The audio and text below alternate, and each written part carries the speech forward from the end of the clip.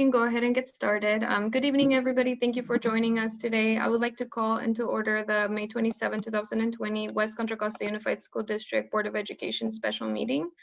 Welcome again. Do we have public comment for closed session? There is no public comment. Great. Thank you, Mr. Walton. So then we can recess into our closed session. We'll be back shortly at 6:30. Thank you.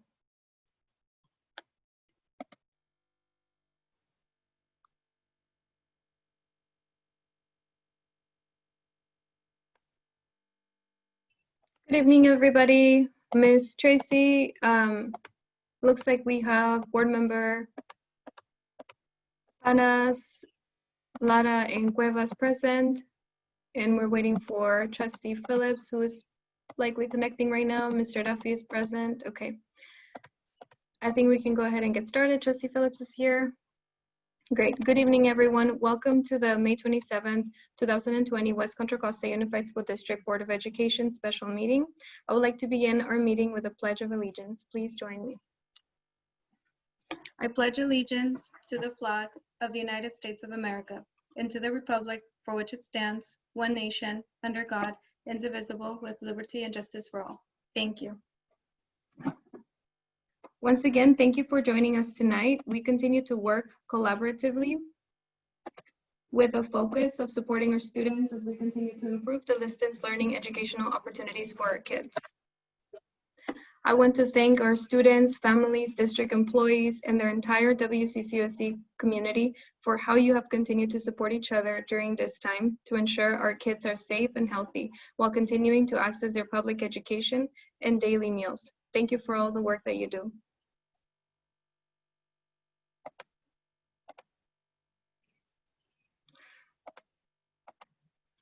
I would like to start with some basic instructions regarding how we are going to be using Zoom today and involving members of the public.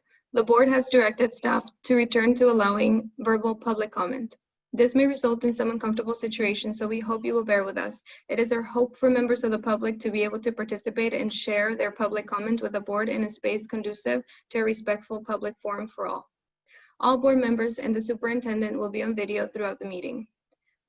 Staff members are also present and will be on video.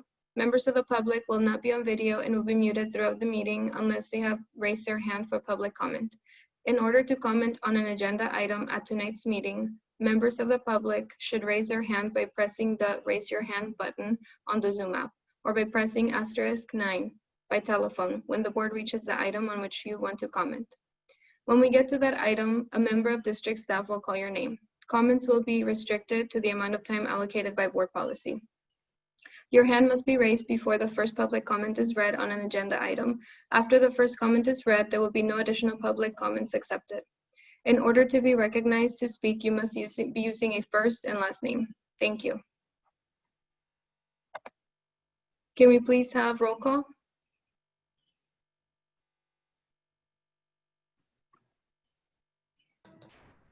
Mr. Duffy, I think you're on mute. Sorry about that. President Hernandez Jarvis. Present. Trustee Consuelo Lara. Present. Trustee Tom Panis. Present. Trustee Mr. Phillips. Present. Trustee Valerie Cuevas. Present.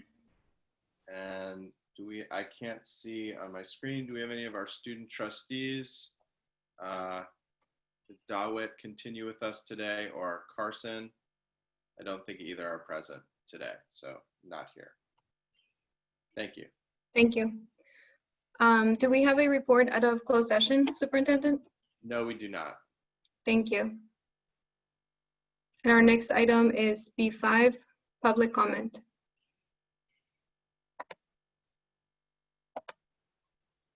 Trustee Hernandez Jarvis. Yes.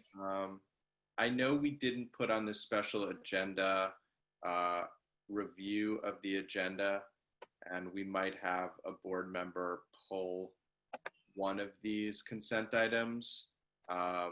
Hopefully not, but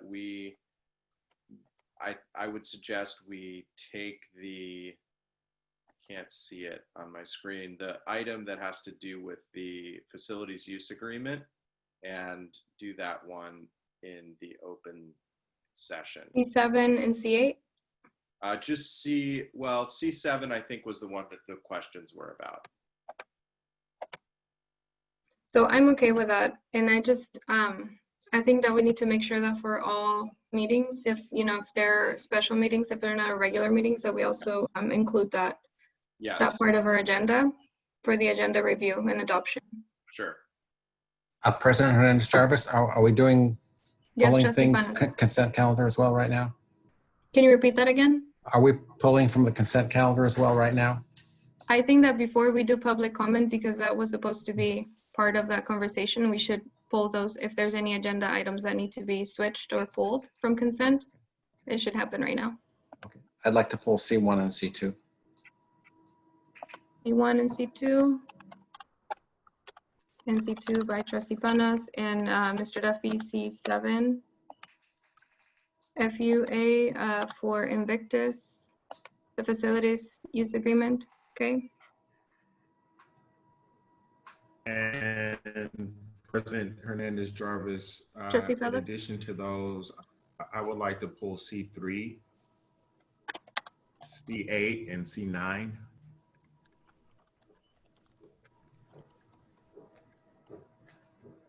Thank you, Trustee Phillips.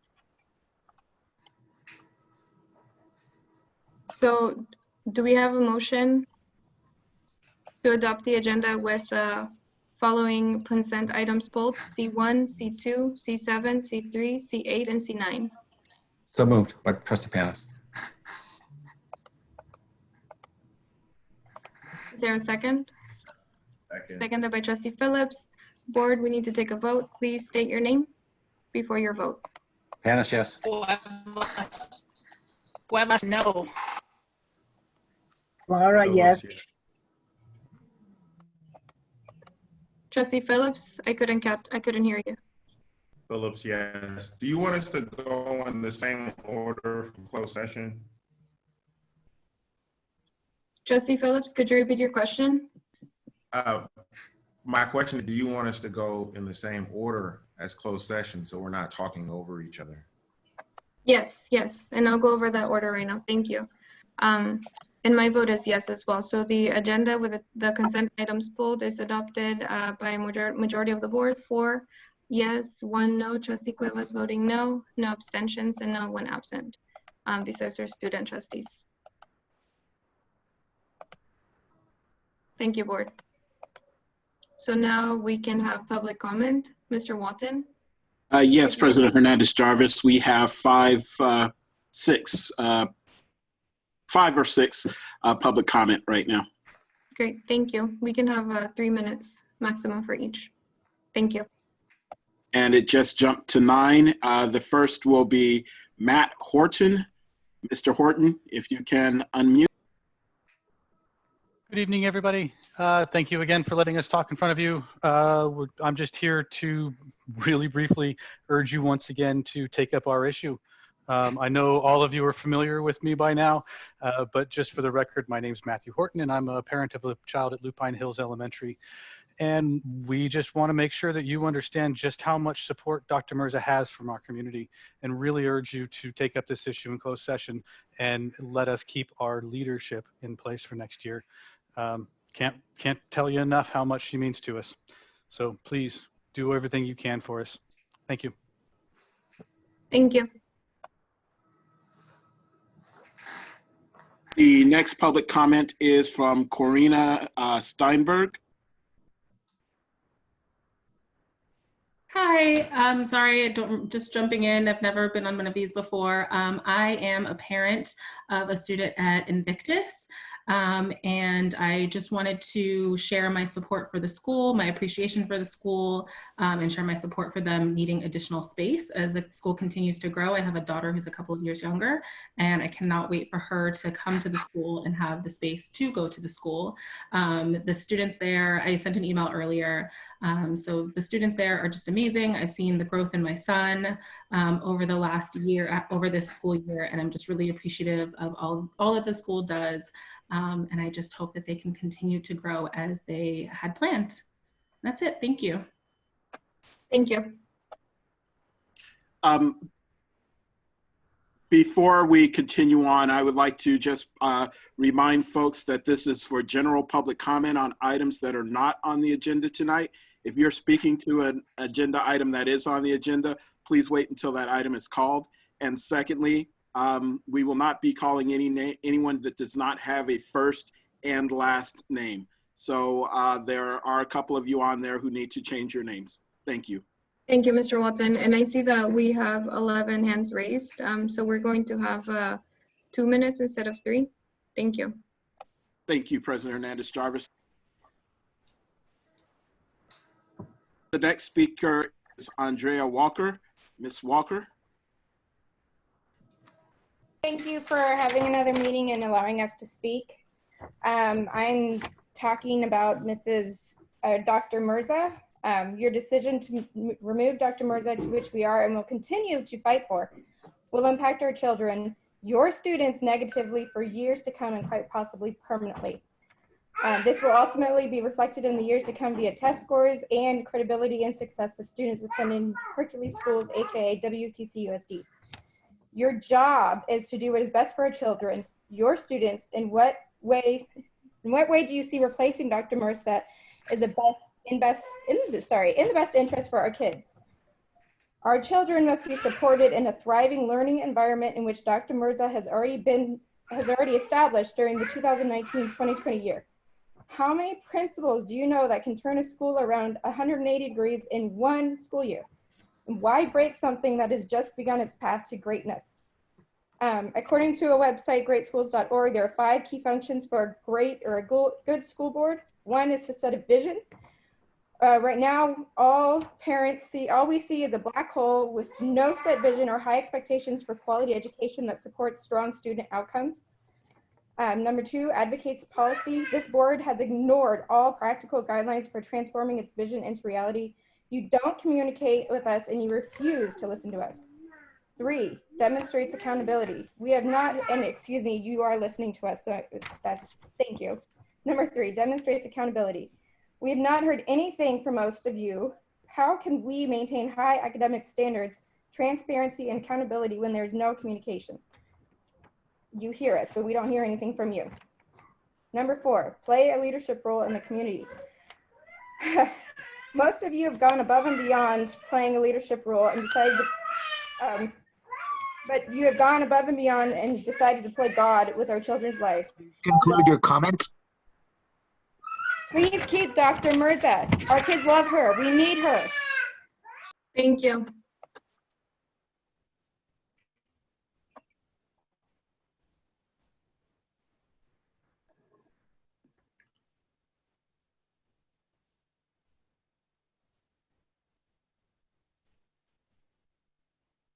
Ms. Warfield, you need to unmute. Yes, thank you. This is the 11th board meeting that the Lupine community has attended that we have been still not recognized, acknowledged, communicated with. Matthew Duffy, last session, you had promised to work with us to come to a solution. That has not happened.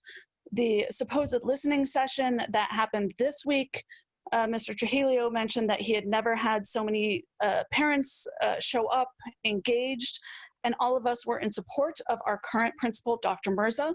You have never voted to accept her resignation. You have never voted to reject her rescinding of her resignation. So she is still a staff of the district. You have the power to end this all and give us back the strong leader that we need, the strong leader that our students deserve. I'm extremely disappointed by the lack of any leadership on the district's part, and rather disgusted by the superintendent's behavior of promising to follow up and come to a solution with absolutely no efforts by you, not Mr. Duffy, or your team or your staff. We need Dr. Mirza. Our children want Dr. Mirza. She is the leader we need.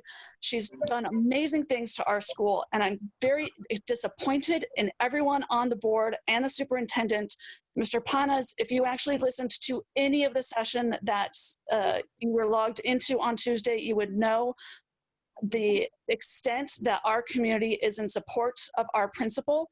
Give her back to us. We need her, and you have not shown any reason to take her away from us when we have such turnover and lack of leadership and any type of support from our district. We need the true leader. Thank you. The next public comment is from Don Gosney. Mr. Gosney. Thank you. I'm concerned that even though this meeting was announced at your last meeting a week ago, notification and the agenda packet were not made available until nearly 4:30 the afternoon before this meeting. I've been told that it just wasn't possible to prepare the packet before tonight, but that's a tough one to embrace. Have these items changed since they were deferred last week? As a member of the public, I may want to lobby members of the board, but the lateness of this packet leaves scant time to do that. And considering that Trustee Cuevas and Hernandez-Jarvis both have day jobs and may not be able to read the emails or address phone calls, that's an injustice to the public. I also worry about when item B3 comes up, the CBOC board policy, the process won't really allow for a discussion at all. There may be a lot of issues at play, and I'll be allotted but 2 minutes, and it just isn't hardly enough time to speak with any effect. The fact that it's a consent calendar item will surely be pulled. Public has no idea that it might actually come up for discussion. That means that the public who have lives, not me, of course, may want to spend time with their families or may be preparing for work the next day. This issue will be brought up and discussed without public input. It's a shame that we couldn't find a way for the stakeholders to sit down at a table and discuss the issues of concern. I appreciate that when given that option, staff availed themselves and we made great progress. Thank you. Thank you. The next public comments from Mary Baldizon. Ms. Baldizon. Hi, can you hear me now? Hello? Yes, Ms. Baldizon. Hi, thank you so much for hearing me tonight. And I, like Matt and TJ, you probably know my name by now. And yes, I'm begging you to please give us back Dr. Mercer. I actually am putting aside the community wishes, the semantics with whatever's going on with the teachers and faculty and the divide within our community. The reality is, shame on you as a board. During a pandemic that is worldwide, and you shut down our schools and tell our kids to go home and deal with the family strife of lost jobs, lost revenue. My husband is an essential worker, is terrified every time he goes to work and every time he comes home. And Dr. Mercer has been there since the beginning, checking on them, telling them bedtime stories at night. Shame on you for taking away the one source of stability that our kids at Lupine Hills Elementary have during all of this. I don't see any resources for emotional support during this time when kids are going through so much change, so much uncertainty, and a fall that they don't even know what it's gonna look like. And you're taking away the one person that I can tell you almost every single kid in the school smiles when they see her. She knows every single one of their names. She's checking on them, making sure they have everything they need and making sure that they're getting the resources that they need, regardless of whether they're special ed or gen ed. They are kids to her. They are her priority. Why would you take away someone like that during a crisis? If you're not going to reinstate her, at least put a pin in the process until there's some sort of normalcy installed back in the school system. Thank you. Thank you. The next public comment comes from Jasmine Martinez. Ms. Martinez. Hi, can you hear me? Yes, we can. Thank you. I want to speak on behalf of the space allocation for the Invictus Academy of Richmond on the Crespi campus. My children feel very safe at Invictus and their anxiety levels went down since leaving Crespi. We experienced really bad bullying there since day one that stepped foot on that campus. The fights and bullying that go on there is unacceptable. The principal acted very poorly there. So they have received more attention from their teachers at Invictus with their assignments than any other school that they've attended. They've learned so much being at Invictus and made many friends. We've had nothing but positive experiences with the school, staff, and the administration. All the staff and teachers and administrators are very caring at Invictus, and I've been so impressed with how well organized they are and structured there. So I can't express enough how much it's been a relief for our family to have found such a wonderful school. My daughters finally feel safe in their learning environments. So I really hope that the space allocation is granted as originally planned, so my daughters can continue to go there for the next year. Thank you. Thank you. And I want to acknowledge that our student trustee, David Vasquez-Simala, is here with us right now. Thank you for joining us. Welcome. Thank you. I would just like to remind the audience and those who wish to give public comment that first of all, this is general public comment on items that are not on the agenda. If there is an item on the agenda you wish to speak to, please wait for that item to be called. And secondly, we will not be calling anyone who does not have a first and last name. So those of you who do not have a first and last name will not be called on. Our next public comment is from Trinidad Cruz. Ms. Cruz? Yes, Miss Trinidad, can you hear me? Yes, we can. Yes, good afternoon. My name is Trinidad Cruz. I would like to speak to the council with respect and focus on what matters in this Zoom meeting, which is our children at Lupine Hills. I am a parent of 2 children that were able to attend Lupine Hills. I have been at this school since 2010. We have experienced so many change at Lupine. The children have had a lot to endure, putting their knowledge and future at risk. I come not to tell you or expecting a miracle from the council. I am here to ask you to reconsider your decision about Dr. Mursa. No one knows if Dr. Mursa or the next principal will be the best choice, but a lot of us already have a good experience with Dr. Mursa. And although I know all of you are trying your hardest to make the right decision, I guess that should be for another meeting. All Hercules schools are in need of your help. We ask that you have consistency at Lupine. We have noticed that in other schools, such as Ohlone and as well as Hannah Ranch, we don't have such a turnover on principals. We haven't had a principal at Lupine Hills for more than 3 years consecutive, since 2010. At what point are we gonna stop making change when we know at certain times change is good, but when you have changes continuously, that means there's inconsistencies, which brings doubt to the children and more to the parents. We're trying to make sure that these children enjoy going to school, that they continue to learn, so that way they can progress in their middle school or in their high school and be a positive individual for the community. Please, we would like to have Dr. Mursa continue to stay at that school. We are very happy with the work and the progress she has done. My daughter has been very happy with the progress with Dr. Mursa, knowing the student's name and basically interacting with the students at recess and helping the children to build confidence and build a love for school and for learning. Thank you for your time. Thank you. The next public comment is from Brian Coleman. Mr. Coleman? Hello, can you hear me? Yes, we can. There we go. I'd like to thank the board for their time, because I know it's a hot day and in the middle of this pandemic, it is kind of rough. And I definitely want to tell you that you hear all of the people that are upset.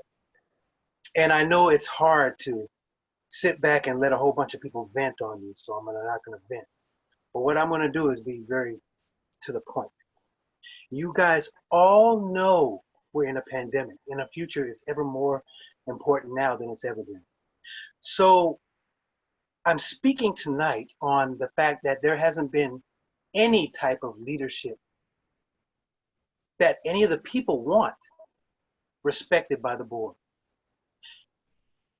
There are many people that are award-winning in our district that are in the school system that you guys walk right by and I'm not going to deal with them. Oh, I'm not going to deal with them. And you handpick the people that you want because you think it's going to be an easier road. All the way down the road, it's going to hurt our children, all of them, because they don't have people they respect. And as the adults in power right now, you hold a very serious charge. And I don't think you're doing a very good job of it yet. I know you could do better. And I want to believe in you more than doubt you. But your actions are really showing us that you're not really doing a great job at it. There are people, I could name names. You've already heard about Ms. Mercer. You've already heard about Scott or Mr. Shumaki. Those are all people who are award-winning in the district. You should have these people working for you to help lead our children in the right direction. Instead, you have people like Wandera in there who's not really doing anything for us. And I'm just being very clear. I want to work with you, not against you. Thank you for your time. Thank you.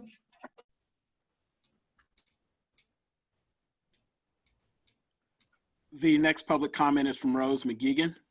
Ms. McGeegan?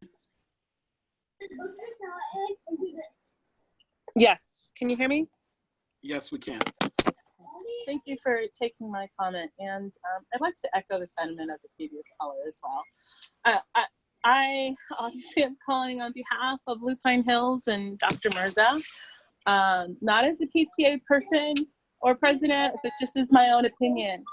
And I'll say that I'm really just absolutely astounded and floored that there is not any semblance of communication. I understand that we're currently going through a pandemic crisis and a financial crisis that has never been seen in our schools. And I understand that you sit here and you work long hours trying to deal and make really hard decisions about our academic future, our kids' academic future. But the fact that we have been here since February at every board meeting, striving to ask questions, and not one of you have been able to come together, with the exceptions of Phillips, have one of you been able to come together and say, let's come out with a blanket statement as to what we can say and what we can't say. And Superintendent Duffy, as kind of staff nurse person that could take the hits, spend an hour with your community, with the people who elected you, and listen to us.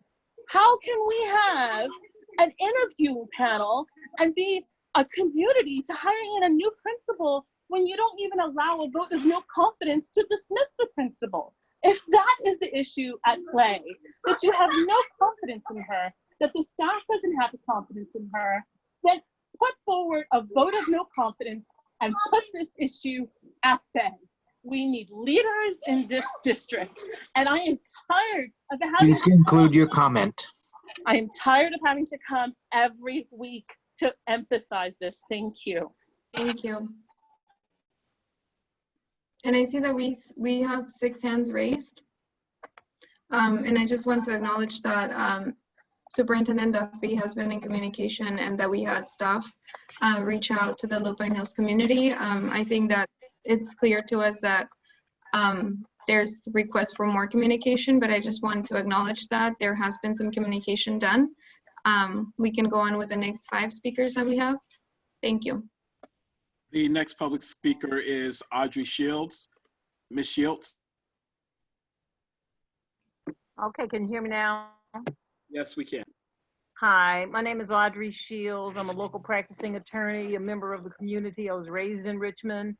I'm working with the Richmond Youth Council and the NAACP Youth Council and the NAACP AXO program. I work from time to time with various parents in the community. I am a parent, but I have young adult children. I'm calling regarding the failure in the appointment of the currently elected or currently selected Director of African American Student Achievement. After observing his conduct and listening to him a couple of weeks ago talking about his accomplishments in the district, it's very clear that he is not capable of carrying out the dictates required by or sought by the African American community to help resolve the academic achievement or the failure of the academic achievement of African American kids. I believe that the superintendent and his office and staff has demonstrated a lack of accountability and has failed to provide the necessary supervision of Mr. Wandera in accomplishing his vital charge of office. I believe that I personally believe the superintendent deliberately and strategically chose Mr. Wandera as the weakest link of the candidates submitted to serve in this office, because Mr. Wandera does not appear to have taken any independent initiative in pursuing programs, gathering data, supporting the African American community, and addressing the educational issues that plague our community and have plagued our community for the last 100 years. To this end, I'm calling for the board to establish a new vision of leadership in this regard, specifically as it relates to Mr. Wandera. I'm calling on citizens and parents in the Please district. conclude your comment. Okay, we need a new director of African American Achievement. Mr. Wandera is not capable of. Thank you. The next public comment comes from a phone number with the last 3 digits of 506. Phone number 506.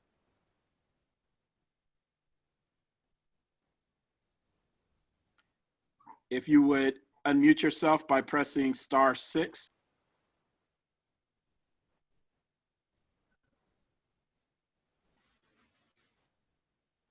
Okay, we will move on to Nathan Millard.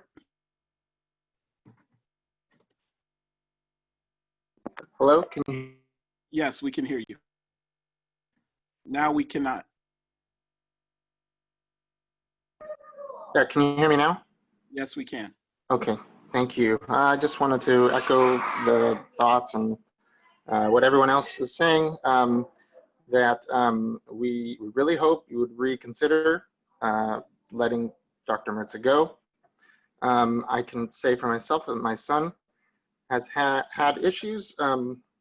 He had the issues this year with bullying, but Dr. Merza handled it in such a gracious and professional manner. Before she came, it just seemed like the school changed again and again. Nothing seemed consistent, but when she came, that all changed, especially with the pandemic we're in. She communicated with the parents. She read to the children, is still reading to the children. She's done over and beyond to hold the parents and the children and the community together through this crazy time. I appreciate that you had the meeting earlier this week to discuss what we expect in a principal, and yet there was a sentiment, it was a good meeting, yet there was a sentiment of, no, it's too late, this will not change. And it really was not appreciated by myself, and by my wife, and I'm sure many other parents. We hope that you would change your mind on this. I know personnel issues are never easy to deal with, but I really hope that the loud voice that you're hearing from the community saying, keep Dr. Merza is worth something. I really hope it is. And if it's not, then I'm not sure how much more faith I have in all of you. But I really want to have faith in you guys, because I know you guys are smart and you can do it. Thank you. Bye. Thank you. The next public comment is from Angela Risk-Jackson. Ms. Risk-Jackson. Yeah, hi there. I'll keep my comments brief because you guys have heard this many, many times already in the past 20 minutes or so. I'm a parent of 2 children that go to Lupine Hills, and one of them has seen 3 principals in her short time at the school. And, you know, I want to just express my support for Dr. Merza. You know, many of us think she's great, and we're a little confounded by her leaving. There's not a lot of transparency around why that's happening, and we're hearing, you know, we're hearing things that just don't make sense to us. So, you know, transparency would be appreciated, and anything you can do as a board to, you know, potentially reconsider that, because I know that it takes time, effort, resources to find another principal. And if we've got one that's working great for us, then it just makes complete sense for me to find a way to retain her. So that's, again, I'm just adding my voice to the chorus here. So thank you for your time. Thank you. The next public comment is from Cynthia Ortega. Ms. Ortega.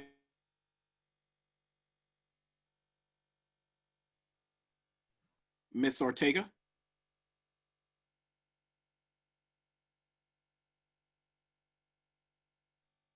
We will move on to the next public comment, which is again from phone number with the last three of 506.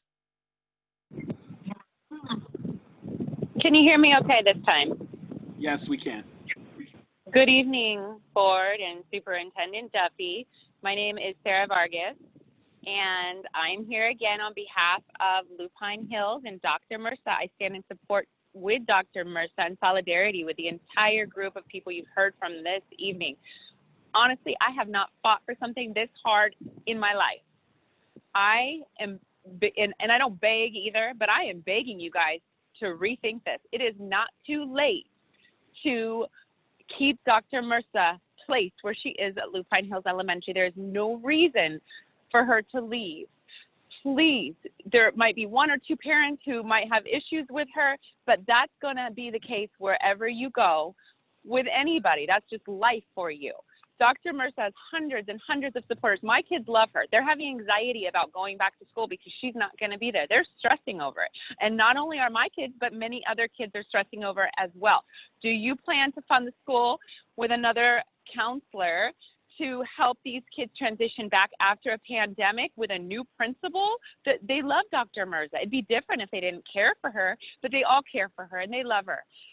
The other thing I wanted to say in response to Ms. Jarvis Hernandez, Mr. Duffy did reach out to us once, but it was a blanket email, very generic, and it was sent to one person, not the entire community. We have not heard from him again. The last board meeting, you directed him to reach out to us. We are still waiting for that. We as a community want to hear from the superintendent. We want to come up with a solution to this problem. We're not going to stand for you just letting our principal go for no apparent reason. She was forced to resign. She rescinded her resignation. The board never even voted for her to approve her resignation. You guys, please, you have to think about this. I'm done. Thank you. The final public comment is from Cynthia Ortega. Ms. Ortega.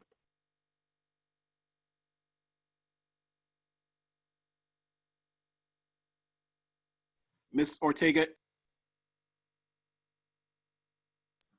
Ms. Ortega, we cannot hear you.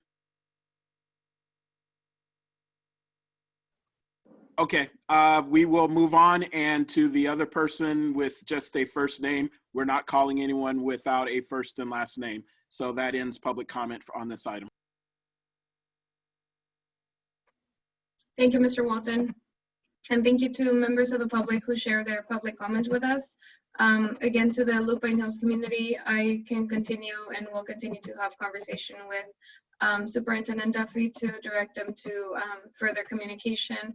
But I want to make sure that we're clear that because it is personnel matters, the board cannot make comments on it. So I'm going to direct to Superintendent Duffy and request them again to communicate further.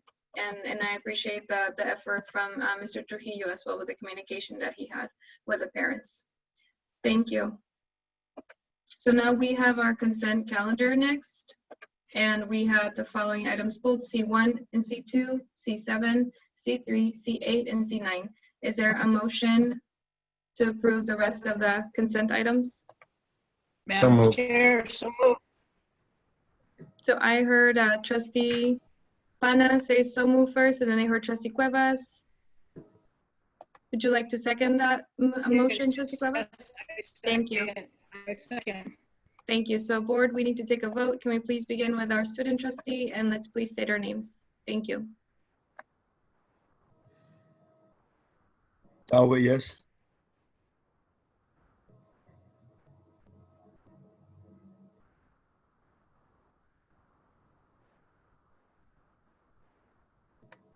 I believe Mr. Phillips is next, and then Miss Lara, and then Miss Cuevas. Is that correct, Madam Chair? Yes, Yes, Trustee Cuevas, thank you for that reminder. So Trustee Phillips, Trustee Lara, Trustee Cuevas, then Trustee Panas, and then myself. Phillips, yes.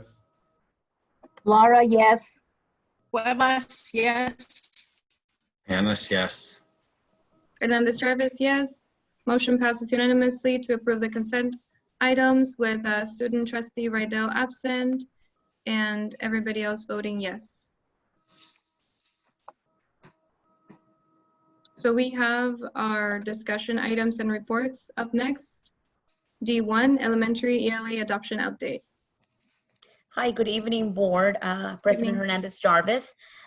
We are happy to be here to report and give the Board and the public an update on the ELA adoption. And for that, I do have staff on call. Dr. Sarah Breed and Krista Resignio are here to be able to give us an update and, of course, be able to entertain any questions that the Board may have. Dr. Breed? Thank you. Thank you, Dr. Guerrero.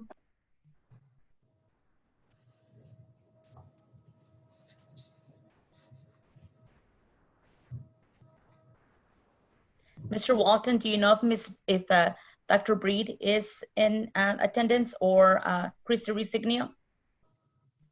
They are both here and they have just now both been promoted to panelists, so they are available to speak. Thank you. Good evening, Superintendent Duffy and trustees. Good evening. Happy to be able to give an update on how things are going with our elementary literacy adoption. And we're going to go ahead and go to the next slide. This evening's update is going to be able to focus on highlighted areas, being trainings, materials per teacher, classroom libraries, and leadership support in order to, and looking at areas of future work. Next slide, please.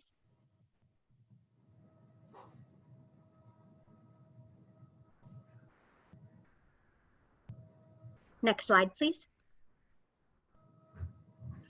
In terms of professional development, I'm sorry, can you please go back one? I need the one that has the professional development update. It skipped. Thank you, perfect.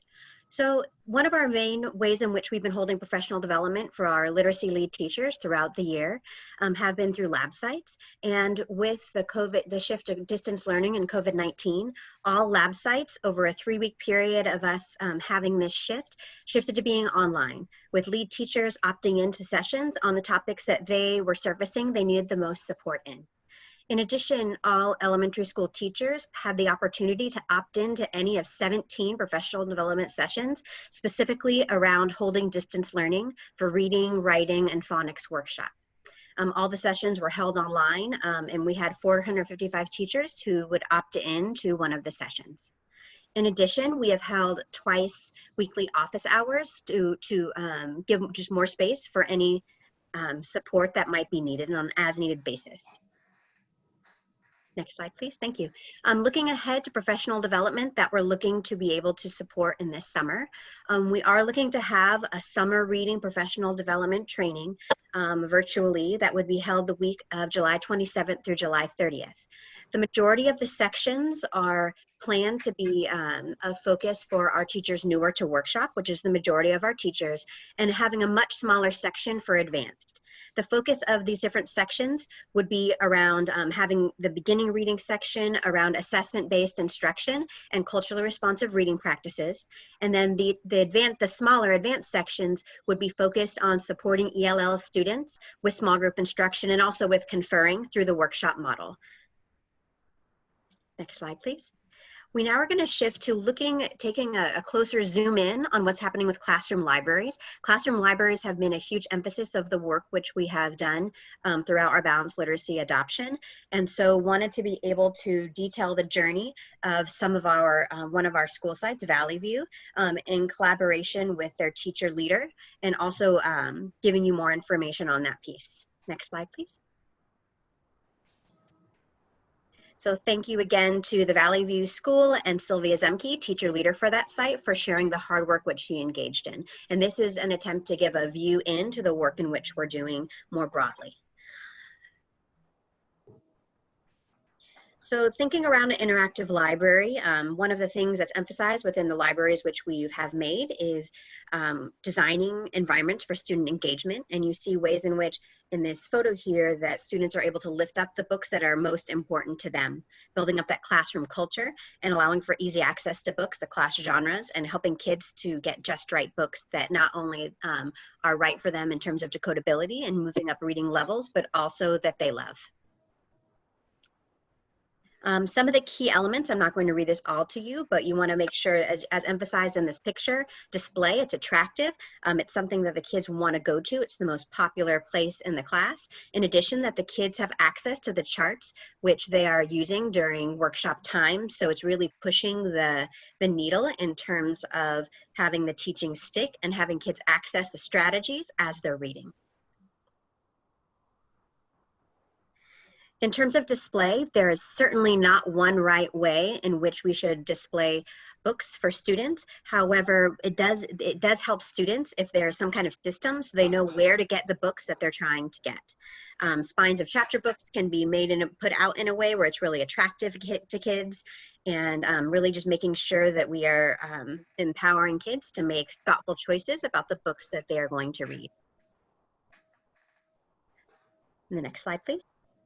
The next piece is talking a little around seating, and it has some examples which teachers have gotten creative and had places for kids to be able to sit that's just not sitting at their desk in order to have some of that flexibility and encourage private reading when that's the emphasis, and also partner reading depending on the purpose of what's happening within Reading Workshop.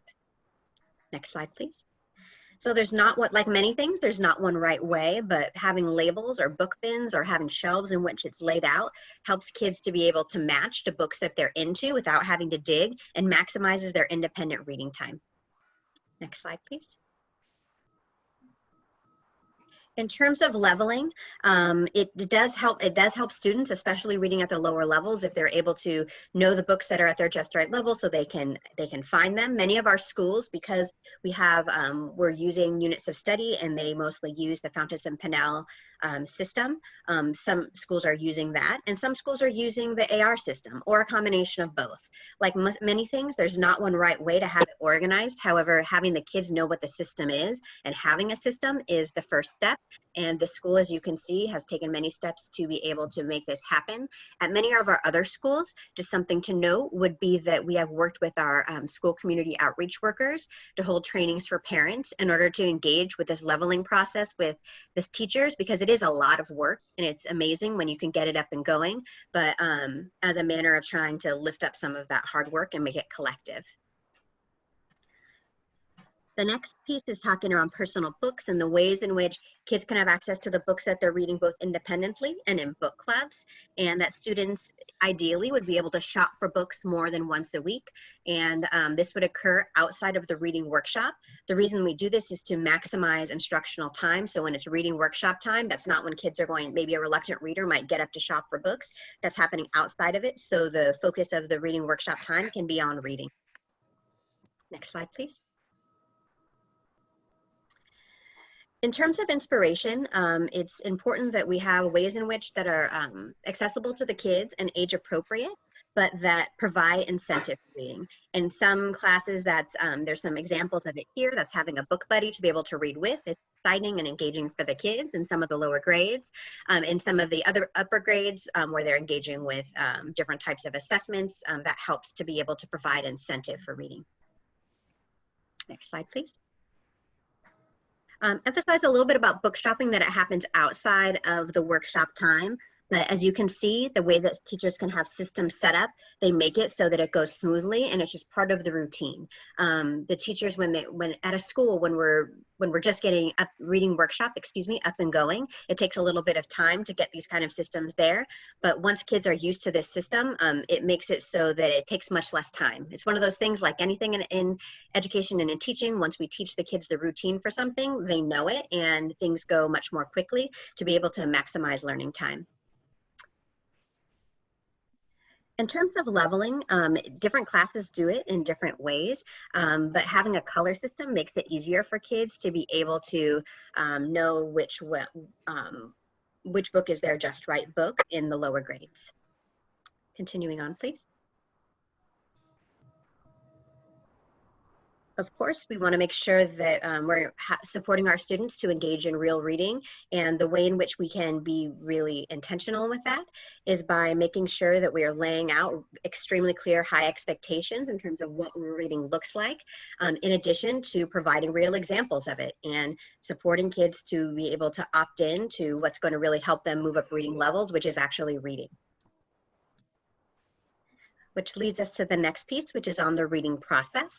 When kids are engaging in what they're doing within reading workshop, there are anchor charts that support the strategies that the kids are going to use, not just in that book that they're reading that day or that week, but will engage, support them to engage with those strategies beyond that book and be able to own it and then have independence with those strategies. In terms of word solving, in addition, these same types of things are also true, and kids are trying to solve hard words. It's not as important that they're able to figure out one specific word within one book just that day, but the emphasis is on what strategy do I have for solving hard words so that I'm able to apply it in my reading beyond just reading for that day and beyond just reading workshop time. Partner reading is also another really important component of reading workshop, and it's something where kids, there's an emphasis on kids being able to talk, which is good for all learners and specifically really good for our English language learners. And there's some examples here of some sentence frames that help students to be able to engage with that partner reading talk and to be able to maximize that time in terms of instruction. On to the next slide, please. In terms of critical thinking, students can add information to charts to really show ownership and also evidence of their practice of their skills. As we're looking at reading workshop occurring across just, beyond just the beginning stages, it's when you really start to see kids take ownership of the work in which that they're doing. And this is it does actually become an assessment tool for teachers to be able to know where their kids are within deeper levels of reading. And of course, we want to make sure that we're supporting kids to be able to share anchor charts that are a part of reading workshop. They provide discussion prompts that can remind kids how to show their thoughts and to elevate discourse that they're having. And it's one of those things where the prompts are there as a scaffold that as kids become more automatic with them, they need them less and less because they've internalized those types of sharing and that high expectation of academic discourse that occurs within reading workshop. And so I wanted to provide that glimpse into one site as in their work with reading workshop and more specifically with classroom libraries in order to provide really concrete examples of some of the ways in which the work is flourishing. One of the pieces that I also wanted to be able to provide update to you on is looking at some of these pieces around classroom library for next year and for this current year. So we have been able to engage with all but 5 of our schools as of today in terms of a classroom library audit, where we're doing site level, looking at what is in each specific classroom.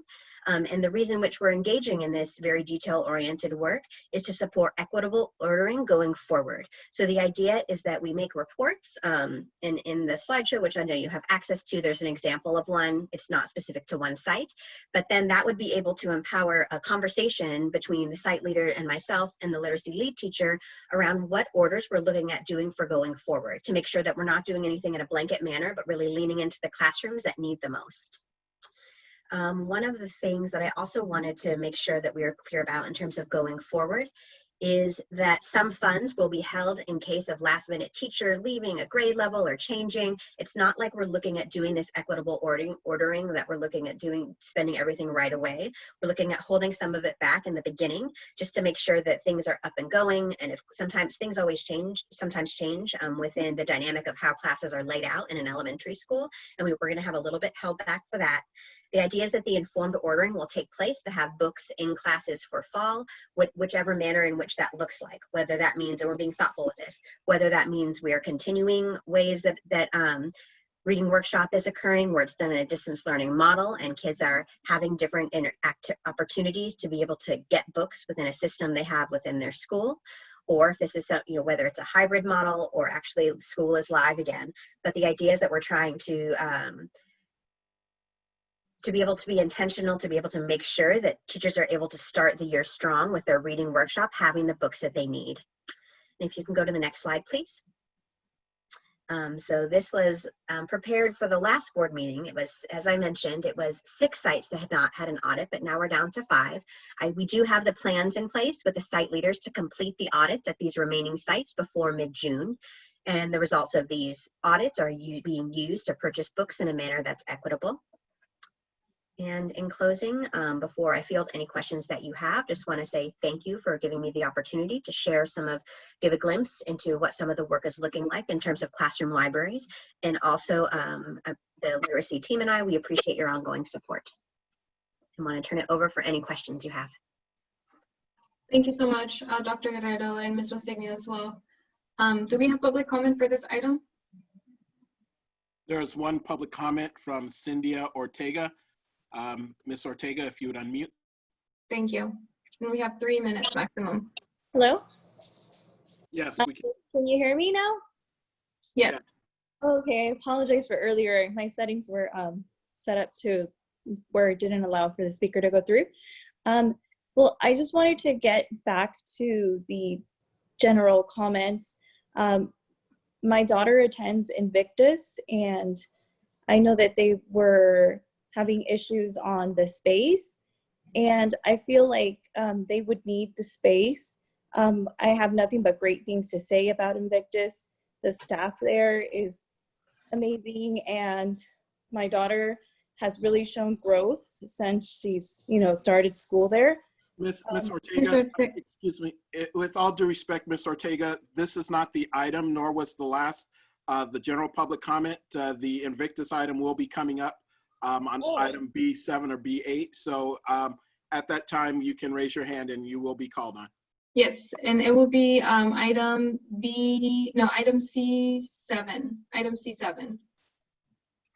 And that was one of the pulled items, so it'll be coming after C1 and C2 after we're done with the second discussion item. Thank you, Mr. Watson. That concludes public comment, President Hernandez-Jarvis. Thank you, Mr. Walton, and thank you as well to Ms. Ortega for waiting for that item. So board members, we can begin with our comments, and if our student trustee Vasquez Simala would like to go after, that's okay too. We can get started with our board members, or you can go ahead too, student trustee. Your choice. I would love to go last. Okay, great. Thank you. So we can get started with Trustee Phillips. I don't have any comments. Thank you for your presentation. Thank you. Trustee Lara, or I'm sorry, in the order, let me double check it. Yes, Trustee Lara, thank you. Sorry about that. That's okay. Thank you, Madam President. Thank you for this presentation. It was really wonderful. Spoke to me. I was a teacher of 38 years.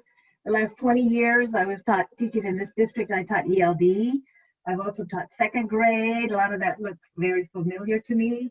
I was a resource teacher in ELD, department chair, coach, and a trainer in ELD. So what I saw were some of the best practices and the emphasis on reading and the libraries that are being offered. That's just awesome. It's really, really awesome. So that together with, if you have teachers who are collaborating, then I see, this is really, I'm really impressed with this. And thank you very much for bringing this to us. Very good job. Good job. Thank you. Thank you, Trustee Lara. Trustee Cuevas? Thank you for your presentation. No questions or comments. Thank you. Trustee Panas?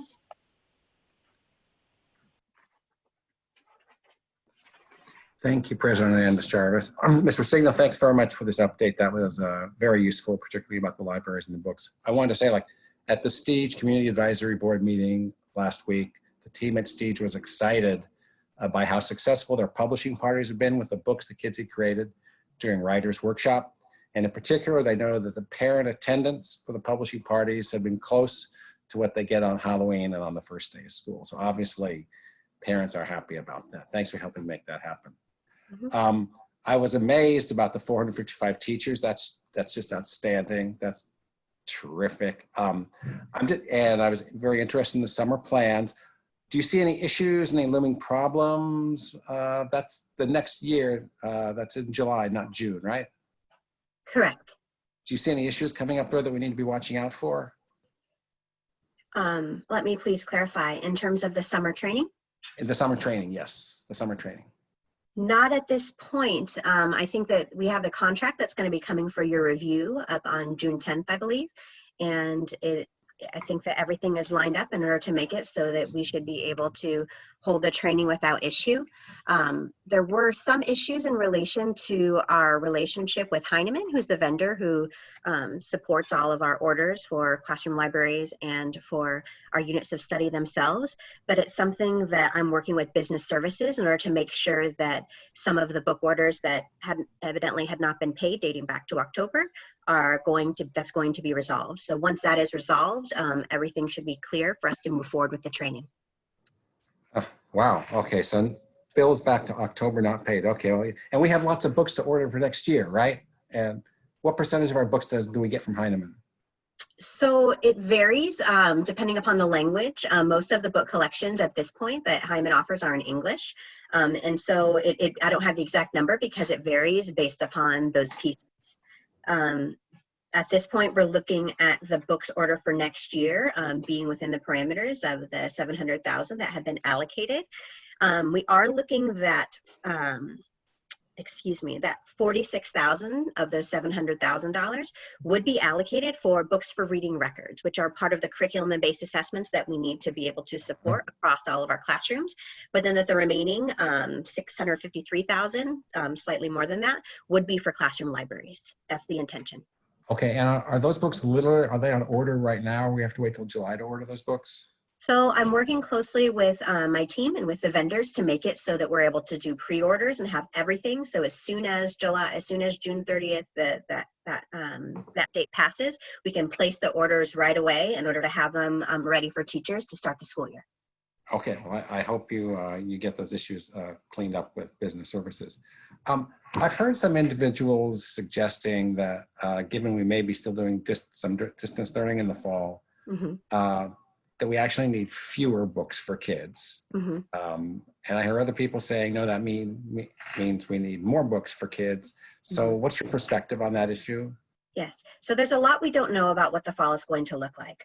What we do know though is that books, both print and digital, are going to continue to be a part of the landscape. In the lower grades, we know that access to digital books can help, but are not enough. In terms of kids accessing things digitally, it can be a little bit trickier for them than some of the older students. So we want to make sure that we're not only providing access to digital when actually we need to make sure that kids have access to paper books too. Part of that has to do with age and developmentally appropriate, and part of it also has to do with having a balance. Just like we as adults, we don't read everything online. Kids need to be able to be fluid and flexible and able to navigate both mediums. Okay, thank you. In your presentation, you said in one of your attachments, you had your principal TLO collaborative quarterly meeting last week. So what's coming out of those in terms of feedback and learnings that we can apply next year? Well, this last meeting that we had was specifically on what you're asking about in terms of taking stock and doing some goal setting. So one of the things that we did was we did a brainstorming chalk talk protocol in order to get input from principals around what's their input in terms of the frequency that we meet, the goals for our meeting, what's working and what's currently not. And one of the things that they shared was that they enjoyed the opportunity to be a part of this collaborative so much, they want to increase it to every month instead of every other month. So that's one of the next steps, is that we are going to be meeting more frequently. In terms of input that they were able to provide, it was on some very mainstay parts of our work in terms of our curricular calendar, looking at what units are being suggested for which month in terms of instruction, and also in terms of professional development. A year ago at this time, I wasn't in this position. We were in the place where we're able to do some of this as planning as far forward as we are able to now. And so it was really great to be able to get the principal's input of the Teacher Leadership Collaborative around the topics that their teachers needed the most. And I also will be getting input from some of our teacher leaders on that exact same topic as well in this next coming week. That's great. Is there anything you can say about our scope and sequence for instruction next year? I can say that it is not finalized because, like I said, we are trying to make sure that we're getting stakeholders' input in terms of the administrators and the teachers who are utilizing the curriculum. but I can share that I'm continue to be impressed with the thoughtfulness of our thought partnership with Teachers College, because some of the ways in which that they're laying out the scope and their suggestions for the scope and sequence for next year absolutely are taking into account some of the challenges that we may be entering into the fall with, no matter what it ends up looking like, and making sure that we're providing kids with access. For example, in 4th grade, there is an option for teachers, if it's the needs of their students, they might be able to use some of the 3rd grade unit in order to be able to make sure that they're dipping back and getting what the kids need.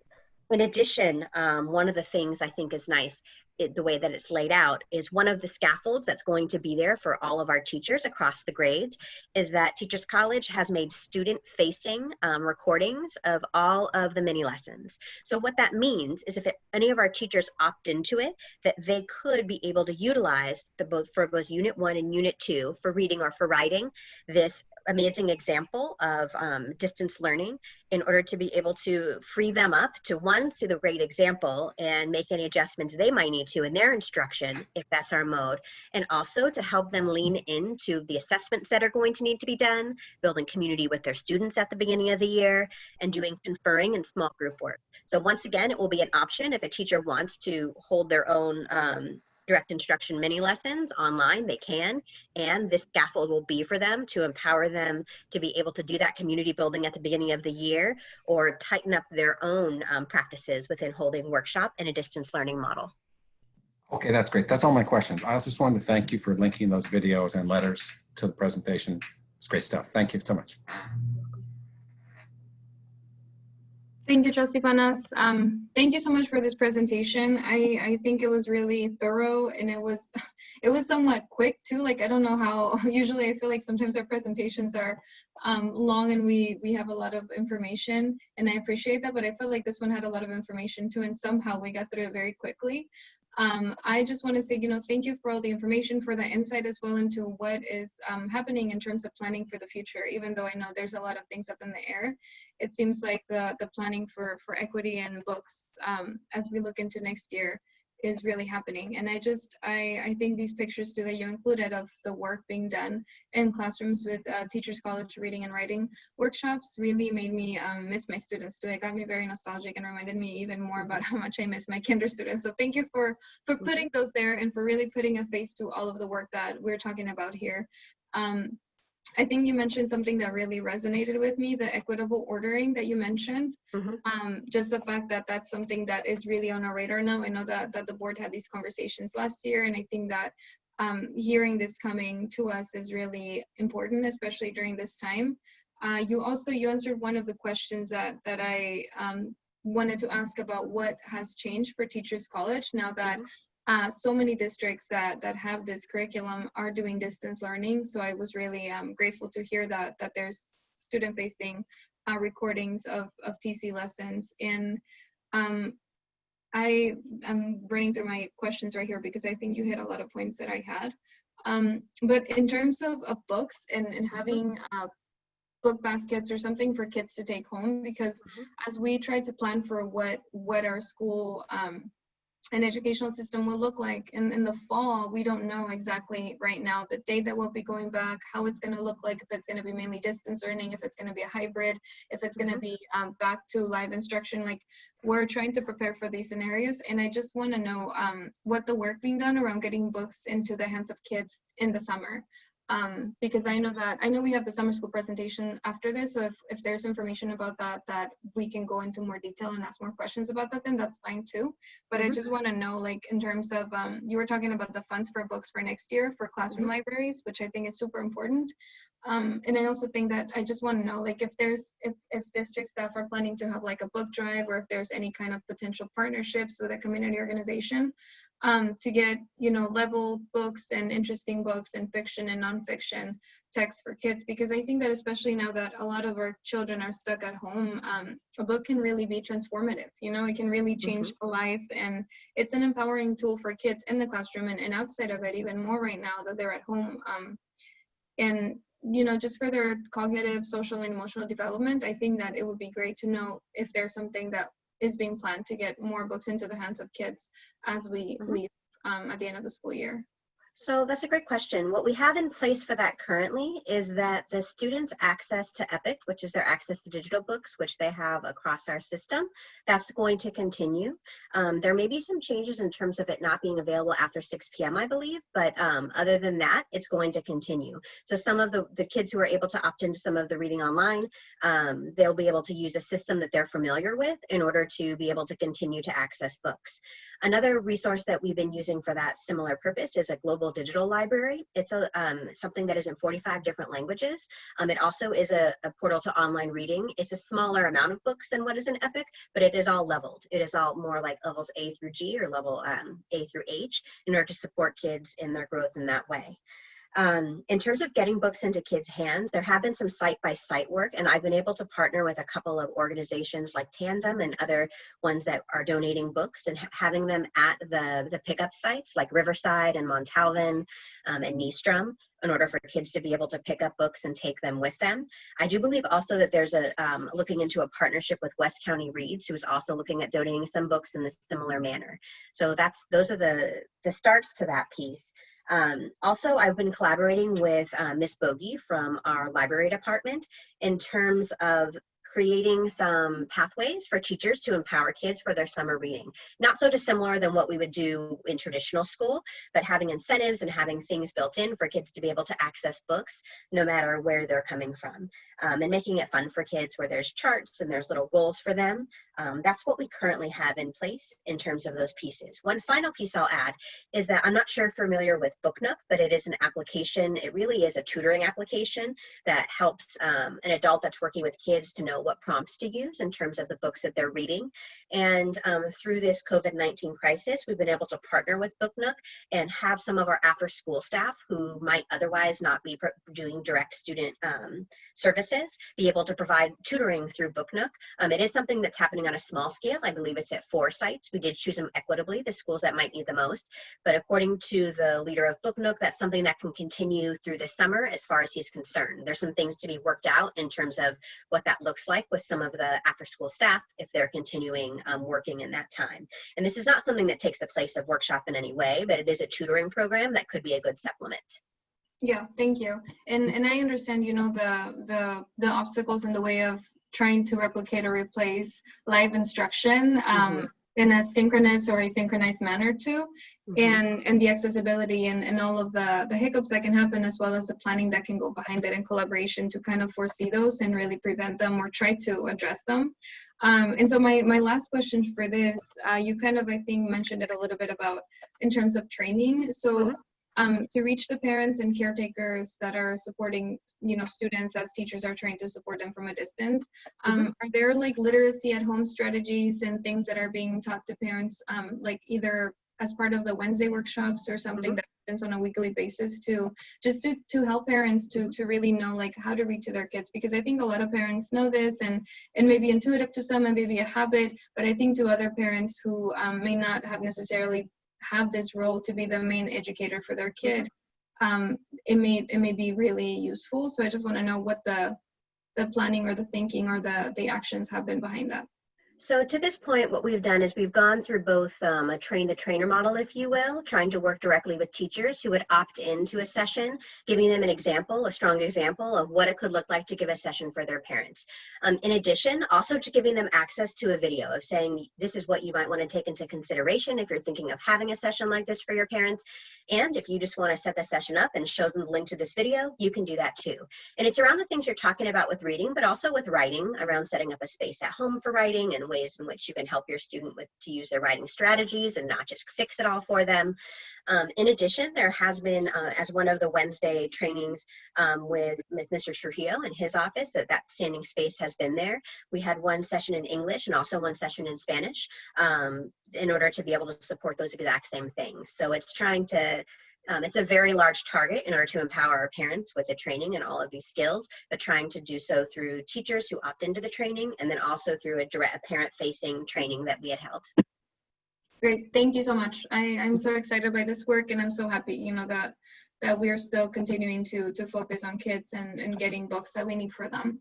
And yeah, and I would just like to continue, you know, this conversation with Superintendent Duffy and maybe the rest of the board a near future time just to see how we can partner with any community organization or continue to expand partnerships that we already have to get more books, you know, into the hands of children.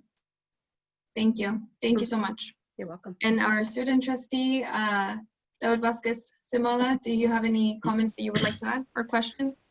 I do. I think firstly, I just like to say that I'm an avid book reader, and it started in elementary school for me, and I think it has really made me the person that I am today. I think like I just remember like my test scores and stuff just because of reading. When we had those test scores, it was so easy, and it just like I don't know, I don't really know what happened, but I think it was just reading all those books. I think one regret that I have though, when I was younger, the books I read was most of the characters were just white, and that's pretty much. And then I think it just made it harder for me to pick up more diverse books as I got older because I was so used to the characters always just being white. So I just want to know, do you think you guys have enough diverse books, or is that something that could be achieved if it's not already there? Because like I feel really strongly about this. I feel that like elementary is kind of the age where kids are starting to really become who they are, and if they're reading the right thing, I think it just helps them on the road in the longer way down, you know. So are you guys, do we have enough diverse books? So I don't think we can ever have enough diverse books, but it definitely is part of the criteria when we're trying to support teachers to make their classroom library orders. And we've done some engagement with teacher leaders and also with principals to dig deep in terms of what collections do we have both in the school library and what collections are we supporting in the classroom library to make sure that there's not just representation, but we're also looking at windows and mirrors. So that the books that we have there are representative of the students whom are in the classroom, but also mirror windows into other cultures. So we want to make sure that both, so it's not just about kids seeing themselves in the books, while very important, but also that books are a window into ways that others are, and helping to grow that lens for kids. Perfect. Thank you very much. You're welcome. Thank you so much again, Ms. Rosigno, for the presentation, and student trustee Vasquez Simala, thank you so much for that question. I think that, again, just your feedback and your insight and your questioning is an amazing contribution to this board. Thank you. Thank you, Steph, for the presentation as well. Thank you, Dr. Guerrero. President Thank you, Hernandez-Jarvis. Yes, President Hernandez-Jarvis, this is Gracie Guerrero. I would like to publicly acknowledge just the hard work that Chris Rosigno and Dr. Sarah Breed have done. They are really true advocates of literacy and have not let the challenge of distance learning and COVID-19 school closures keep them from really continuing on with the plan and treading forward with staff development and being able to be flexible and adapting. So very thankful for their passion and for their work, so that you can see that as in student trustee, the payoff is a great one, because we are truly developing kids who love to read and who continue reading. So definitely I want to be able to thank them for their hard work and commitment. As you can see, we're off to a great start with being able to have a great foundation for literacy for all of our students. So thank you very much. Thank you, Dr. Guerrero. And thank you as well to Dr. Breed. Thank you.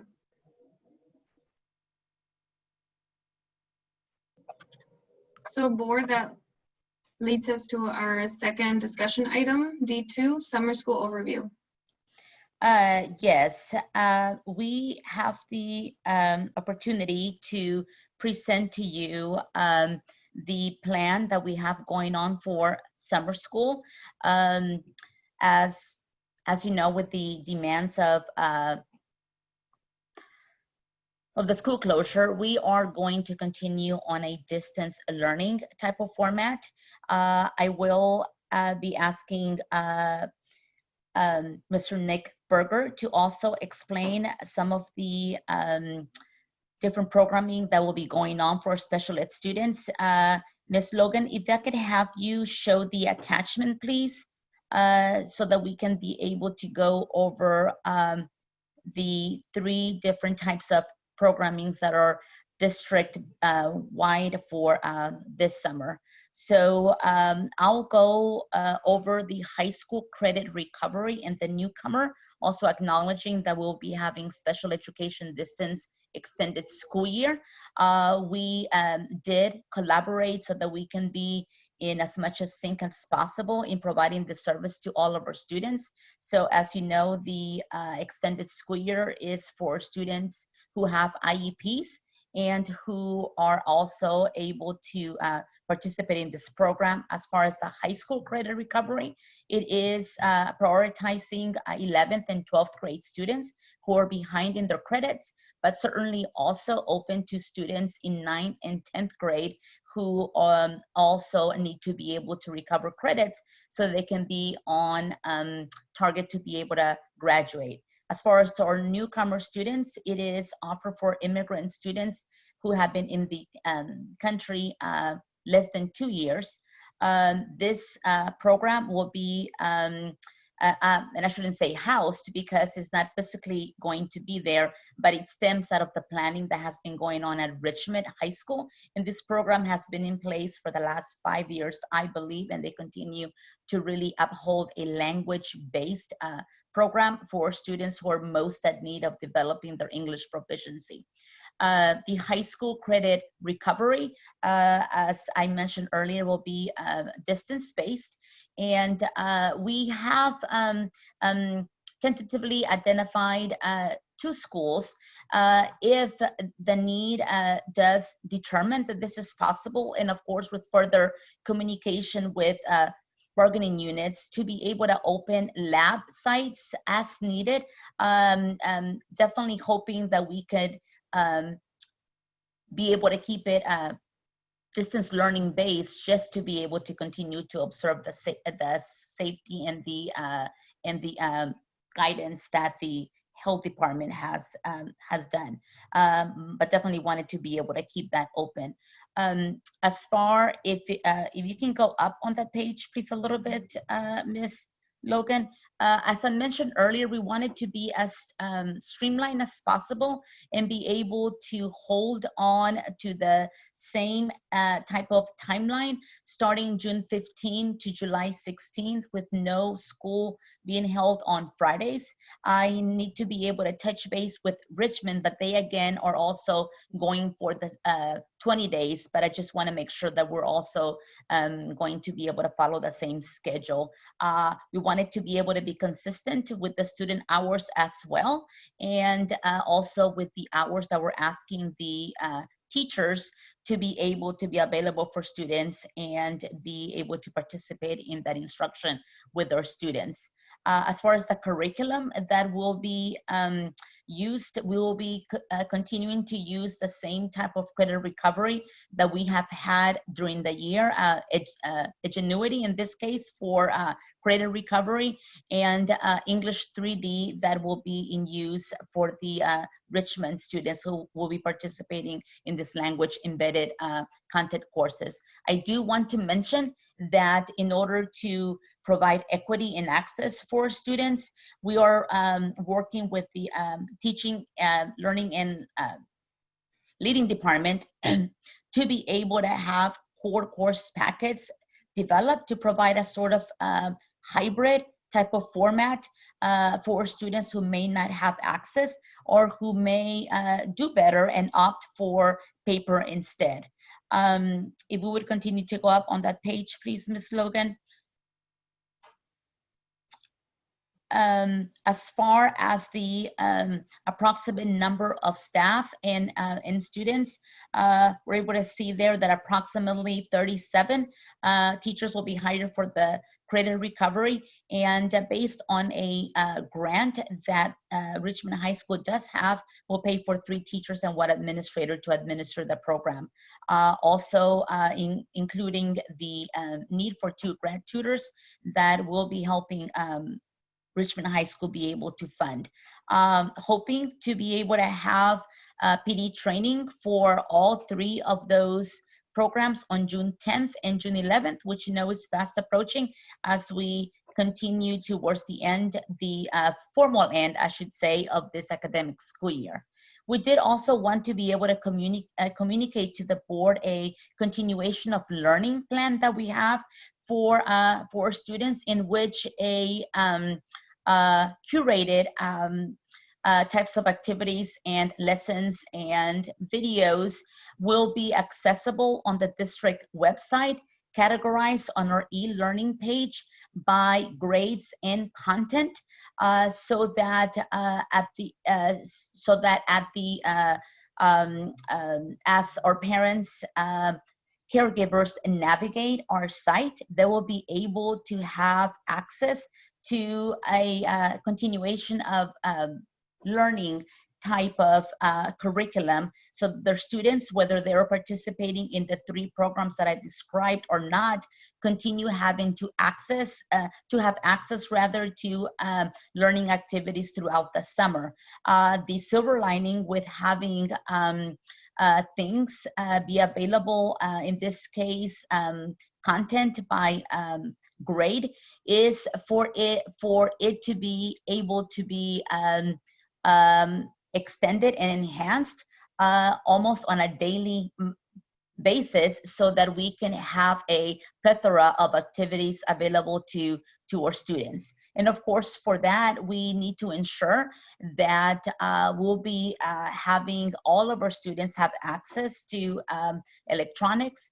And so we have discussed in cabinet, and of course, being able to bring this plan to the board of being able to purchase an additional 5,000 Chromebooks, which will be purchased immediately, so that they could come in time for this continuation of learning to be accessible for our students. Just because having electronics is not sufficient for an equity and access, we also are purchasing, and Ms. Logan can say more about this, 2,000 more hotspots, also, so that we can make it available to our families who may not have this access otherwise. Of course, with the intent of having students participate and be engaged throughout the summer for the continuation of learning. And of course, the timeline is from now until June, with being able to distribute the electronics and the hotspots as soon as we are able to get them in. We do have some data collected around what particular students from what schools, from what grades are missing this type of access, and we continue to gather that information as we go on, so that we can be able to direct this electronics and access to the appropriate students and families.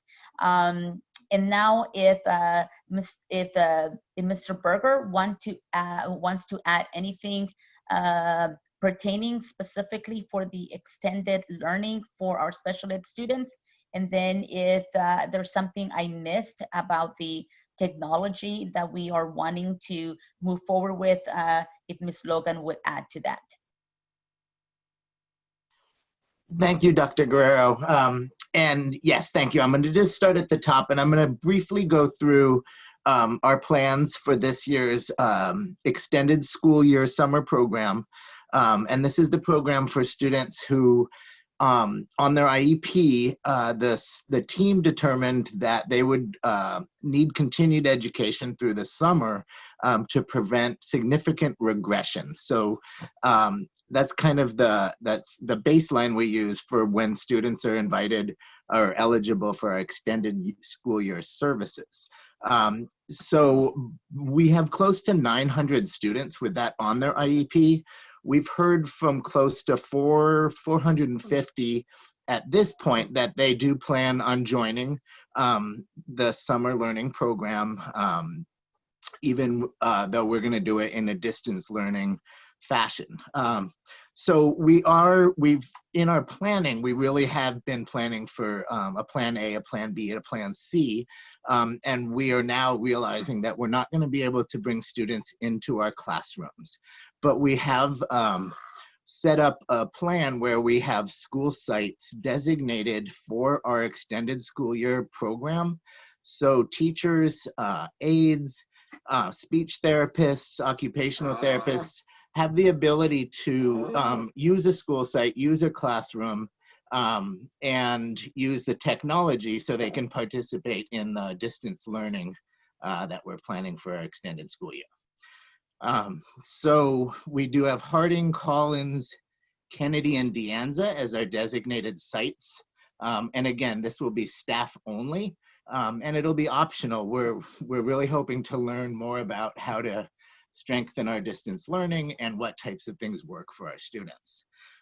We also have our transition program where our 18 to 22-year-olds will be participating in distance learning as well.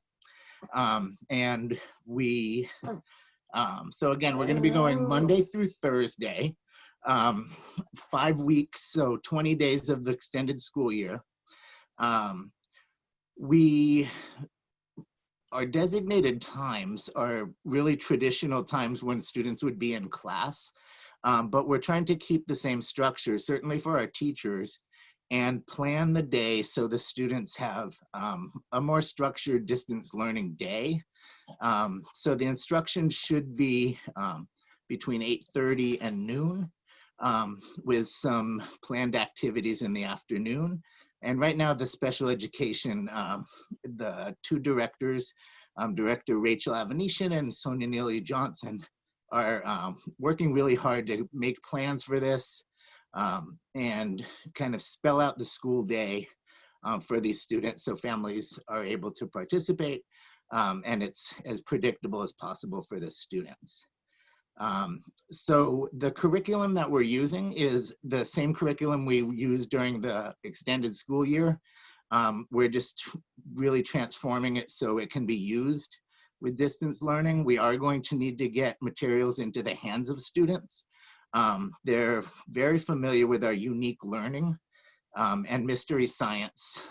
So it's really a combination of using familiar materials, but doing it in a distance learning format. We also have daily activities to make it a little more fun and engaging. And then our mild to moderate programs, we have Voyager Time Warp, which is a program that the students are used to using, and they're actually working on a digital learning format that we'll be using this summer for our mild to moderate students. So if we can scroll down a little bit. Okay, thank you. And so staffing for distance learning obviously is different than if we had 800 students in our buildings.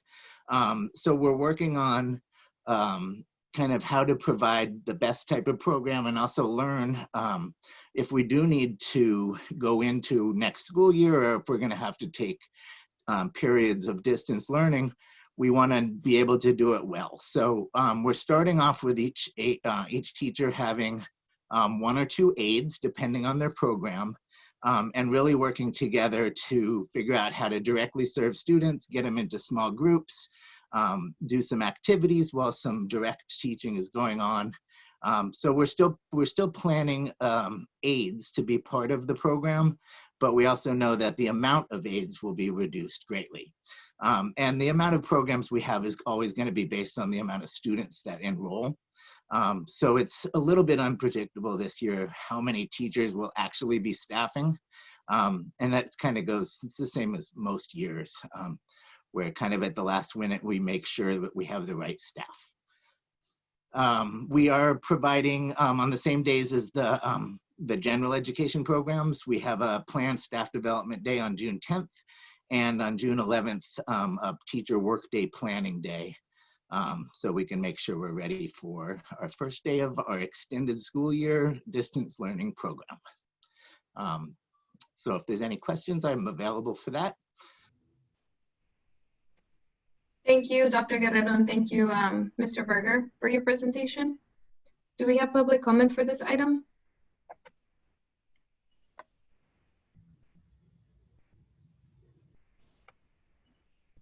There is no public comment for this item. Oh, I apologize. Someone, Brian Coleman. Mr. Coleman? Okay. Thank you.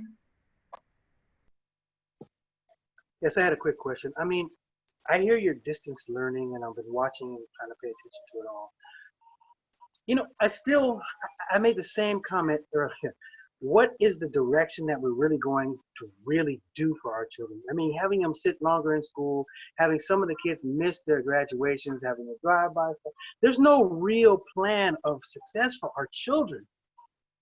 And I'm trying to say this urgently so that you all understand that that's what it needs to be the topic. I hear this is how you're going to make things work, and I'm looking at the plan, and I'm hearing everybody talk, but nobody has really come through with a plan, especially Duffy. You're the leader, and I don't see you really doing as much. It's not happening. My next real question is to everybody is, if the public doesn't actually see you guys doing anything, should we replace everybody? I mean, do you really think that these plans are helping our children? I'm listening patiently for a direction and a goal, and I'm willing to work with you. I'm a dedicated parent. And I will not stop until these children get what they need. And I think that same passion needs to be forthwith and forthcoming from all of you. I've actually seen Mr. Phillips out there doing stuff. I've seen Tom Bennis out there. I've seen Duffy one time. I've seen Miss Laura out there, and I've seen Miss, I'm sorry, I don't want to mess your name up, Miss Cuevas, Service, beautiful name though, even enjoy it. But what I'm saying is I need to see more of you out there. And you guys can sit back and have a great meeting on what the direction.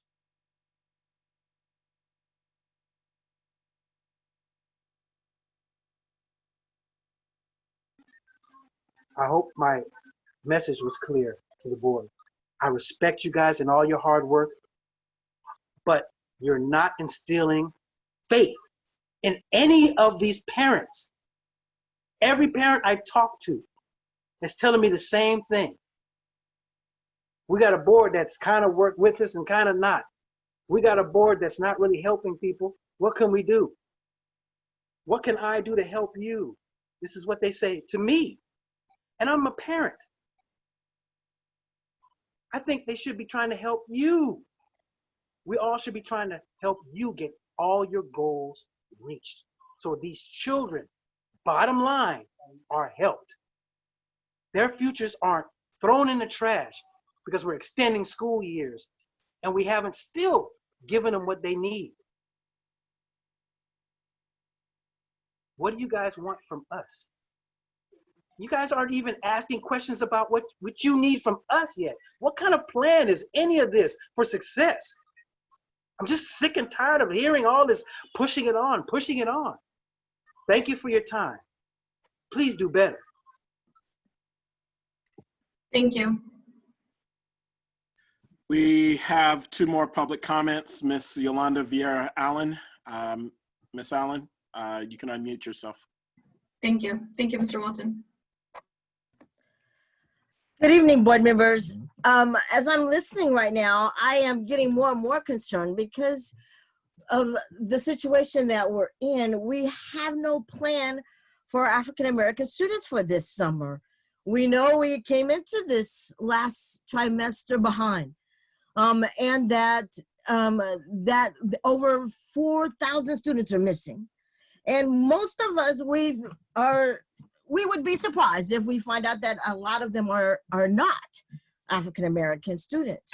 What are we doing, and what's the plan for those who are the lowest performing students in our district? I understand, I'm an IEP parent, that we only offer summer school to students with IEPs.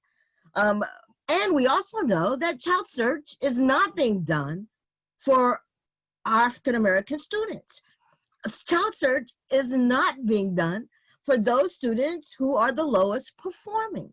We need our children assessed. We need to know where they are, and we need support systems in place immediately to address this. So we're going to wait throughout the summer. We come back in the fall. We won't have opportunities to fully assess. We're not going to do STAR online. Well, we could do STAR. It's an online test anyway. I'm not really clear why we didn't do it because it is all online. We need to know where our kids are. We need them assessed. We need a plan in place immediately to address this. We presented a budget for COVID response where we asked for assessment of our kids and tutoring support. This can happen immediately. This can happen right now so that our kids are getting supported throughout the summer. Our lowest performing students have access, equal access to opportunities that they're not getting now. We really need, we need you to look at this, Mr. Duffy, and to the board. Really hold this administration accountable to providing for our lowest performing students. And for a district that does not properly assess for those students who are 2 or more years behind. Thank you very much. Thank you. The next public comment is from Guadalupe Inyala. Hi, board members. I just kind of wanted to bring up today the distant learning. To me, it's really alarming that we're even thinking about summer school and a summer plan when we haven't even figured out this, the remainder of the school year plan. Like this school year has been, this last trimester of a school year has been really chaotic. Like, the teachers are all doing their own thing. We have kids that are losing out. The kids haven't, really put all their effort into this. We're not talking to our parents, seeing what are the needs to get our kids on this distant learning model that you guys have presented. And that to me is really, again, I don't want to say a slap in the face again, but it's like we're coming here board meeting after board meeting, sitting here till 1 o'clock in the morning, listening into all these conversations, but that's it. They're conversations that we continually have over and over. We sit with Mr. Duffy at some tables and it's always, what do you guys need? What's the problem? I mean, it's just problem after problem. We're coming to you guys always with the same problems, but there is no solution. We're not even looking for solutions and how to support the next school year. I mean, to me, we really need to be focusing on what the next school year is going to be and not creating a model that the teachers, administrations, and school board is okay with without having parent input. Like parent input is going to be a partnership. You guys have to realize that whatever moves on forward from here is going to be dedicated on a partnership. That means that if my child is home with me and I'm not making him sign on, he's not going to sign on. That means that if, whatever scheduling you guys are looking for till next year, if that's not doable for me, it's not going to happen. So how many kids are going to lose out next school year because you guys aren't taking parent input into, to concern when you guys are looking at what model we're going to go into next year, whether that be, distant learning, whether that be, in school, smaller classroom setting, would that be, every other day? Like, what are we looking at? And we're not even getting any information on what next school year might look like. I mean, throw us a line. So maybe we could help, the district kind of figure things out. But we all have to be partners. I think, partners has to be the thing, and there has to be communication. And I think right now we're all trying to drive this boat, and it's going to be a disaster when we sink like the Titanic, because that's what's going to happen. We're going to end up sinking because everybody's trying to be the conductor of this boat, and we're going to be the ones dealing with our kids at home. So the plan has to be effective for all, and I think we don't want to have less educated kids coming back next school year. Thank you. Thank you. And that concludes public comment. Thank you, Mr. Walton. So board, I would like to begin with our questions. If you have any questions or comments, and ask our student trustee, Vasquez Simala, if he would like to go first or if he would prefer to go after board comments. I can go first. I have some questions right in my head that I don't want to forget. Great, thank you. Of course. Like Ms. Vera Ellen said a little bit ago, my fear again is leaving the African American community behind. This is kind of why I asked for those statistics and factual evidence and stuff for African Americans all those weeks ago. I think it's partially to help with this. We already know that there's so many kids missing from online learning right now that I feel like it's going to be more than usual, more than in the past, that will be missing when it comes to summer school. And we already know a big portion of those kids will be African American. So what are we doing to help African Americans, brown and black communities specifically right now, knowing that a lot of them are not showing up to classes at the moment? Is that something that I can get an answer for now or no?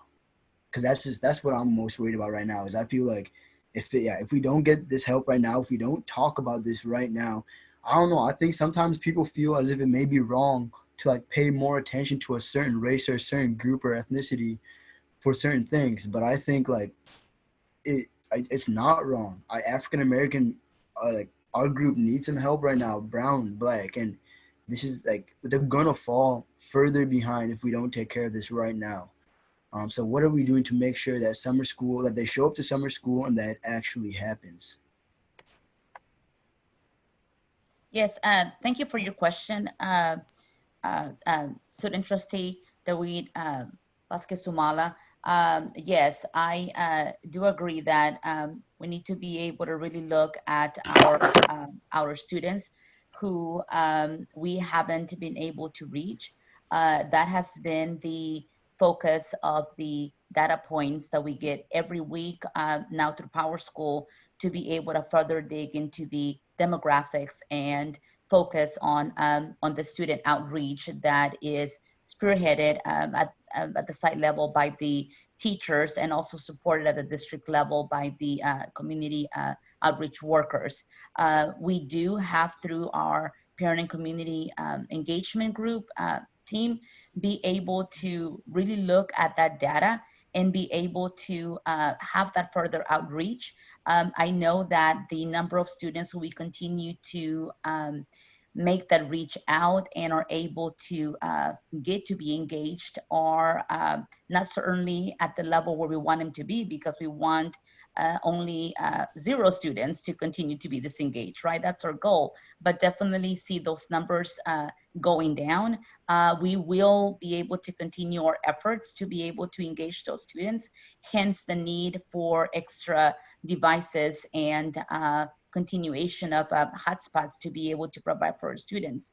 Do note that we do have categories of different outreach in which our African American students, or English learners, or homeless students, or the ones that take priority over just how we're able to do our efforts. Definitely being able to acknowledge that, and also going forward and being able to have those continuation of learning activities available for all, but definitely being able to make them available to those students who we know have had some difficulties and challenges in being engaged.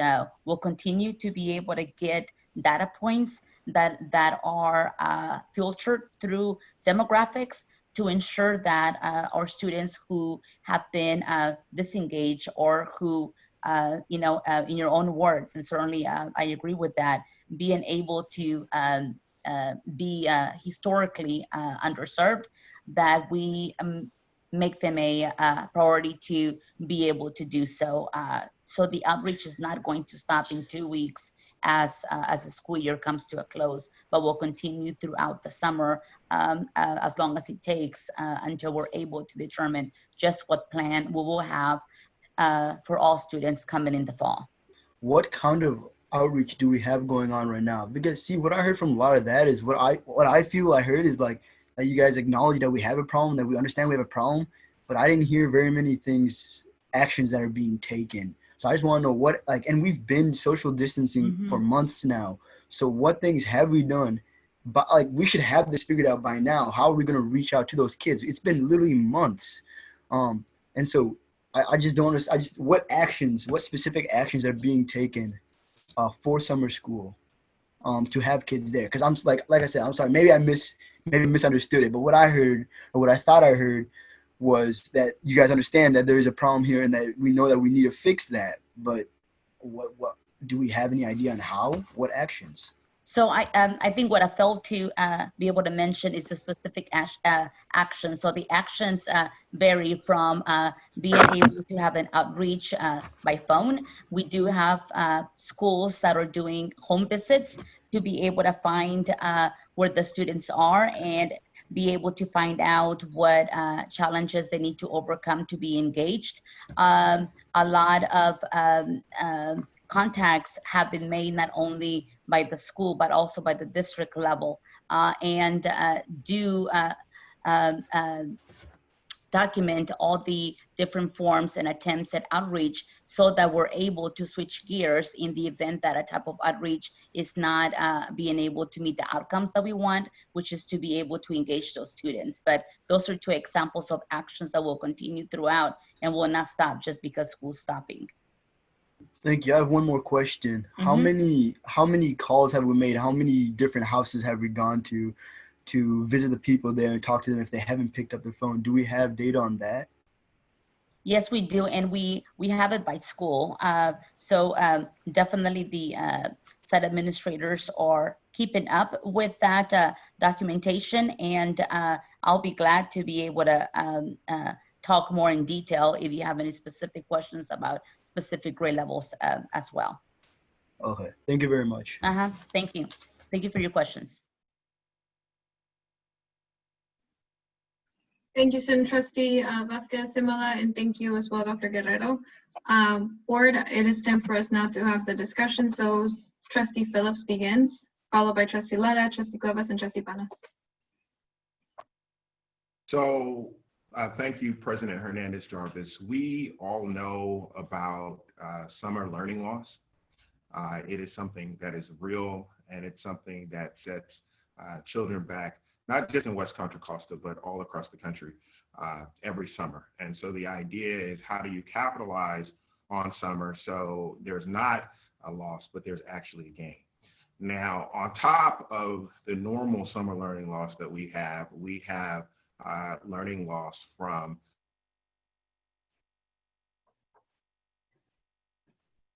Trustee Phillips, it looks like your connection may be a little weak right now. We can't hear you.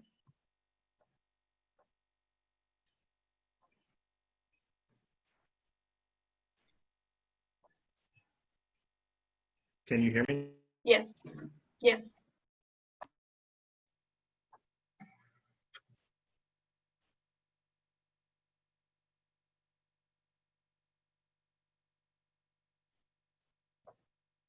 Okay. Thank you, Trustee Phillips. So if you call in, thank you. So Trustee Lara, while Trustee Phillips is calling in.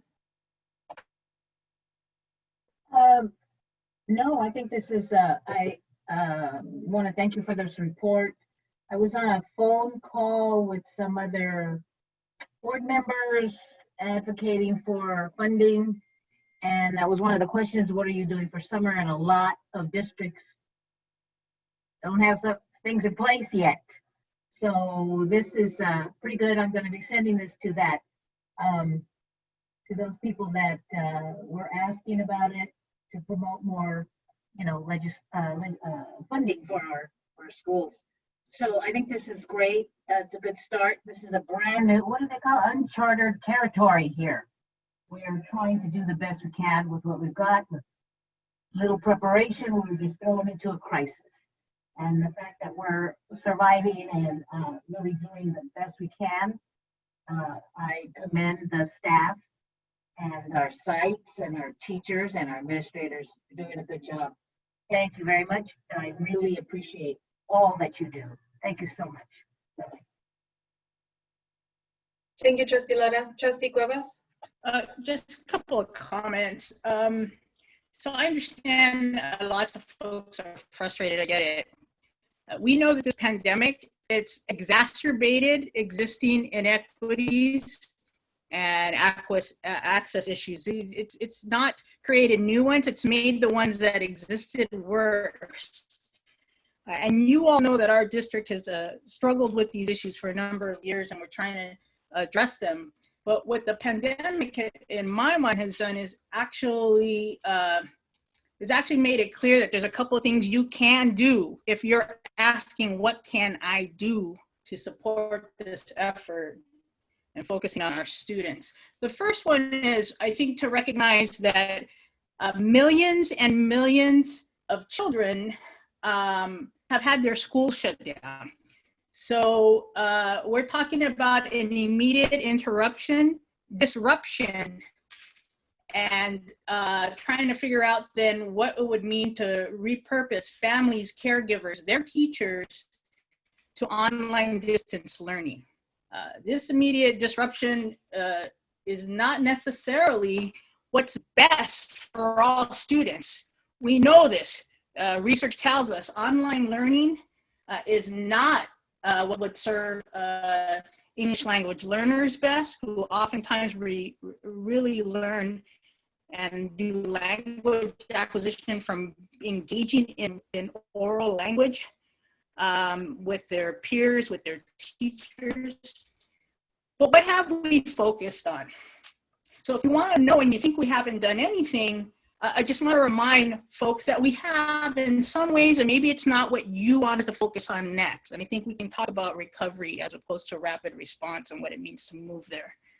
One, we've definitely facilitated students learning at home through virtual learning and making sure all households have computers and access to the internet. You know, we spent a lot of time talking about that. We're still working on that, but for the most part, that's taken some energy. Second, we've ensured that students receive the necessary non-instructional supports that schools had provided before we shut them down, including food, access to food, access to other types of supports that would be necessary, referrals, helping them gain mental health supports so that they can withstand what the implications of this pandemic are.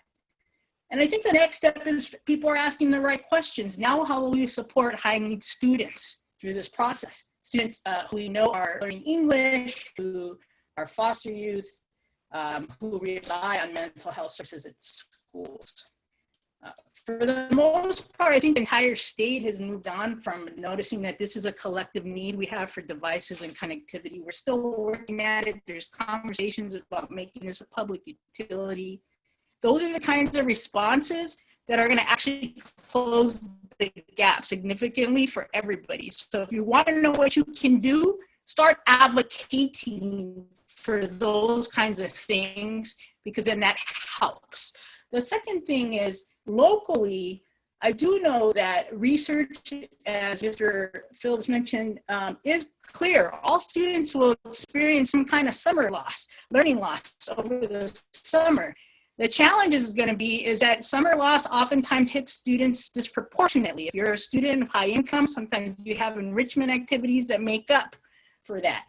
With this pandemic, it's going to make things worse. So I do appreciate folks bringing this to their attention.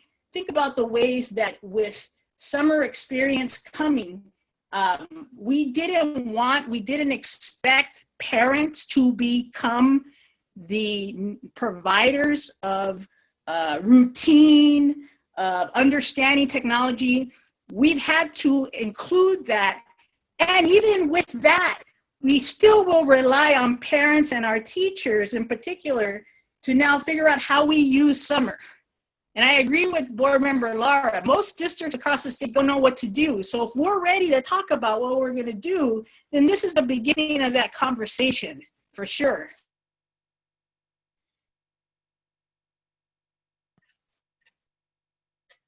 Trustee Cuevas, we can't hear you anymore. It seems your reception is weak right now.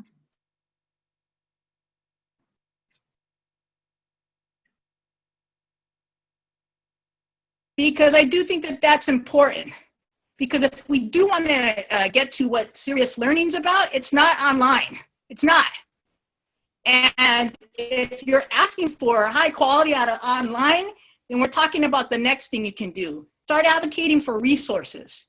This is not just something hitting our district. This is something that all districts are dealing with. So that tells me it's not just this district, but it is going to impact the children of this district. Resources are going to be key to make sure that we compensate for that. So advocate. You want to know what you can do? Help advocate. Write a letter to the governor, write a letter to the Senate Majority Leader who's decided he doesn't want to use stimulus dollars. If you don't believe in use, and I'm not talking about tax dollars in the sense of a parcel tax. We could say a small parcel tax in this district will make a dent, but it won't solve the problem. What we need is bigger intervention. Local tax won't solve the problem. But those of you might feel you don't like taxes at all. Now's the time where what you can do is actually write to the federal government and say, we need this support for schools. What comes down to the terms, what's going to happen in the classroom? I absolutely agree. I think we can do more. We absolutely can do more. But we certainly can't do it alone. And we certainly can't do it without the realization that there are so many pieces to give to make it work that we are not in control of. We just aren't.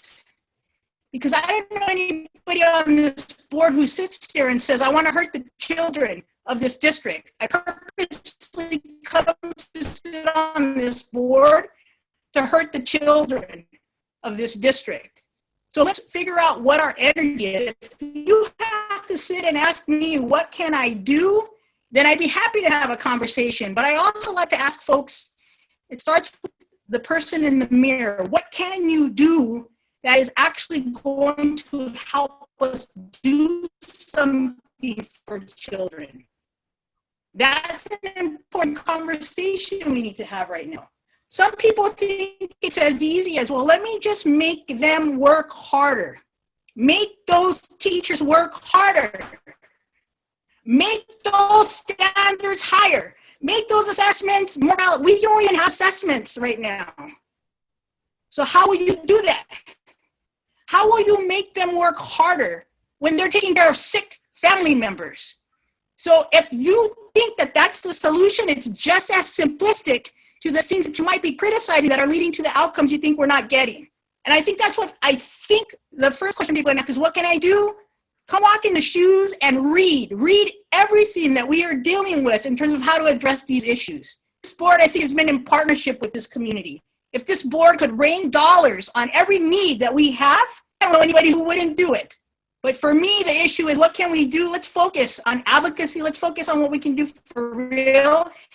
If there are real questions and people want to make their case, or maybe future school board campaigns about what is not happening academically, then at least be fair and transparent about it and talk about what are the limitations that even if you were sitting in the seat, you could not control. So if we want to care about kids, do the things that are going to yield results. Results means resources right now. We need resources. If you don't agree with me, that's okay. It's a free country. That's what democracy is about. But I sit here and I listen and I listen and I listen. And I don't look for reasons not to act. Thank you. I'm Madam Chair. Thank you, Trustee Cuevas. Trustee Phillips is back, so we're going to go back to Trustee Phillips and then Trustee Banas. Thank you. Thank you very much. Sorry about the interruption. What I was saying is that we all know that there's summer learning loss. And summer learning loss is a big issue in our community, as well as other communities around the nation. But with COVID, there's not just summer learning loss, there's also, in many ways, spring learning loss. So the normal issues that we deal with are being compounded. But I do think that there are some opportunities here. I try to look for the silver lining when I can. There's not a lot of silver out there right now. But we do have an opportunity to do more individualized or differentiated learning. And we have the opportunity to do that because the kids are in a different setting right now. I understand everyone does not, unfortunately, have the same access due to internet or connectivity issues, for example. But there are some things, some nuggets that I think that we can pull out of this, and being able to do some differentiated learning is possible. I'm hearing people talk about assessments and that we're not doing the assessments now. I've been mentioning for the last 4 years that there's a local company called Let's Go Learn that does basically everything that people have been talking about in this call. They do assessments. It's online based, so it fits very neatly into the environment that we're in right now. But they do assessments. That is part of what it is. And then it also has differentiated learning options for kids who need quick, rapid remediation and for kids who are a little more advanced. to be able to do work that is where they are and gets them to where they need to be. Now, I've been trying to get this on a board agenda for 4 years. And frankly, the last time I tried was a couple of weeks ago and I was denied. Now, I get the idea that people may not like that I'm the one that's actually saying it or suggesting it, but I don't have the power as an individual to enter into any deals with Let's Go Learn or anybody else. So I don't see the harm in letting them come and give a presentation to the board and the community. And if the board members don't like what they see, so be it. I can't unilaterally make any of those decisions, but I think that we owe it to the community and we owe it to the children in particular to actually look and see what these people can do, because they're helping people with online learning around the country. And it's a local company. The founder lives in Kensington. The main sales rep lives in Point Richmond. And they're going around helping people all over, but they're not helping here because we're not letting them. And I know that there's an issue with funds right now. In the past, they've offered to assist us for free. Just for some reason, we don't have the ability to, in my opinion, admit the fact that we need help. And we do. And everybody can see that we need help. And I don't understand why we don't just let them do a presentation. So again, my request is that we let Let's Go Learn come in and do a presentation and show us what they can do. And if we don't like what they have to say, we could send them packing, but not to listen, not to even be willing to hear or watch a presentation when we are in many ways struggling to figure out. We keep hearing people say, we don't know what it's going to look like. We don't know, which is uncharted territory. Well, it's not uncharted territory for everybody, because there are people who have been doing this online work for quite some time. I'm just saying, let's listen to what they have to say. Those are my comments. I believe that we can really do something over this summer, even though we're in a different environment. If we just have the humility, frankly, to reach out and listen to what, frankly, experts in the field have to say. Those are my comments. Thank you very much for your time. And again, I am sorry about the interruption with my connectivity. Thank you, Trustee Phillips. Trustee Banas? Thank you, President Hernandez-Jarvis. I appreciate the presentation this evening. There's a number of different kinds of summer supplemental funding, for example, through the After School Education and Safety Program or the 21st Century Community Learning Center grants that can then be used in working with community partners like RISE, Building Block for Kids, Safe Return, any other number of organizations. Have we had an opportunity to look at all those, or are we mostly focused on getting our extended summer program going and nothing else? We certainly, Mr. Panas, we certainly do look at all of the options that we have. I know that in being able to look at the funding that we have, we certainly did allocate funding as we planned for summer since this last year. I think as Mr. Phillips mentioned earlier, silver lining, always looking at silver linings is that in this case, we are not collecting any type of electronic devices from our students. So then as far as continuation of learning, that's still an option for them as they continue to explore the activities and the curated content that we'll be able to have available for them. So it's not necessarily just being able to explore what other things we can be able to include our funding. Certainly we're open to integrating different things to their activities that they'll have access to. So it's not necessarily a case for that, but definitely wanting to be able to focus on the quality of the activities that we'll have and the learning lessons that we'll be able to have available for all of the students, but subject and content. Not sure whether I answer your question fully. If it's funding specifically, maybe Mr. Wald will add anything else to it that I may not have understood completely. No, I think you got it. So another question, like, have we been having any conversation with our various cities about targeting kids for park and rec programs that are expecting to be open in some way? Yes, so Martin Blake has been in conversations with different city partners and are definitely exploring those so that we can be able to communicate it to all of our communities so that they can be able to gauge additional options that they may have in addition to the continuation of learning piece that we're able to provide.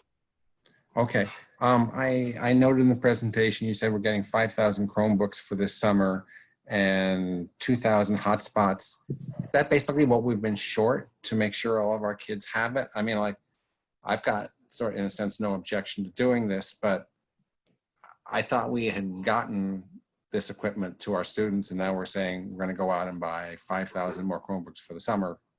So does that mean like there were kids who didn't have them? Yeah, hi, Trustee Panas, this is Tracy Logan. I can speak to that. In terms of the 5,000, so a little bit of background. As you know, we are one-to-one at grades 1 through 12.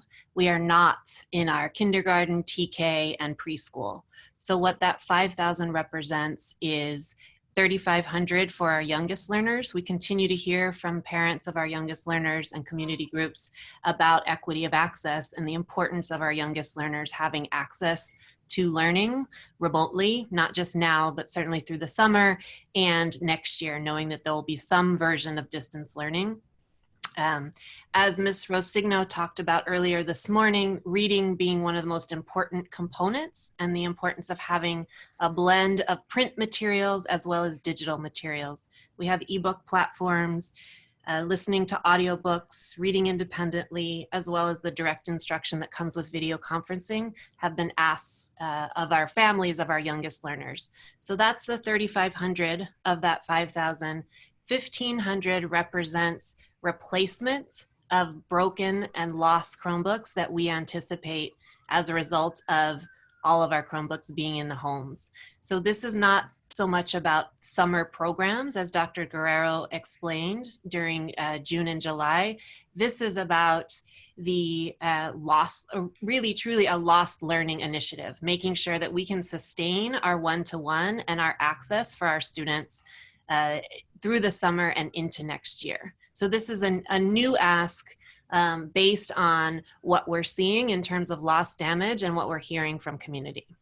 Okay, thank you very much for that information. So it sounds like the team that we put together to look at what platform would be best for our TK, and grades 1 decided the Chromebooks was the best. Correct? Yes, that's correct. And the reason being that the same device is really useful to have in households. If you have older students, they can help younger students with the platform. In addition, with the Chromebooks, it's really easy to push out applications, to manage them centrally, and to use Clever as the platform for accessing apps. That's great. I mean, like, given that we have a number of our schools that already are giving Chromebooks to those kids, I'm glad to hear that the conclusion came down that we weren't going to switch that. So is that going to be bond funds to pay for that? Are we going to use something else to pay for that, for those Chromebooks, or are we going to get grant funding for that in the hotspots? So I'll respond to that. We'll use a combination. We believe that there's going to be some very specific dollars coming from the state that are for lost learning initiatives. And so we plan to utilize some restricted carryovers initially to start the purchase.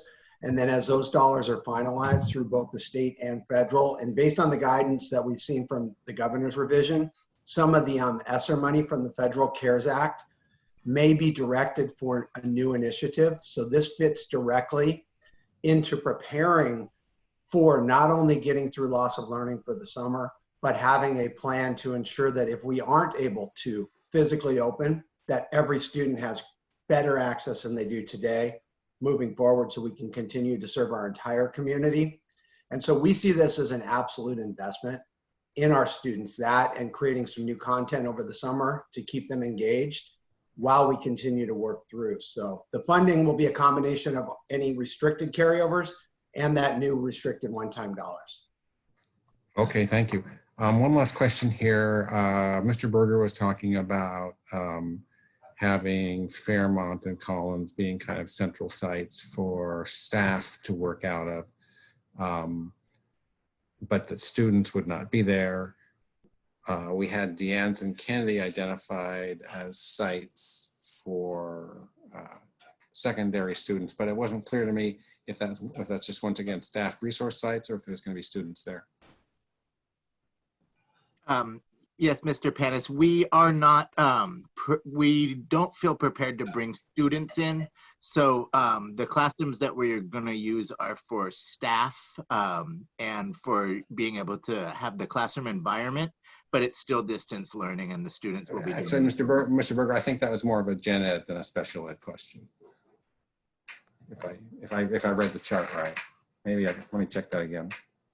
So there were 2 high schools that were listed, Mr. Panas, for credit recovery, and I specified as I went through that certain part that should the need arise, and we were able to identify students who would best be able to benefit from interaction with teachers, that we would be able to make those sites available. Still, of course, having to really collaborate and discuss with our bargaining units so as to being able to make it work, only if the need should arise, and as a plan B would being able to get some kids in. But the first plan of action is to be able to have complete distance learning credit recovery.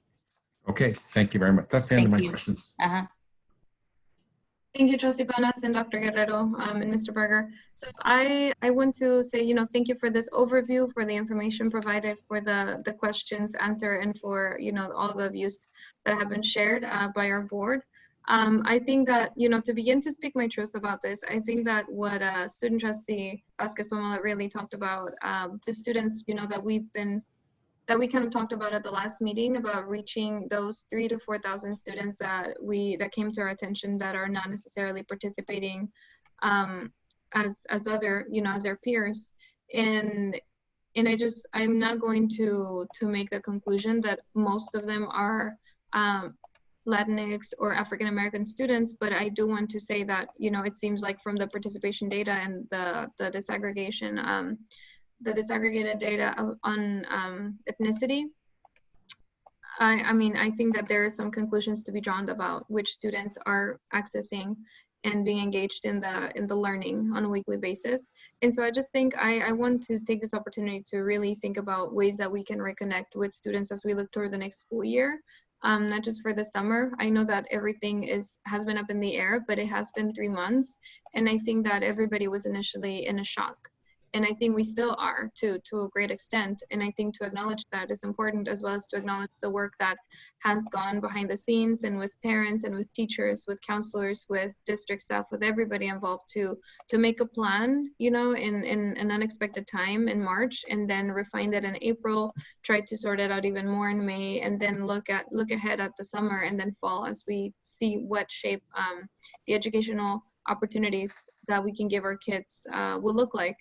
And I want us to, I was happy to hear that there's records, at the school sites now, and there's accountability on how these students are being reached every week, or trying to be reached either by home visits or just by phone calls, or a team effort, right? So it's not just the educators, because I think that if teachers have tried to contact these students and see how they're doing, and they haven't been able to, and they try to assist in engaging them in weekly activities, I think that we need to be thinking, how do we keep educators from burning out, from not being able to contact them? And also, how are we extending our hand to families needing support and for themselves and for their children who have experienced more than academic difficulties in almost 3 consecutive months?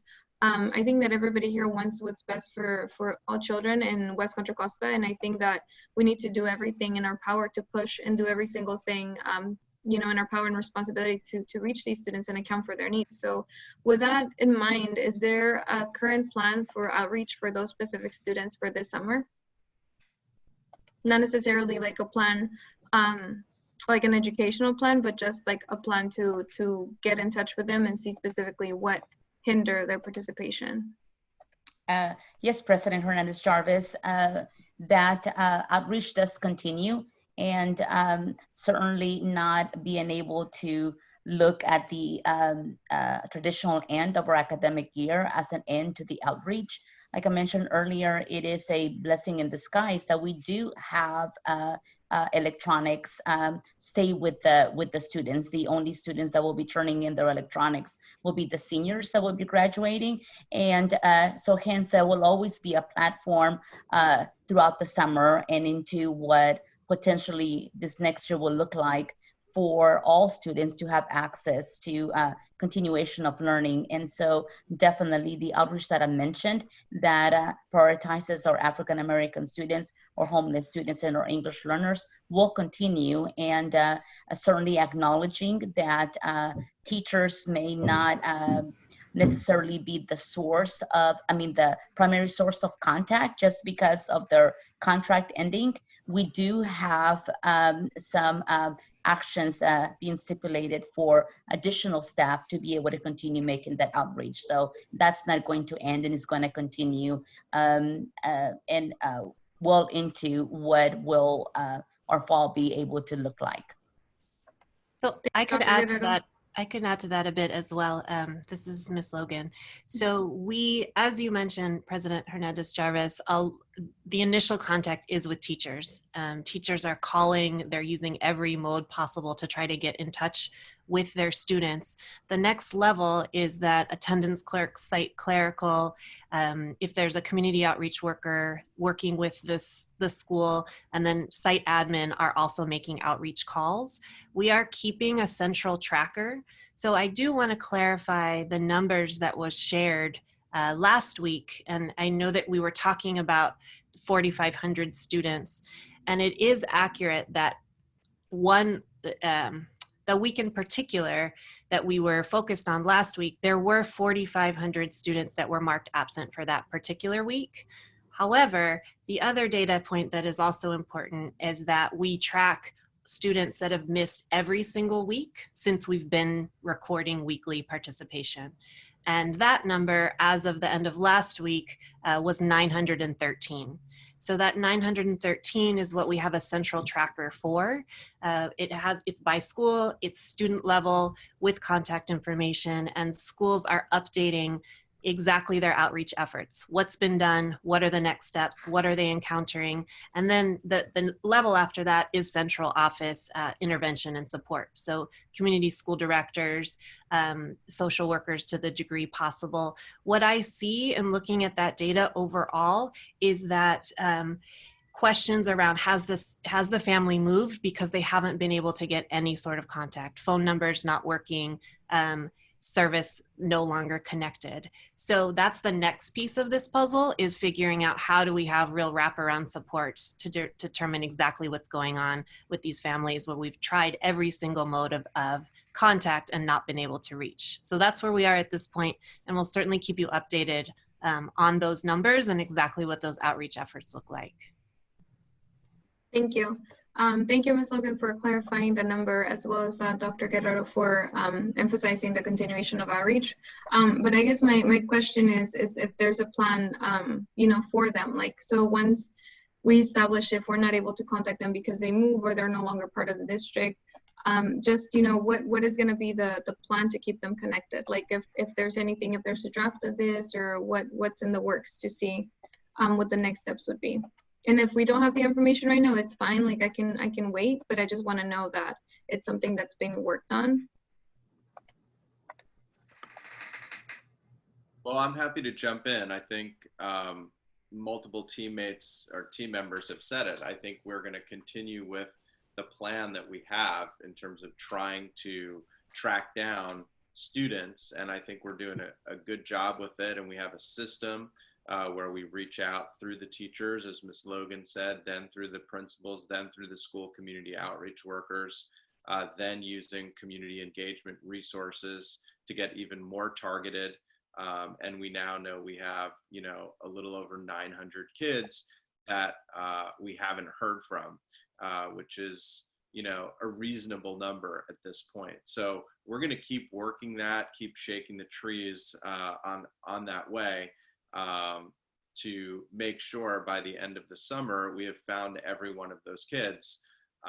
Many of those kids we need in one of our summer programs anyway, whether that's credit recovery, whether that's the extended school year for special education, the newcomer programs, and then we have obviously all the curated work we're trying to get up for the, the learning loss. So, we're going to need to talk to a number of those students anyway. So I think we're going to keep plugging away with the system we have, with the many resources working at it, and we just, hope to continue to take down that number.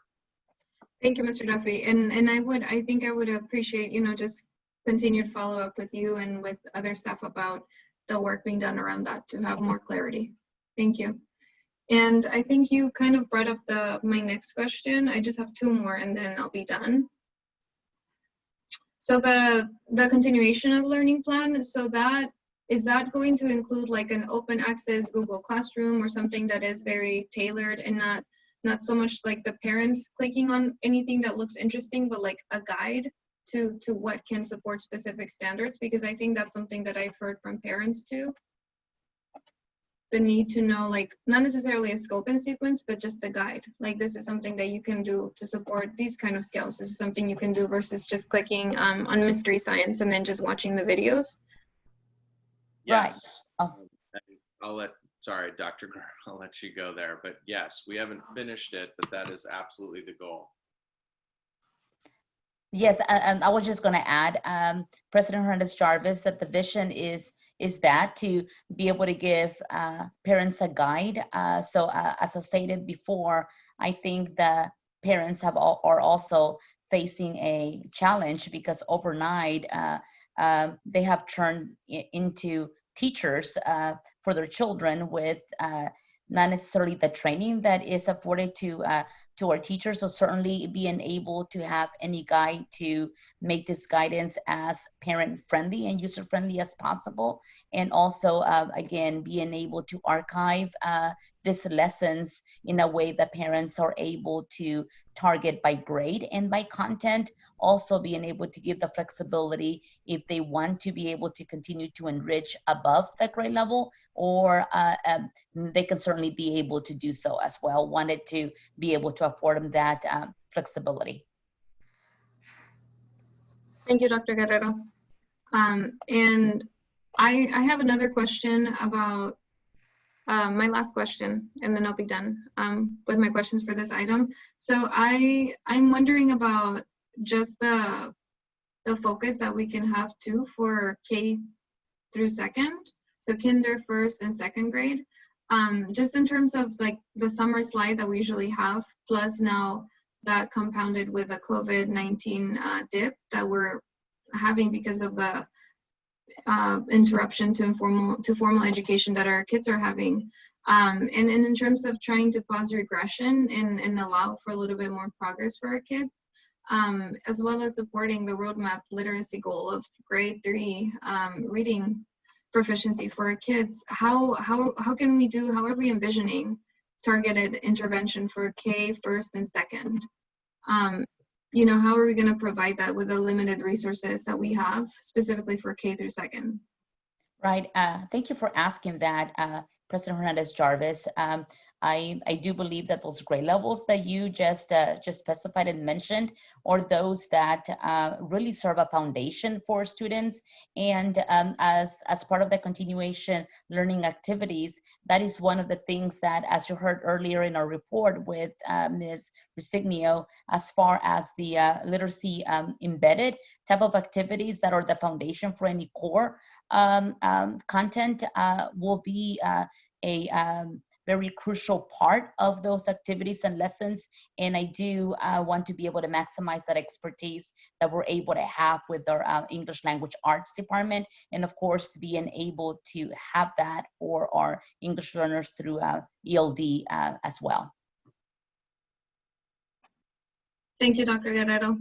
And I think for the sake of time too, I would love to follow up with Mr. Duffy and see if our superintendent and staff can send more information about summer learning and extended school year via the Friday memo. I think that would be great. Thank you. Absolutely. Thank you. Thank you, Dr. Guerrero. Thank you.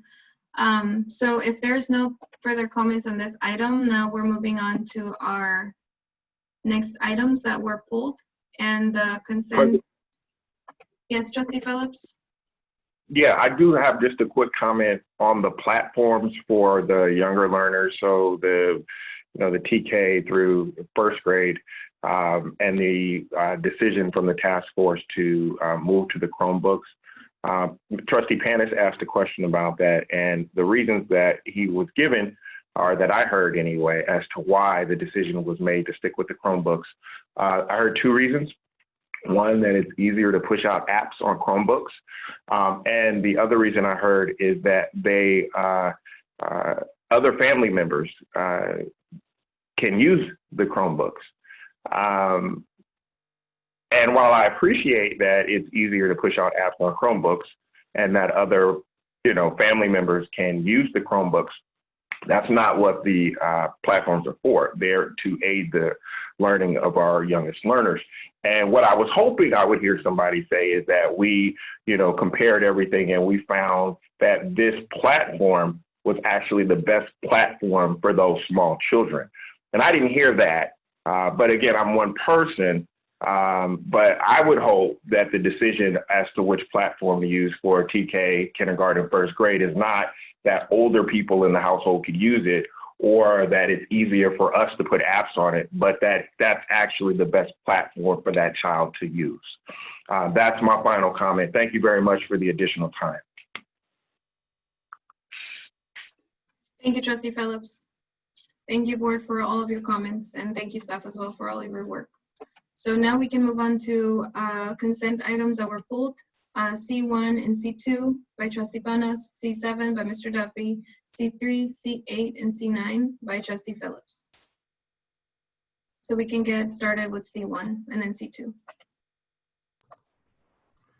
Thank you, President Hernandez-Jarvis. I note that the contracts for Dover and Washington don't have quantifiable metrics of success and annual measurable outcomes.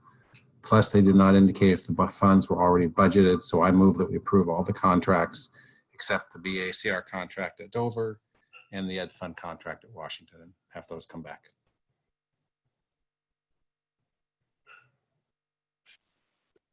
Mr. Panas, Trustee Panas, could you repeat the BACR contract? Sure, certainly. So I move that we approve all the contracts except the BACR contract at Dover and the Ed Fund contract at Washington.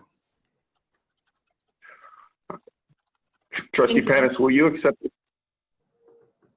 Trustee Phillips? Trustee Panis, would you accept the friendly amendment on that one? And the friendly amendment would be, sure. The friendly amendment would be the East Bay Center. And the reason why is because that contract goes all the way until June 30th. And I know we're not getting services through June 30th. Neither of them. Oh, so you want to add the East Bay to your list? Which school was that, Trustee Phillips? I'm just trying to get it see it on my list here. I don't recall which school it was. Okay, so it was the East Bay Center. Hold on.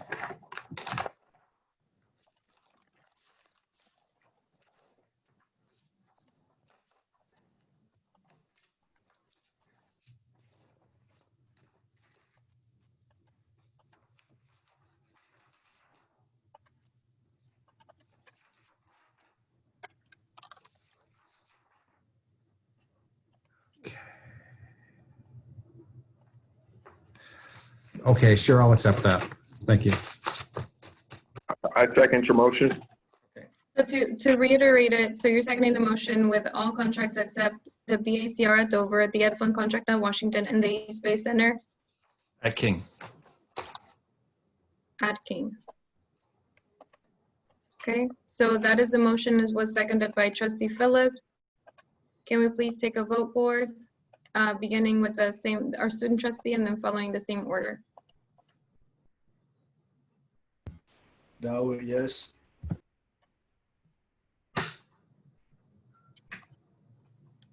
Trustee Phillips? Sorry, Phillips, yes. Laura, no. And could I suggest that you go down to those schools and talk to those individuals before you do this to their contracts?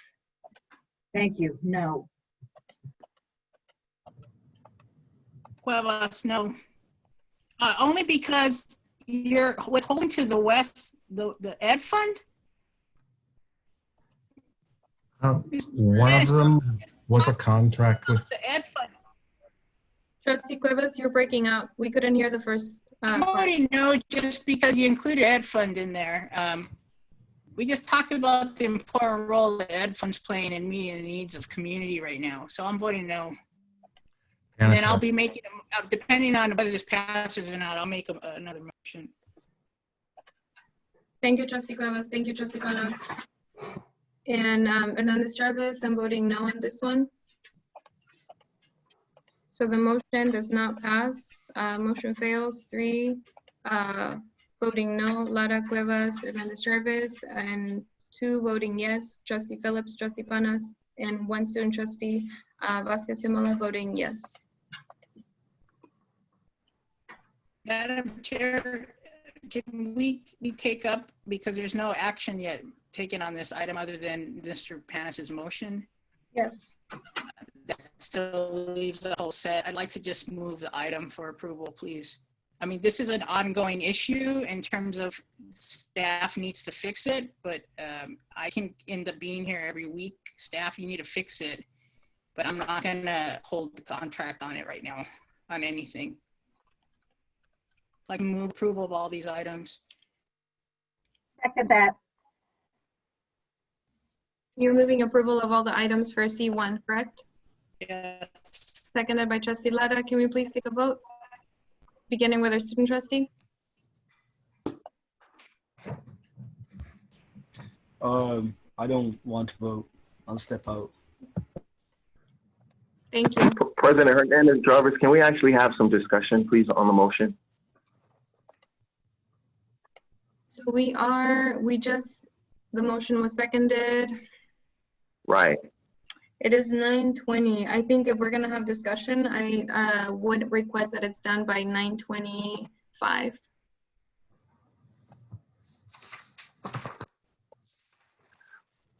So I have a comment. And so the reason that I actually said something about the East Bay Center is because the contract goes through June 30th, and it's essentially for music in the schools, which is not happening. And so I've just asked in the past that the contracts be dated to the last day of service. And for a lot of these, I see that happened. So some of these have March 13th on it, but that one is one that wasn't done properly. And that's why I pulled that one. As far as the Ed Fund is concerned, I don't have a preference one way or the other. It was dated to March 13th, which is proper, but it does not have anything to do, that item doesn't have anything to do with the fundraising that they're doing related to COVID. That item is for Ed Fund Young Leaders Program will provide on-site guided recess play. I mean, it's essentially PlayWorks through Ed Fund, which is not happening right now. So I agree. If it had something to do with COVID, I wouldn't have supported that, but this is not relevant at the moment. So, but either way, I would appreciate it if we could actually send the one for East Bay Performing back so it's dated to the end of service, which would basically be in March, not June. Thank you, Trustee Phillips. Trustee Cuevas? There's a motion on the floor. Do you want to make an amendment, Mr. Phillips? Because we're going to go through that process you can. I'm not interested in entertaining any amendments, and let me tell you why. We just talked about summer school. Summer school is about repurposing what those programs are. Repurposing, how do they still meet kids where they're at in the summer? Maybe it doesn't look like delivering, like we said, but those partnerships still need to exist. So in my mind, it is COVID related, but I guess we just have a different perspective on what is COVID related and what isn't. So if you want to go through the motion of making another motion or making a friendly amendment, feel free. Okay, just really quickly, it's not related to summer because they end before summer starts. these contracts end before summer starts. But that said, I feel the sense of the board. I will leave it at that. Thank you, Trustee Phillips and Trustee Cuevas. So there's been a motion that was seconded, made by Trustee Cuevas, seconded by Trustee Lara. So can we please take a vote? And our student trustee is abstaining from this vote. So if we can please begin to have a vote with Trustee Phillips. No. Trustee Phillips, I couldn't understand if that was a yes or no. No. Thank you. Yes. Cuevas, yes. Panis, no. Hernandez Jarvis, yes. Motion passes to approve all the contracts in C1. 3, 2, voting no, Trustee Panas, Trustee Phillips, and our student trustee Vasquez Simola abstaining. Or actually absent, I believe. Yes. Okay, so our next item is C2, pulled by Trustee Panas. Okay, thank you. Thank you, President Hernandez Jarvis. So on this one, it's in violation again, 9322. It doesn't say what our expected annual measurable outcomes are, metrics of success. It doesn't say what our budget account number is. But I mostly just want to understand, like, this is a contract for roughly $500,000, if I got it right, for the current year, and we don't know if it's in the budget or not. I can speak. Oh, sorry. May I speak to that? Yes, Mr. Duffy, please. So this is, and Dr. Wold can weigh in because we've been working closely with Contra Costa College on this. This is for next school year. It is in the budget. It's in an LCAP budget for next year, which you will see. But just a reminder on the way this works is we get reimbursed for the ADA of these students. So it's not simply money we're giving away. This is money we actually give them the base grant of each student is the arrangement, and then we keep the rest, any supplemental dollars that come with that student, any categorical dollars that come with that student. So it's financially, it's a win for us, but it's a model that Contra Costa College is looking at, and they're trying to determine if it's sustainable. So we decided together we would do one more year. We would, instead of give 90% of the base funding as we have been, we'd give 100% for this year, while we try to determine if we can go any further with it, or really they determine if they can go any further with it. So a lot of work has gone into that. Both colleges, both districts, the college district and our district, are bringing these MOUs to their respective boards now. We would usually bring them in July as part of continuing contracts, but both of us have decided we just want to make sure we have firm commitments ready to go so we can staff and move the program forward. They're obviously concerned about the budget, state budget situation, their own budget situation. So we're moving these forward together. And I think the existing documents, are strong enough. I understand Mr. Panis's ongoing concerns about AMOs. We'll continue to try to work that through, even though we know we've had some disagreements on the dais about what that should look like. But that's a little bit of the context for the Gateway program. And I just wanted to add in really quickly, this is really not a service contract. We really need to consider this just like a school, because these are our students, our most at-risk students that are going to drop out, that were dropping out, that were disconnected from any one of our campuses. These are students that we were losing. We just talked about 913 students that we're still trying to continue to focus on. These 125 students were very unlikely to graduate at all until we created this program a couple of years ago. And so all we are doing is just like we fund a school. We Well, determine that's the enough. ADA. I would be very happy if you just said annual measurable outcome. We're going to keep 10 students we didn't have before. I'd be thrilled with that, but like, I never see that. And so we recognize that, and we're going to work on building those pieces in. In fact, I'm going to reach out to you, and we're going to get a protocol that connects this. This one is one that we're trying to ensure that these 125 students are going to have that option next year, especially as we're talking about lost learning. So that's why we brought it forward, and we will absolutely, part of my agenda is to sit down and walk through how can we do these contracts in a better way moving forward so that we don't have this happening each board meeting. And so that's going to be my course of action next week to start Okay, that well, process for next year. I'll move approval of this MOU between West Contra Costa and Contra Costa Community College. President Hernandez-Jarvis, it looks like we do have one Yes. public comment, I believe, on this item. Thank you, Mr. Walton. And so Trustee Penas just made a motion. We can go to public comment and then come back to Trustee Penas' motion. Wendy Forrest.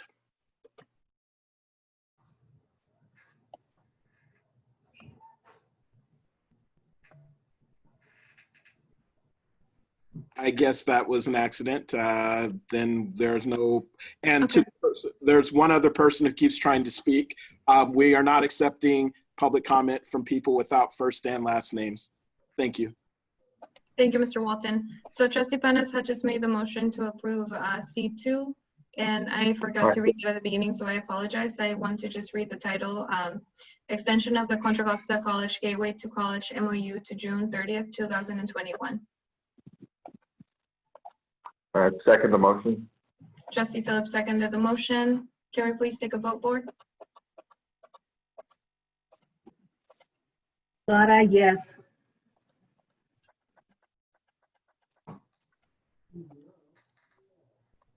Trustee Phillips, Phillips, yes.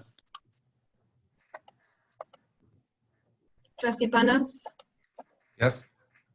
and Trustee Cuevas notified us that her device ran out of battery, so she is absent right now. So Hernandez-Jarvis voting yes, and Student Trustee Vasquez-Simala. Abstain. Thank you. Student Trustee Vasquez-Simala abstains. Trustee Cuevas is absent, and the motion passes 4-0-0-1. Thank you, board.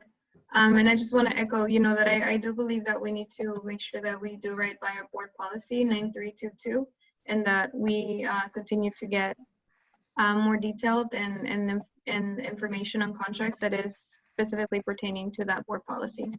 Thank you. Our following item that was pulled is item C3 by Trustee Phillips. Thank you very much, President Hernandez-Jarvis. This is the proposed policy for the CBOC. I pulled it for two reasons. One, because it's a board policy, we should have it, in my opinion, on the agenda for a first reading, not to pass it on consent. So I would consider this to be the first reading where we're able to give our comments and whatnot as far as the policy is concerned. I have several comments that I will read, and then I will email, because it's a lot, and then I will email the comment to the board. The superintendent already has them, but I'll just email them so you can follow along. And Mr. Duffy, he could be part of the record, I guess, if I'm emailing them. I don't have a problem with that. But anyway, so the first one is some deletion. So there is a sentence in the proposed policy that says, quote, the board and superintendent shall not adopt any policy, administrative regulation, practice, or procedure that would interfere with the independence of the CBOC. Although I have no intent of interfering with the CBOC's work, I think that that sentence is too broad and could actually prevent the board from doing its work and give the CBOC the ability to do things that are outside of its purview and authority. So I would like to see that sentence deleted. There is the student seat on the CBOC. We have on the school board 2 student trustees, and I believe that the CBOC should continue to have a student representative. So I would like that seat to be kept. And then there is a seat on there that is occupied by the Building and Construction Trade Council. I would like that seat to be kept as well. They are submitting a nominee for their representative. The next thing is term limits. We have had conversation in the past about the CBOC and diversity and it reflecting in more than one way. The district, I don't think that you can really do that unless you have turnover. And that for me means term limits. I am suggesting a maximum of 4 terms. The next thing is to delete this sentence. And again, I know I'm talking at people right now, so I'm going to email this over so everybody can see it and follow it at their own leisure. But delete the sentence that says, to accomplish this, the district shall coordinate input from the CBOC to the auditors at the beginning and end of each bond financial audit, including an entrance conference and an exit conference with the CBOC or its audit subcommittee. The reason that I would like to delete that sentence is because I think that it gives the CBOC the ability to expand scope of the audits, frankly, and that's a budgetary issue because I don't care what the work is being done, and I don't want to interfere with audits, but those things are not free and they have to be paid for. There's another section in the proposed policy that says that staff will facilitate access by the CBOC to the auditor. So I don't think deleting the sentence that I just mentioned changes or alters the ability of the CBOC to actually communicate with the auditors because that's in another section of the proposed policy. The next sentence says that I would like to delete or have deleted says a member of the board shall act as liaison to the committee and attend committee meetings. The reason I would like that sentence deleted is because the CBOC is an independent committee. It is an independent committee of the board, and in my opinion, therefore, it makes no sense to have the board or board members just sitting in their meetings because it's an independent committee. In addition to that, they have 2 joint board meetings, 2 joint meetings with the board per year and a monthly standing report. So I think to keep in line with their independence, which they are rightfully asserting, that there should not be a board member that is sitting through their meetings and that the communication should be done through staff and the official communication should be done through staff or primarily anyway, and that through those joint board meetings and the monthly standing board report. And then the last thing is I would like all statements, references, inferences, implications, and other language about the CBOC mutually agreeing on its budget to delete it. There is no committee in our district. There's no school in our district that gets to essentially say what its budget is. And because we are in, and there never would be, but this policy is proposing that the CBOC gets to mutually agree or has to mutually agree on its budget, and that's not proper. The district, through staff recommendation, sets the budgets for schools, for committees, and it should be no different for the CBOC. So those are my comments. I know that they might have been kind of hard to follow because I was just reading them, but I am going to email them to everyone else who doesn't already have them. And again, I don't mind if they are made part of the public record. The superintendent already has them. Thank you, Trustee Phillips. We have public comment, I believe. Mr. Walton? Yes, we do have public comment. The first one is from Anton Younghair. Mr. Younghair, unmute yourself. Thank you. This is Anton Young here. I'm a member of the CBOC. I support proposed amendments to the CBOC board policy. These amendments have been reviewed over the past 2 years. Consider that the Board Governance Committee, which is President Stephanie Hernandez-Jarvis and Tom Panis, had 3 hearings on this matter. The board has discussed this at 2 previous board meetings. There's been 3 joint board CBOC meetings during the past 2 years in regards to this. The CBOC has discussed it at a number of meetings. Your legal counsel, Nixon Peabody, has reviewed these proposals. Now the CBOC and staff are making a joint recommendation for approval. I want to commend Dr. Wall, Louis Freeze, and Melissa Payne, and our CBOC chairperson, Don Gosney, who has worked together to bring these joint recommendations to you tonight. I think this is a first where the staff and the CBOC have brought a joint recommendation to you. These recommendations were supported by the CBOC at the May 11th meeting. I think Dr. Wall stated it best in his précis for this agenda item. Quote, staff recommends that the board approve these revisions to the board policy BP 7214.2, and that we work together to continue to build upon the need for an appropriate CBOC that ensures our continued board compliance in an appropriate manner, moving forward by working collaboratively with staff, close quote. I join Dr. Wall in his vision of future staff CBOC relationships. I urge your support for these amendments.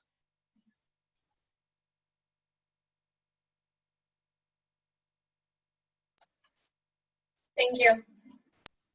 The next public comment is from Don Gosney. Mr. Gosney. Thank you very much. Give me a second, I gotta bring my document up. You know, for nearly 2.5 years, the Citizens Bond Oversight Committee has met and negotiated with district staff, the governance committee, and members of the board to update board policy 7214.2. Compromises were made on all sides to the point where we thought we had a mutually acceptable revised board policy that could be approved. I fear, though, that everything that we've worked to accomplish these past 2.5 years will be for naught. I fear that there is confusion over what the CBOC is tasked with accomplishing and our place in the world. There is no question that you are the elected board of trustees, and no matter how many of your constituents try to lobby you on any issue, you have the sole authority to take action. The CBOC can advise you all, but the authority to take action rests on your shoulders and no one else's. The task of the CBOC is to review the actions of the district staff and the board they answer to ensure that the expenditure of well over $2 billion in taxpayer bond funds are spent according to the promises made when the voters were asked to authorize these taxes.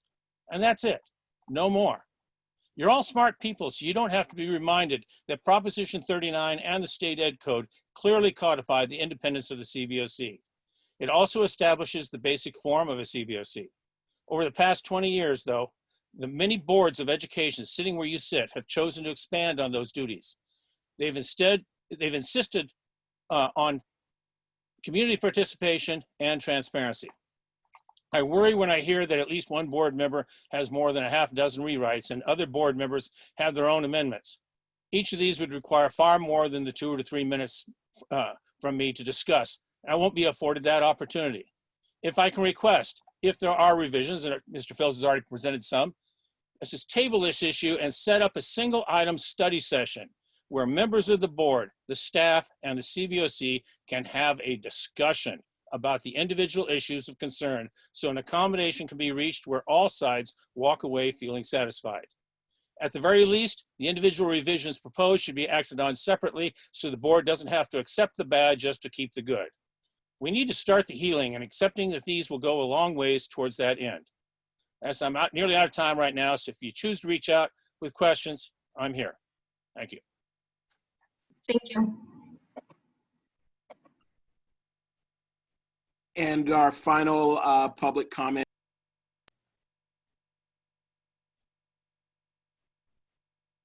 Mr. Watson, your microphone turn off. The final public comment is from Guadalupe Inyana. Thank you.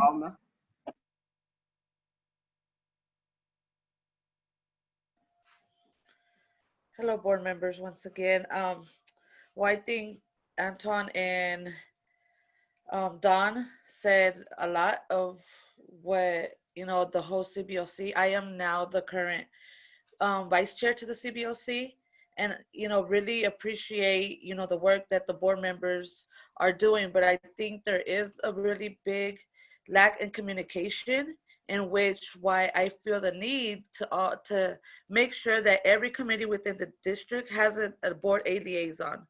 And I'm only saying that because it's like, how are you guys going to get the updates? How are you guys going to get the feeling of what's going on within these committees? Whether it be the DL caps that I also sit on, never have a board A liaison in there. We need to have somebody from the board there to see what's going on, to get the feeling of what's going on within these committees, maybe not, but to observe and be your guide. When you guys go in and have these closed sessions, or you guys are talking to someone, there needs to be someone there that's present in these spaces to be able to then come back to you and say, okay, this is the feeling, this is what's going on there, and let's work. A lot of the work can be done within these groups, but then we have to come here and figure it out.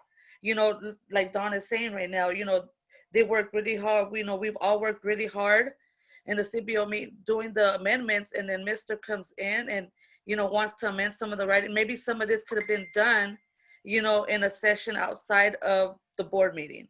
So I think that's why there needs to be, representative from the board, especially because the board is the, decision-making table. We need to have that communication where you guys know what's going on and not relying on, just the bits and pieces that you guys get here and there. I mean, having somebody just show up one meeting and then not show up again for 6 meetings and then come back, from the board and show up again. I mean, that's not going to give you the full picture of what's going on. And when it comes to the student trust, the student position on there as well, we're in these meetings, and I'm a parent. And I know that we're in these meetings for a while, just like the, the trustee right now, the youth trustee now. I mean, could we, is that a really big need for there to be a student at the table in the CBOC, knowing that that chair has been vacant? We had one, I think, a year ago, and it would be, it's really hard to get youth in without some type of initiative on why they need to be there. And I'm saying that because, working in other committees, now being also the chair of the Children and Youth Fund for the City of Richmond, I see that we need to be able to give our youth something to bring them to the table, an initiative. They don't drive, they're not mandating themselves. They need somebody to take them to these meetings, pick them up. They have schoolwork, so we need to really evaluate where their voice is going to be essential and best served. So thank you very much. Thank you. And that concludes public comment. Thank you, Mr. Walton. So Trustee Phillips right now had a chance to share his comments. I would like for the rest of the board to share their comments and be very mindful of the time. It is now 9:47 and we still have item C7, which will likely take at least 15 minutes, C8 and C9. So if any board members has any comments, or if anybody is ready to make a motion, please speak now. Trustee Cuevas, I think your mic is on. Yes. Mm-hmm. I have a couple of questions on this item, so I apologize. That's why I refrained from speaking on some of the other items. And I appreciate your input and Mr. Panis' input as members of the governance team, and I appreciate the hard work that everybody else has put on it. But I do think there's fundamentally some questions I have, and I just wanted some more clarity. The language that's been proposed for all these amendments are in red, correct? In terms off the bat, the first set of questions I have is in relation to the statements that say the purpose of this policy is to establish practices and procedures for CBOC selection and supports its operations. And then right under it says the CBOC is independent of the Board of Education. And then right under that, it says the board and superintendent shall not adopt any policy, administrative regulation, practice, or procedure that would interfere with independence of the CBOC. In the event of any conflict between this policy and the Ed Code, the provisions of the Education Code shall apply. So I just wanted some rationale in terms of, it sounds like we are defaulting to the Ed Code, correct? As far as what should be the guiding document for this set of work in the CBOC, correct? Can That is anybody correct. respond to that? Yes. Can you hear me? Okay. Yes, So, that's correct. so when I look at the Ed Code that we're looking at is 15278. And I would suggest folks bring it up because what it does is it sets a floor. And I need more discussion about philosophically. It talks about the purpose of the bond committee being independent, which I absolutely believe in. But one of the faults of this set of policy is that it's independent in its oversight, but it doesn't make it independent from its cost to the district. So I'm curious in terms of how independent really is it, or what was the intent? Because it's really quite, when you go down to what the baseline is, which this document says we're going to make this policy the baseline, but there's a lot of red in here that's incongruent and goes above and beyond what's this as the baseline. And so when it talks about activities, for example, in relation to cost, and I appreciate the committee's work because it shows up there usually. If you go back to the document and you go scroll down, for example, when we go to the whole section on the committee shall not be entitled to legal representation by district legal counsel at district expense unless permitted by the board. So that's like conveniently taken out, but because it's an expense, but the whole notion of being independent, there's no definition on independence in this document in relation to financing. So I think it's not, there's questions to me on how independent is it outside of its oversight function that's designed in this policy. That's the baseline, which is the Ed Code. So when you go back down and it says, for example, on page, let's go to audits, page 7. In accordance with Ed Code, the committee receives and reviews annual financial bond performance audits required Article 13A, Section 1 subdivision. This is straight out of the Ed Code, so it's reflected in our policy. Everything after that is not, and that's new being proposed. And this, what it does is it makes, yes, embeds the independence of, to Mr. Phillips' point, the independence of this committee, but the Ed Code itself still makes the district responsible and doesn't even make it say resources, doesn't say dollar resources. It says a set of resources, I think it said sufficient or something like that. So all of this is about decision making. The district shall solicit input from the committee on the scopes and objectives of the bond audit. The district shall solicit input. But I just had somebody tell me the authority of the board to take action ultimately relies on the board. You have a statement at the beginning that basically says this board, in adopting this, is choosing not to interfere with anything and undercutting its ability to do exactly what you're trying to convince me that we have, which is the authority of this board to take action. There's language in it that actually would limit the ability of this board to take action in things that really don't even have to do with stuff we wouldn't want to touch. We won't touch oversight. We wouldn't touch the role. The specific role of audits is in the language. So then why would I not make those two things congruent if that's what you want to use to fall back on whenever there's a dispute between what the board decides it wants and what the CBOC decides it wants? When there's nothing in there other than interpretation of what somebody thinks it might say, but there's no explicit language that says the district shall direct the bond auditors to deliver progress reports and draft and final copies of the bond audits. Can somebody show me where that language is in the actual ed code? So it's not in the ed code, trustee. Okay, so that's what I mean in terms of this is what in fact we'd be voting on. This is what's happening in the language when you look at policy. The next thing I wanted to talk about is it talks about liaison and joint meetings. And in particular, publicizing, it goes down further on page 8. And I get it. This is all, to me, like CBOC's like policy and like practice, like person's dream. I get it. But it's not workable in the sense that what it does is I think it's actually creates an expectation that the board will put itself on the hook to pay for things. And it says provide sufficient resources to publicize the conclusions of the committee. All it says in the ed code is that there be, if you go back to section, where is it? The governing board of the district shall provide the citizens oversight committee with responses. That's another thing. Responses to any and all findings, recommendations, and concerns addressed in the annual independent financial performance audits. There's even language in the new one that says we got to answer to anything you ask us to, whether it's coming out of that audit recommendation or not. The other thing, it talks about how providing the set of resources. This is where it's inconsistent in the ed code. The ed code talks about how we will provide technical assistance. It doesn't have a dollar amount. It doesn't even say dollars. It says resources. So that means that we will automatically define that as dollars, because in the language that we'll be adopting basically says, I'm going to provide resources to publicize and report.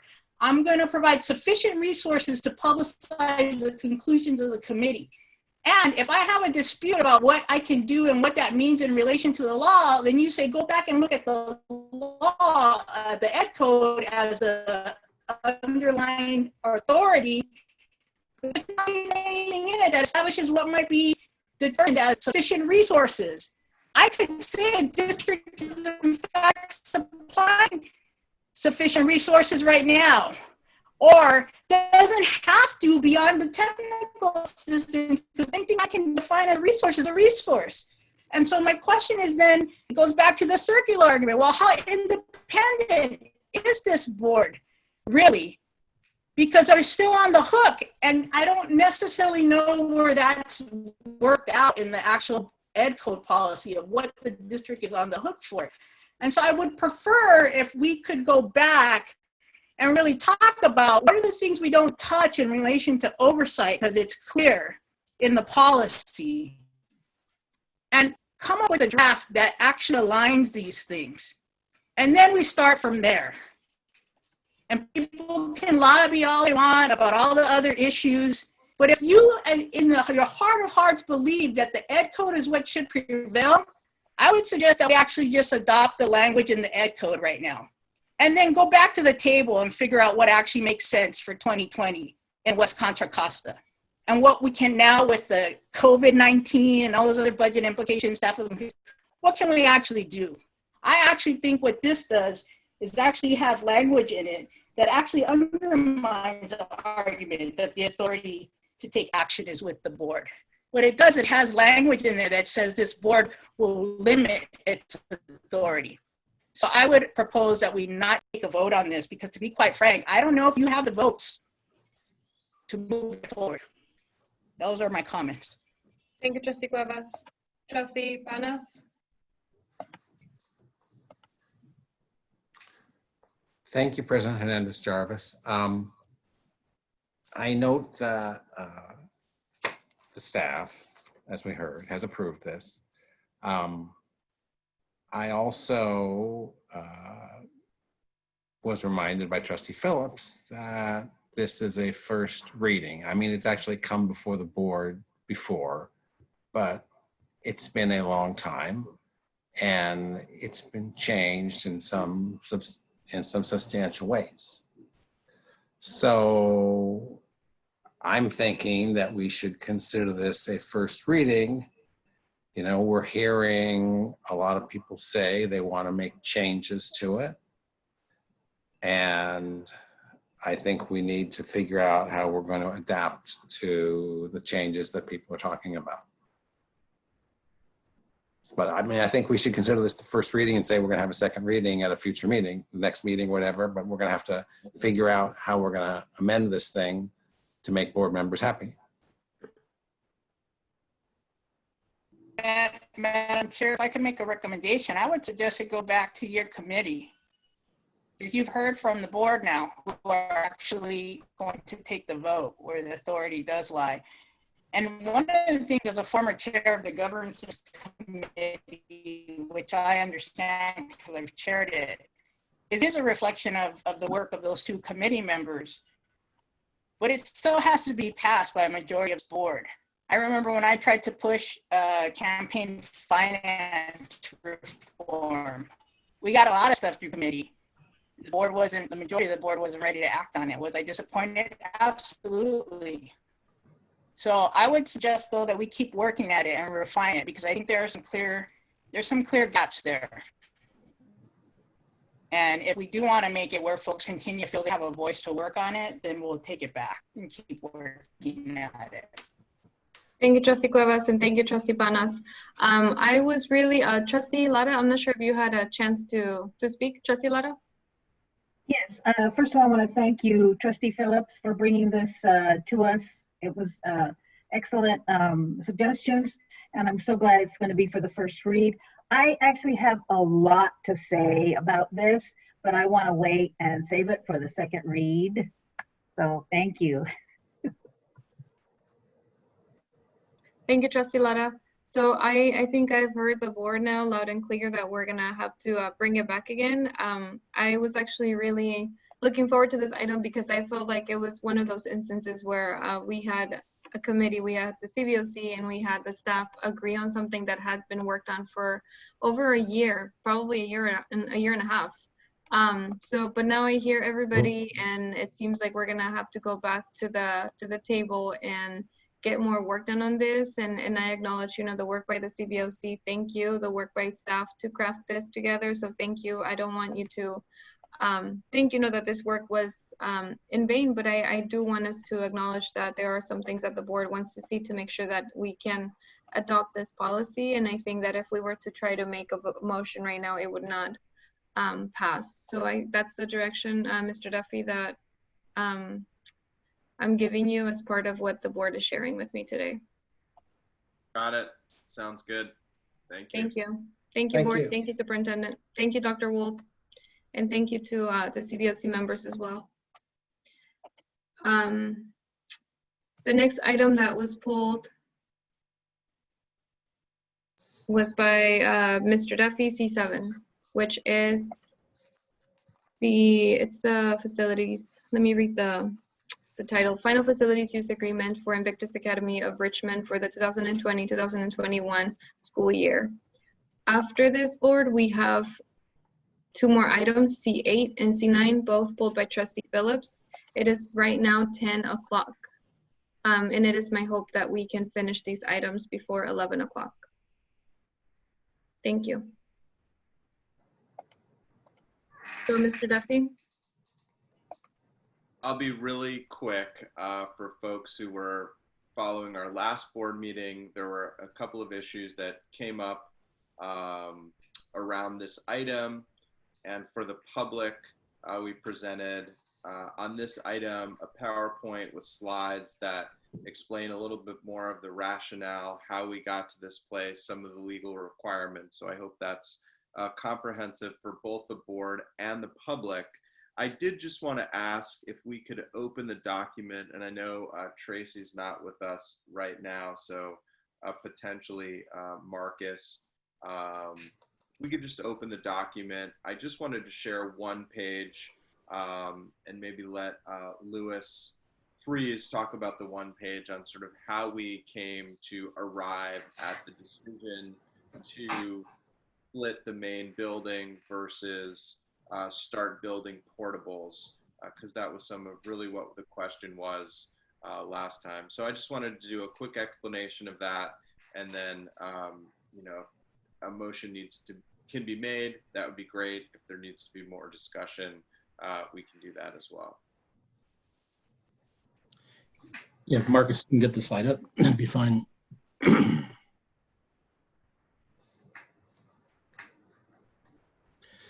So we go to slide 3.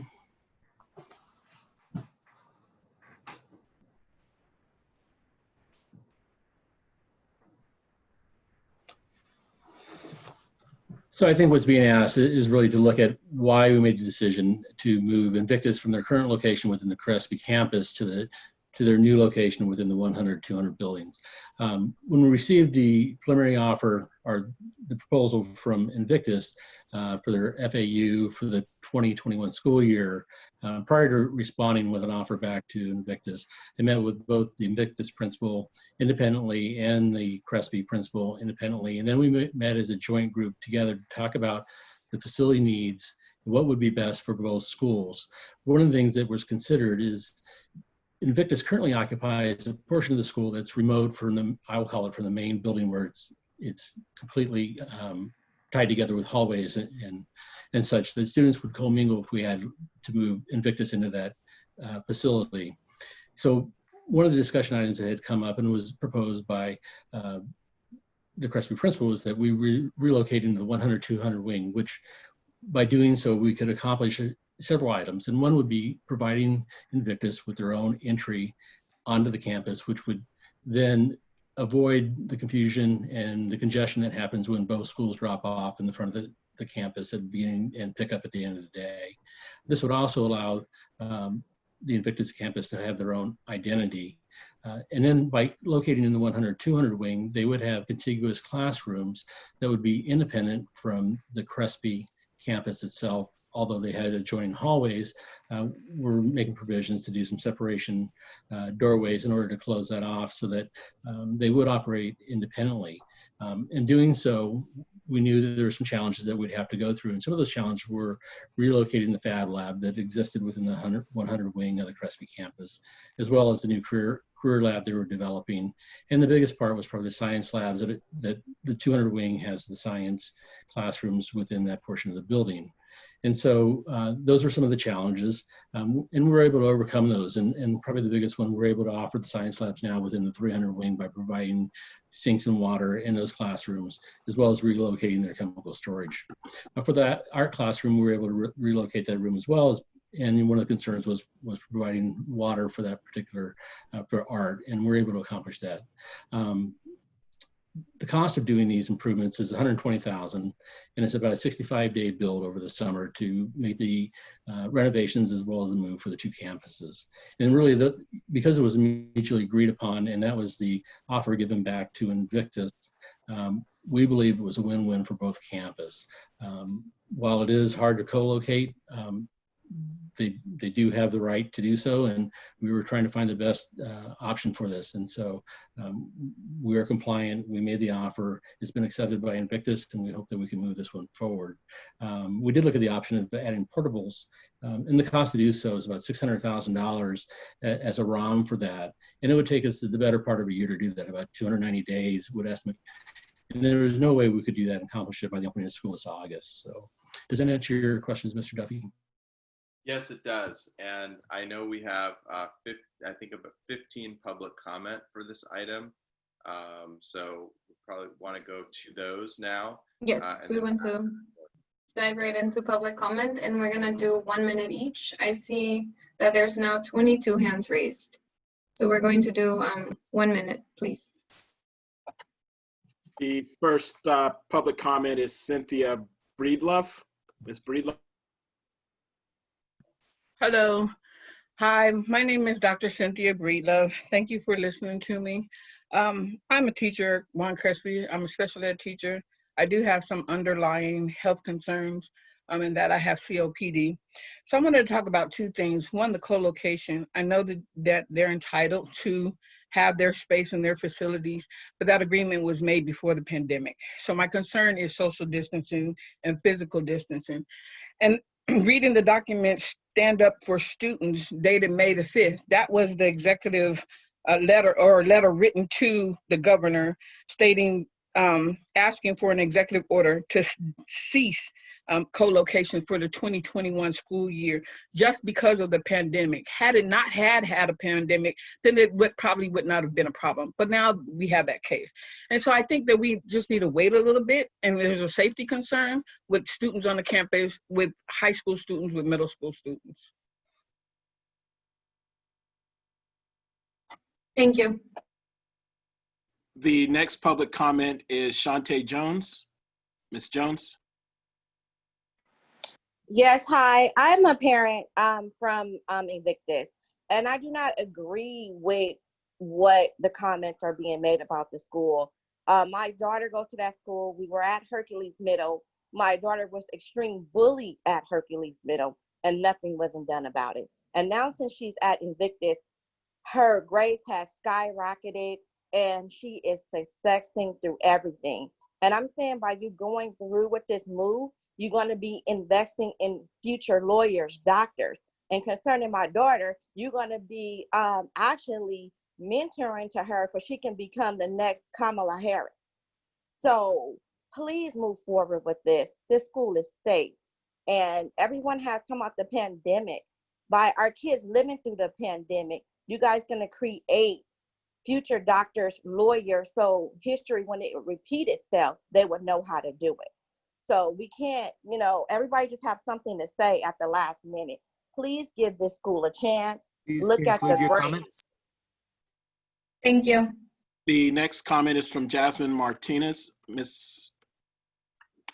Hi, yes. I just want to say that the staff and administration have been extremely supportive, transparent. They have excellent leadership. It reflects in their staff and students. The curriculum is excellent there, and they have amazing teachers. My children have received wonderful support there.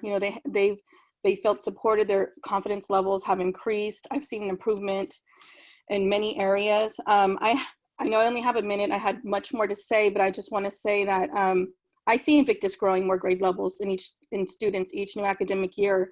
If it wasn't from the recommendation that I received from another parent who our children went to school previously for, I would have never known how great this school is. So I'm very grateful, and I see recommendations from parents to parents happening in the community. And I see a brighter, bigger future for Invictus to handle more students. So I really want to see this growth happen. And my children are very happy there, and their anxiety levels are much lower than it used to be. They've been bullied at many other schools in the district. So thank you for hearing me again for the second time. Thank you. Thank you. The next public comment is from Gautam Thapar.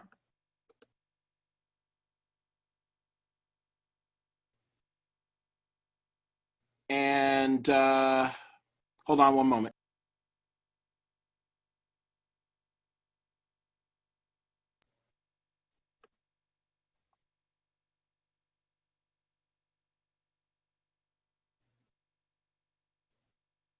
Invictus and respond to some of the mischaracterization about our school community that is circulated online. Let me be very clear. The space that was allocated to Invictus was specifically selected by Crespi's principal. If you look at our original request, which is documented, you'll find that we requested 3 adjacent classrooms to those that we currently utilize. Crespi's principal rejected this plan and instead selected the one that's before you today. Even though this proposal allocates 1 classroom for every 20 Invictus students, but 1 classroom for every 10 Crespi students, which is clearly not reasonably equivalent under Prop 39 law, we thought it best for our working relationship with Crespi that we make it work. In sum, our school accepted less than our legal share of space and agreed to the exact plan proposed by Crespi's principal. Given these facts, I hope the board will recognize that our team has done what it can within reason to collaborate and coordinate the best possible space sharing relationship, even if it's not ideal high school community. We recognize and empathize with those at Crespi who have expressed frustration about the co-location and space sharing. We share many of the same issues. Please conclude your comments. Thank you for your time today. Thank you. The next public comment is from Maria Ibarra. Ms. Ibarra. Good evening, everybody. Well, I'm a parent of an Invictus school student. And as a parent, I can say that we actually won the lottery. I used to commute 1 hour to 1 hour and 25 to take my daughter to a school that I thought it was the best for her for 2 years, not knowing that in my neighborhood I have one of the best schools. When you have a kid that wants to really go to school, when she wakes up enthusiastic and she wants to really attend her school, it's just priceless for a parent. The time, the enthusiasm, the effort that the teachers and staff put on their kids' educational growth at Invictus is just what a parent would want for their kids. And as a parent, I think that middle school is the foundation for their education. And I'm really glad that we found Invictus. Please give them a chance. Thank you. Thank you. Next is Jamaica Taylor. Hi, I'm a parent to a student there at Invictus, and I just want to speak. I hope you guys will allow my son, because we have to share a computer, to speak for a moment as well. But I did want to speak to the rhetoric around the safety about Crespi feeling like everything is unsafe there. With Invictus sharing the campus, my son was jumped at the end of last year by 2 Crespi kids at the Target right down the street from the school, and nothing was addressed in a timely manner. I actually, after having a C-section, had to lug me and my child up to the school to get any sort of conversation from the principal, and nothing has been implemented since then other than a piece of paper signed by us about, I guess, their plan of action. But since then, Mr. Thopper has put someone down there at Target to make sure that the kids are walked to school safely, and the school is awesome. My son is continuing to thrive, and his safety and the safety of Crespi kids has not been in jeopardy since. Thank you. We're gonna allow you to talk. Next, public comments from Minty Sandhu.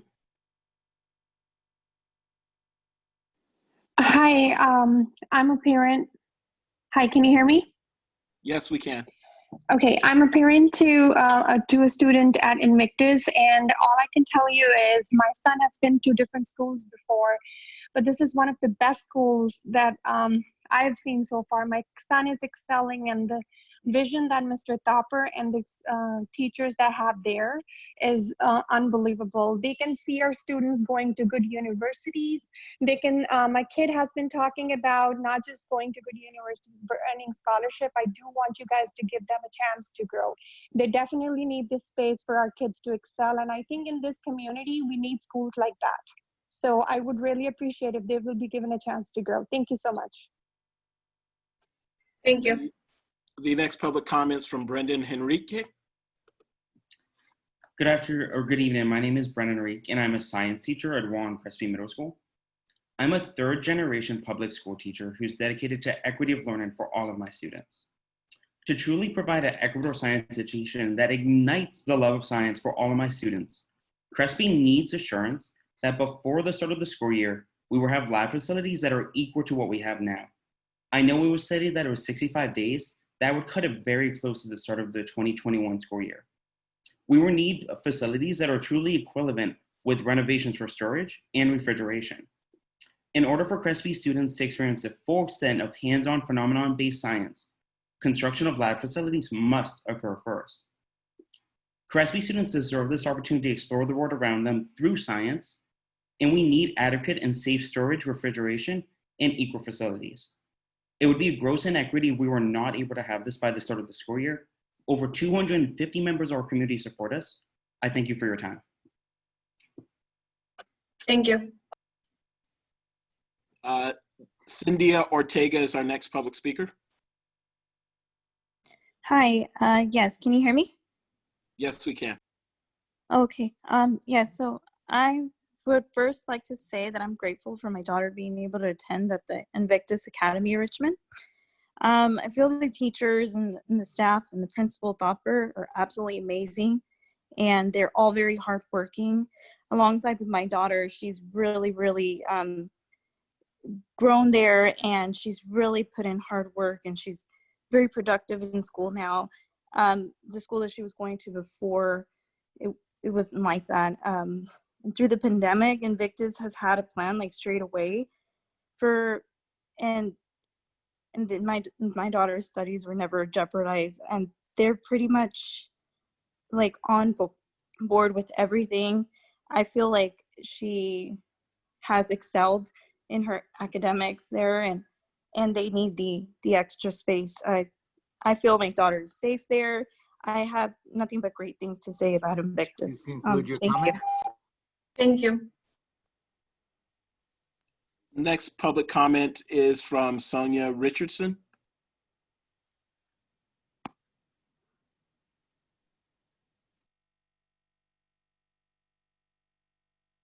Ms. Richardson? We'll move on to the next public comment. Maya Burton.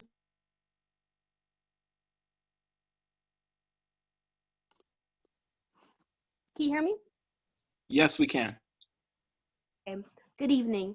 I'm Maya Burton, an 8th grader at Invictus. I've attended Invictus for 2 years now. Throughout these years, the education provided by Invictus has helped fill gaps left by past schools. During this time at Invictus, I've not only grown as an individual, but I've had an opportunity to form bonds with both staff and students. I have also seen time and time again our principal and fellow staff members shift our schedule to not interfere with Crespies. Another thing that stuck out to me is how great a job the staff do making a safe and stable environment. I ask that you approve the agreement. Thank you for your time. Thank you.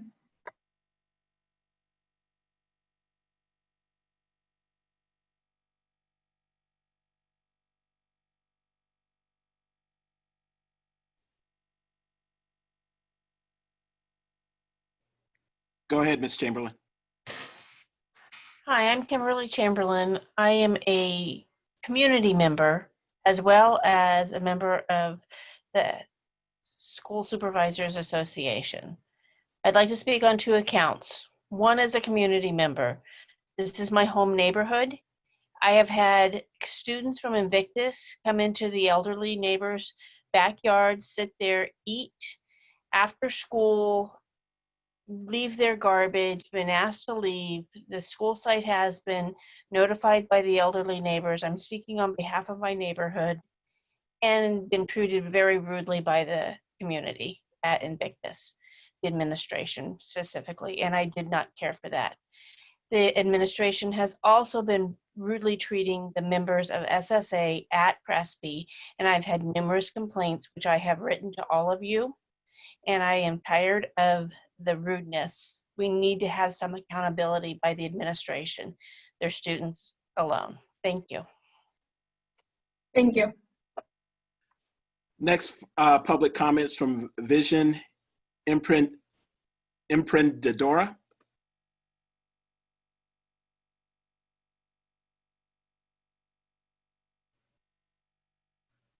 Ms. Go ahead.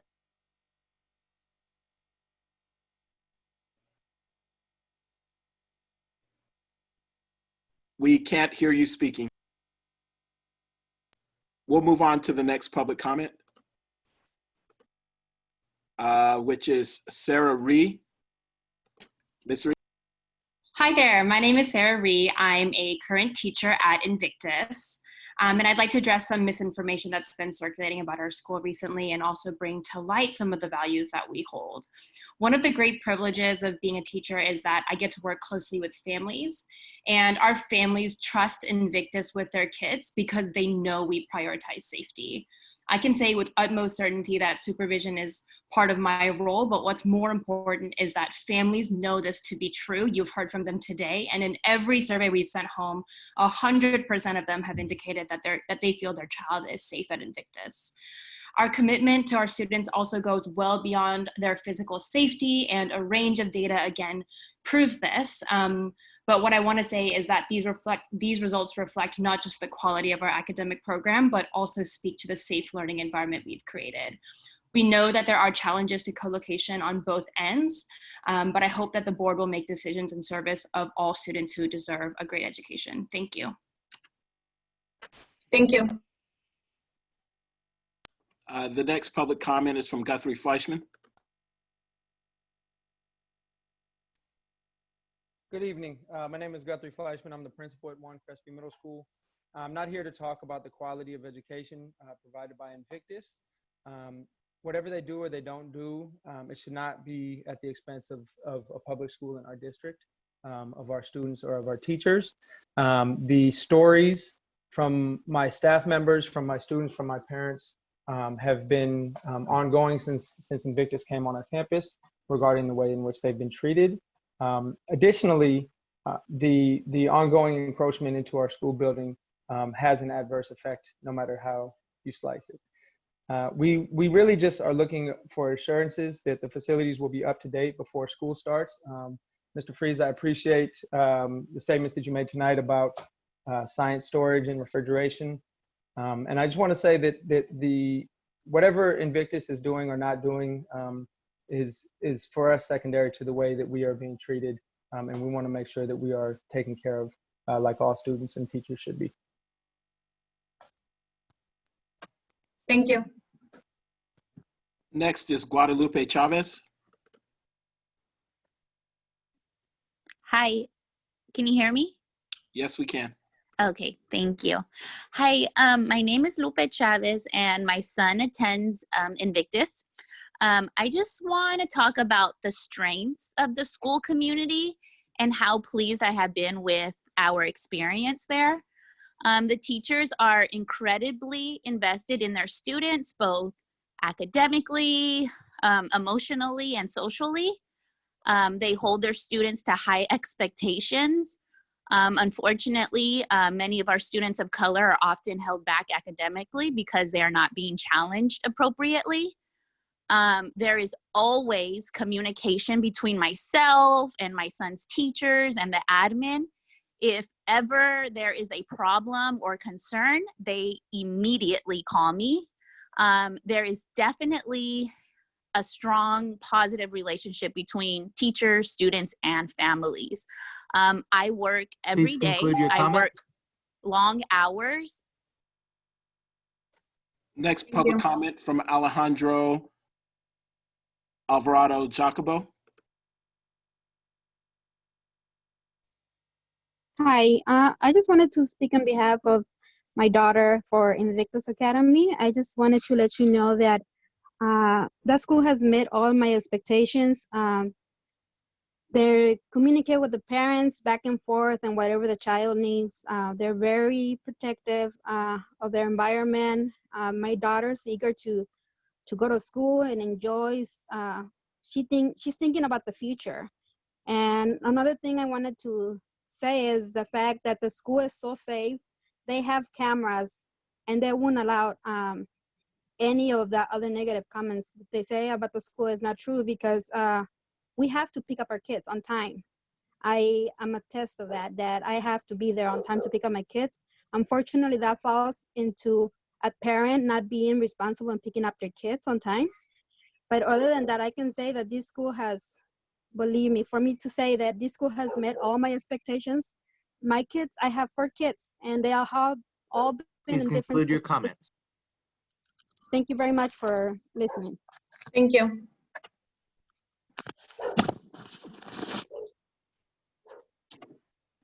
Next is Kristen Mason. Can you hear me? Okay. My name is Kristen, and I'm an Associate Dean of Students at Invictus Academy. I want to begin by stating that the letter that has been circulated regarding Invictus Academy is certainly not an accurate representation of our school. As a former behavior technician and faculty member who works on school culture, I personally supervise our students every morning from 8:00 a.m. to 8:30 a.m. and supervise the main interest from 8:30 a.m. until 8:45 a.m. to ensure student safety and keep track of students that are tardy. As an African American that was born and raised in this community, I would not work for an entity that would even remotely resemble the school that was described in the letter that circulated. The school that was described was not the school I work at. I would have loved to have the opportunity to receive the education that we provide to our students at Invictus. The structure and systems we used work, and so many of our kids have made huge growth because of it. It is saddened to have my work portrayed this way Include your in the comment. community. Just thank you for your time. Thank you. Next comment is Monica Votto. Hello. Yes. Yes. Good evening, everyone. I'm a parent of an 8th grader at Invictus Academy, and I have 2 older children, and I chose to send my youngest son to Invictus. I'm extremely grateful for this school as an exceptional option to ensure my son's success. I've attended every meeting and have always been very impressed with Mr. Thopper's leadership and enthusiasm, as well as the hard work and engagement of every teacher and staff member. Expectations of the students are extremely high, including students and staff, which I'm very pleased about because it assigns accountability. And I just am very disheartened to hear things that I think are untrue, because we all pick up our kids on time. And I just don't feel that there's maybe there's a misunderstanding in the community, whether it is Invictus students or not. I would really like to question that. Communication is a top priority at this school, so I consistently know what Please is going conclude on. your comment. Thank you. Thank you. Next public comment from Emily Joy. Ms. Joy. Hi, yeah, my name is Emily Joy, and I'm the Restorative Practices Lead at Invictus. My goal in speaking with you today is to talk about my experience as a staff member at Invictus for the last 2 years, so you all can have a better idea of what goes on at our school and paint a different picture than that of the letter that was already discussed in the meeting. A little bit about me and what brings me to this work. Restorative Practices has been my North Star since joining the education field 7 years ago. After earning my master's in education with a focus on restorative practice, I can say firsthand how proud I am of the work being done at Invictus. Our entire staff's unyielding focus and motivation to move away from the traditional punitive measures used in most schools and towards these practices that develop empathy, respect, and mindfulness remain at the top of my list of reasons why I love working at Invictus. I've worked in a lot of different school districts and schools that claim that they're restorative, but do not do their due diligence in investing the time and resources in appropriately training their entire staff on these practices. I Please look forward to conclude your my comment. Invictus and the ability to serve more students.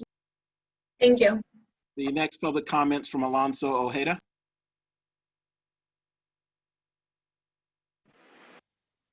Good afternoon, everyone. My name is Alonso Ojeda. I am a 8th grade student at Invictus, and I'm here to say that Invictus is a really good school, and I've had a really good year there. By far the best school I've gone to. My teachers help and push me to reach my goals and make sure I am safe each and every day.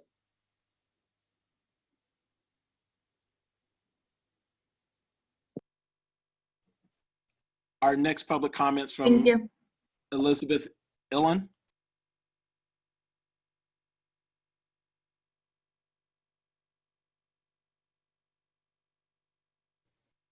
Miss Illen or Ilan? Hello? Yes. Oh, I'm sorry. Hi, I'm here to support Invictus Academy. I have 2 children and attend that school. Truly, it's the best school ever by far. The teachers are always going on and beyond to support our children. I love the structure. They do tremendous job communicating both with us as parents and the children. They have an excellent discipline system that doesn't only focus on the negative, but also the positive. I really like that. They do an awesome job rewarding the students for good behavior. I believe that Mr. Topper and the teachers are guiding the students for a great future ahead of them. And I just grateful to have that school. Thank you. Thank you. The next public comments from Landa Robertson. Ms. Robertson. Hello, can you hear me? Yes, we can. Hi. So I have a son that attends Invictus. I transferred him from Hercules Middle, and since he's transferred to the school, I've had nothing but greatness from him. His grades have improved. He has not had any issues. I'm a mother that drops him off in the morning. They have staff there in the mornings to see the children, make sure they're safe, you know, coming up and down the school in the back and in the front. His dad picks him up in the afternoons. I've been there late picking him up sometimes, and there has been staff there after the school hours waiting with the students from time to time. I really appreciate the teachers. There's been great communication versus when he was at the other school. So I really appreciate the teachers, the staff there. They do such a great job, and I really, really hope that you consider all the good things that you're hearing in regards to the school versus the negative, because the negative is not true. Thank you. Thank you. Kenitra Mitchell. Ms. Mitchell. Hi, can you hear me? Yes, we can. So I'm Kenitra Mitchell. I'm the community school site director at Crespi, and I've heard a lot of the parents, students, and staff of Invictus talking about what quality education and how safe they are. I'm not disagreeing with that. I just want our district to understand that our facilities for the students at Crespi need to remain equitable so that they can receive the quality education they deserve. It shouldn't be at the cost of Invictus receiving more to our students receiving less. I know that Gotham spoke to Invictus having 20 students to a room and Crespi having 10. It's not the number of students, it's the actual facility. So the things they're losing, like they said, sinks and things for science like storage and chemical storage and refrigeration, and just knowing, like Dr. Breedlove said too, with the pandemic, that we are keeping a safe social distancing and not adding more students to a smaller space. Thank you. Thank you. Next is Jamaica Taylor. Hi, this is Christian Taylor, Jamaica's son. I am an 8th grade student at Invictus, and the safety environment and the precautions they take to keep us separated from Crespi students is very high. We are greeted by Mr. Thopper every morning at the front door, and we are separated from them in the morning. During class time, we stay inside the classrooms, and the hallway is to be 100% silent so that we do not disrupt the Crespi environment. If we do, there are consequences such as weak moves for even like whispers or giggles in the hallway. We are to always be 100% silent. We are to never disrupt their environment. Usually we can hear Crespi students in the morning from 8:30 to 8:45 when our lessons start in the morning. Thank you. Thank you. The next is Ryan Guzne. Hello, I'm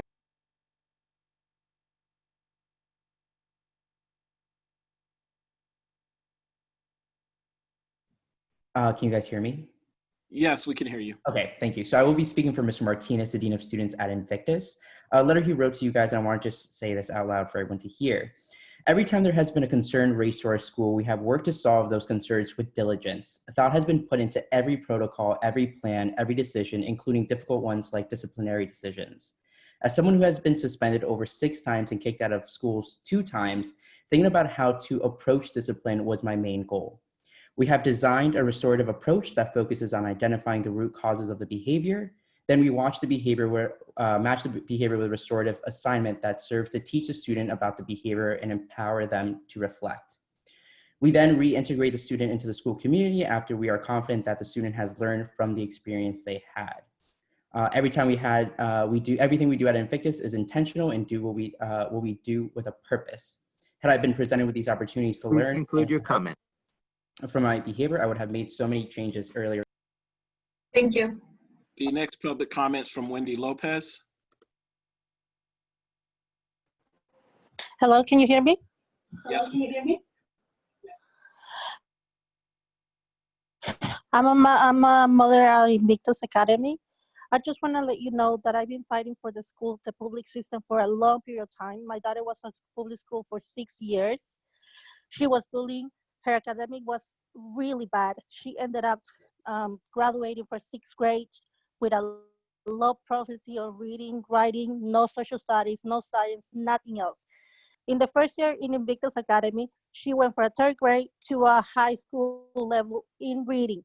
Math, she's helping the teachers. She's learning about science and social studies, debate, and so many things. I don't say don't worry for the school system, but just give us what we need, the space. Thank you. Next is Sonia Richardson.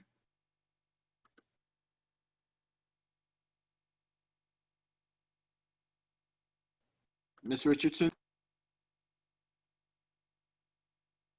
Moving on to the next public comment, phone number ending in 186.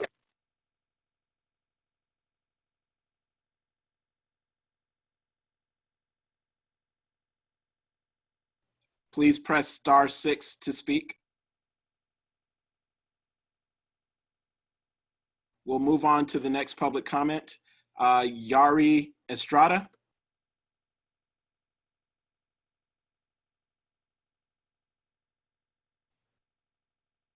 Mr. or Ms. Estrada?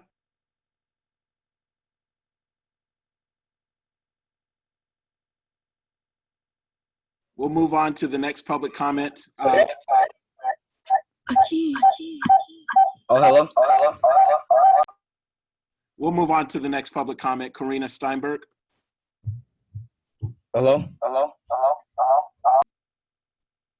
Hello. Hi, this is Karina. I'm a parent. My son goes to Invictus. And I just wanted to say that the safety of the kids at the school is something that I've never seen before. My son was at Hercules Middle last year, and I'd be up on campus and I would see just a lot of roughhousing, and that is something that Invictus does not allow. And I understand that maybe that there may have been issues. I highly doubt it from what I've seen because of how quickly the kids are picked up. But I don't think the actions of 1 or 2 students should vilify the entire school. And I can see that there is a significant pressure put on the students to just behave properly and respectfully. And I've seen a difference in my son academically, personally, and I'm just really appreciative of the school. And I just really want that to be seen, to be focused on. So thank you. Thank you. Next is Asiel Martinez.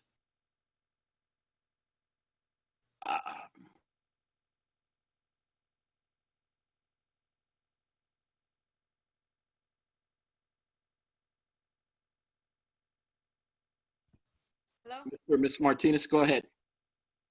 Hello? Yes, we can hear you. Hey, my name is Asael Martinez. I am a student at Invictus Academy. I'm in 8th grade, and I'm here to speak about my experience at Invictus. I feel like I've grown academically at Invictus. I feel like I've been taught more here than I did in my other elementary schools. Though at the beginning of the school, I thought it was hard because of all the rules, but then after I started liking it because it helped me improve my education, and the rules also pushed me to have better goals. I know schools have expected students to get grades, send grades to parents, but in my past elementary schools, we never got parents never got grades. Victus, we did. Thank you for taking your time to listen to my experience. Thank you. The next public comments from Selena Leaf.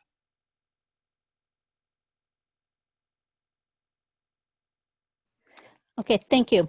When my daughter started Invictus, she was very shy, inward, and had trouble communicating to others, and was struggling in several subjects. Since she's been at Invictus, her verbal skills have doubled, all academic skills have excelled, and she feels safe for the first time in school. She's no longer getting bullied. She feels like she can speak openly in class and loves the rigorous schedule that Invictus has offered. Principal Thopper greets every student every morning upon their arrival. I have never experienced anything like this at any school before. During this pandemic, the teachers have ensured our children continue to strive by ensuring that they have their computers at home, that they're logging in every single morning, they're holding Zoom calls, which is very just amazing to even experience. I hope you approve the expansion of Invictus Campus to allow my child to continue to grow and excel. This is an amazing school with outstanding teachers and staff. Please conclude your comment. And so I just hope you approve the expansion of Invictus. Thank you. Thank you. And our final public comment, it will be from Rhonda Burton. Ms. Burton.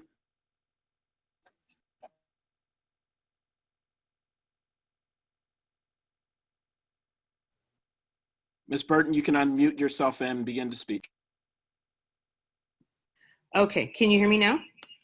Yes, we can. Okay, good evening. I'm a parent of an 8th grader at Invictus and parent representative on the Invictus board and one who strongly believes in school choice. It shocked me to read a recent post on my neighborhood message board that did not accurately reflect what I know to be the Invictus community. When looking for a middle school for my child, I wanted an environment that was safe, had teachers and staff who cared about their students and provided academic rigor. In light of the pandemic, we have never missed a beat. Online education has persisted and continued. The space that has been allocated to our school was determined by the Juan Crespi principal, and I remain perplexed now that this proposal is causing conflict. I ask that you approve the Invictus Academy's facilities use agreement. Thank you. And that concludes public comment. Everyone else who has their hands raised joined way after the public comment began. Thank you. Thank you, Mr. Walton. Thank you to everybody from the community who shared their public comments with us tonight. It is 10:45. Mr. Duffy introduced this item. It's the same item that we looked at last week, and it has the presentation that Mr. Duffy went over. Board members, I'm not sure if someone is ready to make a motion or if we need a few minutes to discuss it. I would like to know, it's 10:45, so I want us to make sure that we move with this effectively and swiftly. Trustee Phillips, Trustee Lara, Trustee Cuevas, and Trustee Panas. President Hernandez-Jarvis, I'd like to move we extend the meeting to 11:15. I'll second that motion that we extend the meeting until 11:15. Can we please take a vote, Board? Phillips, yes. Laura, yes. Cuevas, no. Panis, yes. Hernandez-Jarvis, yes. Student Trustee Vasquez-Amala? Yeah, you know I'm in until the end. Yes. Motion passes. Student Trustee Vasquez-Amala voting yes. 4 yes from our trustees, 1 no. Trustee Cuevas, 0-0. Thank you. Okay, so now Trustee Phillips, if we can start with our comments in that order. Trustee Phillips, Trustee Lara, Trustee Cuevas, and Trustee Panas, and our student trustee as well. Thank you. Do you want to start with the student trustee? He was If before our me. student trustee prefers to, that's a great question. Thank you, I'll Trustee go Phillips. last. Thank you. I don't blame you. So the first thing that I want to do is be very clear about what this item is not about. This item is not about the academic performance of Invictus. This item is not about whether Invictus is a good school. And this item definitely is not about whether Invictus should continue to exist. I'm saying that because I'm listening to the comments, I'm receiving emails, and I think there's a lot of confusion about what this item actually is about. This item is about space and what additional space Invictus will get at the Crespi campus. So I just want to start out by clarifying that so we're all on the same page. Now, at the last school board meeting, I brought up the idea of portables being put in place at Crespi for the use of Invictus. Since then, we've been informed that it will cost us approximately $600,000 to put in those portables.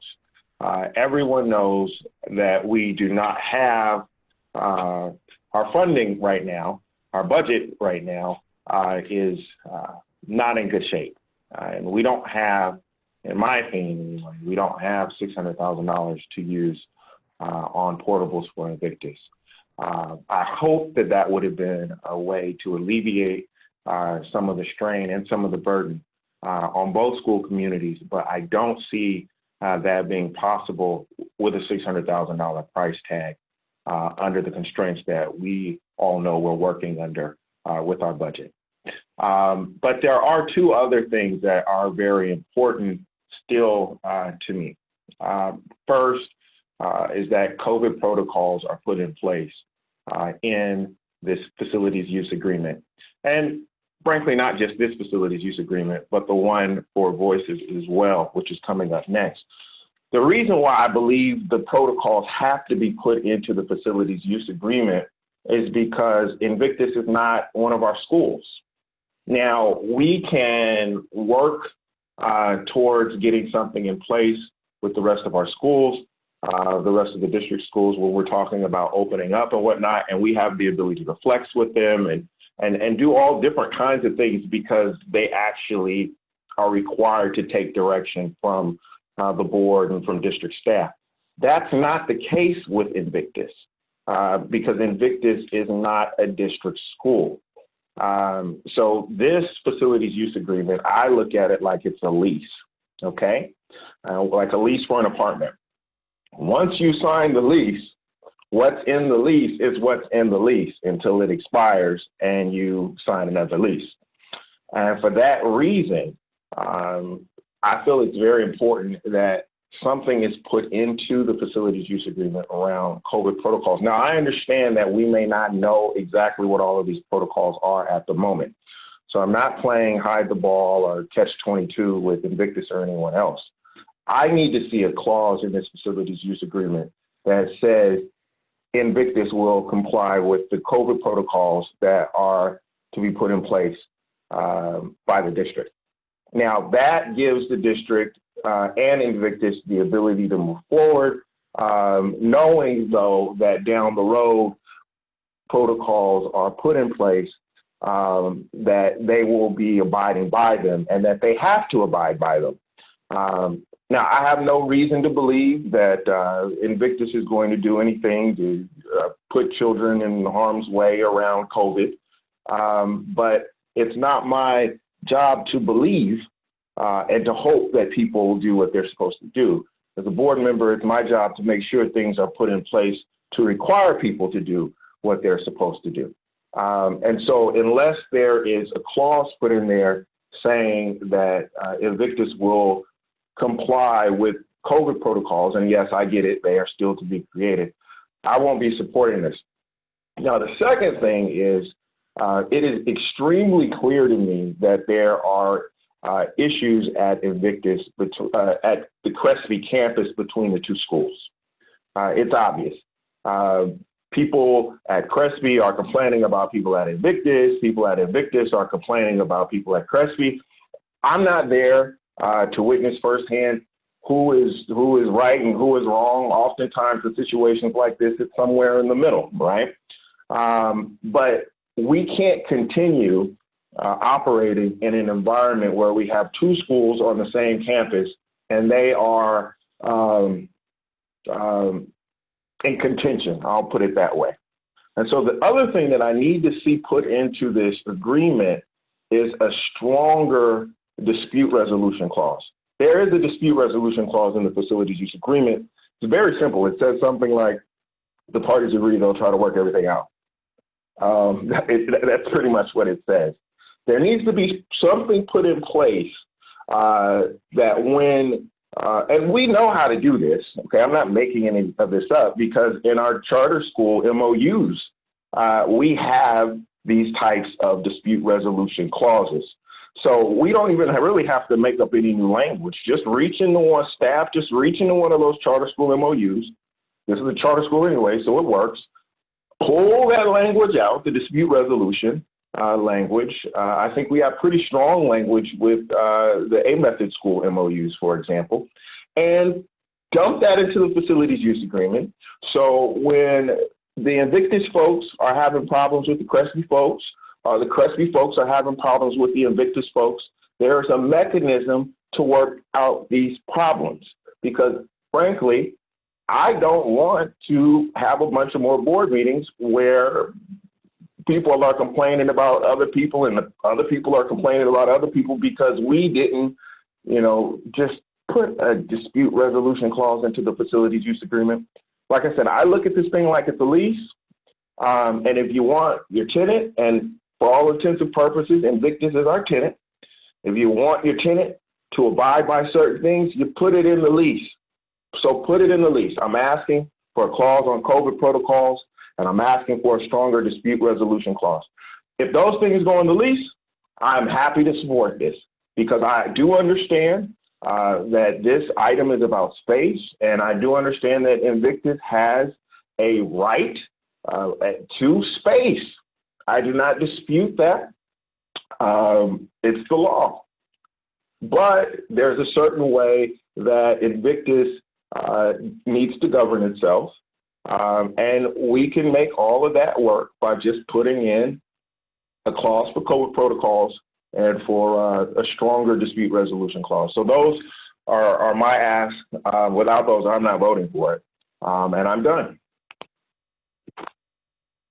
Thank you, Trustee Phillips. Trustee Lara? Yes, thank you, President Hernandez-Jarvis.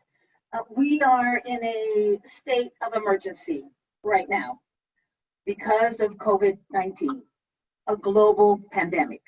We don't know if there'll be a second wave. We don't know. On February of 2019, this board passed a charter school expansion moratorium resolution. So we led the state in that. So what I'm doing is I'm calling upon our board to vote to enforce this resolution and vote to put a pause on any expansions of any co-locations for the charter schools in light of COVID-19 and the need for there to be health and safety priorities for our children for next year. And if we've got jamming people onto campuses without enough space, then that's not going to work. So I'm referring to our past charter school expansion moratorium, 2019, February. So we have that on the books, and I think we should enforce that. So I'll be voting no on this. Thank you. Thank you, Trustee Lara. Trustee Cuevas? I don't have any questions, just quick comments. One, I do think that this is an issue isolated to our requirement to provide space. When I talked about win-wins, what I hear is the win-win is going to be ensuring that Crespi students receive what they need in replacement for what that win-win is. I think the deeper issue for me on the COVID concerns that are being raised, I think they're there. I think they're real. I just don't necessarily know what the point of them is, other than to put a clause in there that would say this whole thing is mute. Should COVID have implications on the district being able to fulfill those needs, and I guess we'll know when school opens up. But the challenge is that the underlying issue is that this is for a year. This doesn't solve the problem that there is a growing expansion for this charter school, that there's no place to put them. And I think they understand that what the implications are whenever you co-locate. I think they understand that very clearly. I don't think it's necessarily something that they feel there's no pain. I think there's pain there for both them and for Crespi. but I still, I'm kind of really trying to listen to, I'll be listening to everybody else's comments, but I do think the question at hand is what are we required to provide by law? I agree with board member Lara that we should hold fast to a moratorium, but the problem is that moratorium is a local moratorium and will still be liable for the law that says we got to provide space. Just probably why the advocacy role is to get the governor to actually sign that executive order. So I'm just going to listen to what other folks have to say before I decide what I'll be doing. But I won't necessarily be supporting any plan that doesn't include an assurance that Crespi is prioritized as far as replacing what the space implications are for them. Thank you, Board President. Thank you, Trustee Cuevas. Trustee Panas? Thank you, Board President. Thank you, President Hernandez-Jarvis. So I just want to ask Mr. Freeze and make sure we're all clear on this. So we think at Crespi, we can give them storage, refrigeration, and running water for science labs, equivalent to or better than what they have right now, and we can do that in 65 days or 66 days before, not 3 seconds before school starts, sort of. So yes, we're going to provide equal facilitation to what they had. Keep in mind what they had is very outdated in those rooms as it is. So we'll be providing running water, refrigeration for their program. And to the extent it was outdated, it'd probably be better than what they have right now. Would that be correct? Correct. Okay. Okay, and I think that's really all my questions. I just want to make sure that we're giving the Crespi people, what they deserve, because they're all working hard at that school, trying to be successful. And so I don't really have any other issues. I guess that's it for me for now. Thank you, Trustee Panas. And Mr. Freeze, thank you for the presentation as well. I guess what I'm really thinking about this is that what has been presented is a short-term solution somewhat, because it's only for next year, 2020 to 2021. And I think that what I'm hearing is that safety of all kids is really key in this, and that's something that needs to be prioritized. I agree that we need to have something to stipulate what COVID-19 protocols should look like to keep social distancing in place and to keep all kids and staff and families safe, everybody who steps foot on campus. And I think that this is really part of a larger conversation about our facilities and the plans that need to be crafted for long-term usage. And I think this is something that Superintendent Duffy brought to our attention, that he wants us to agendize it for the board to really have a larger conversation about the facilities in the district in a meeting in the summer. So I want to reiterate that I think that safety is key.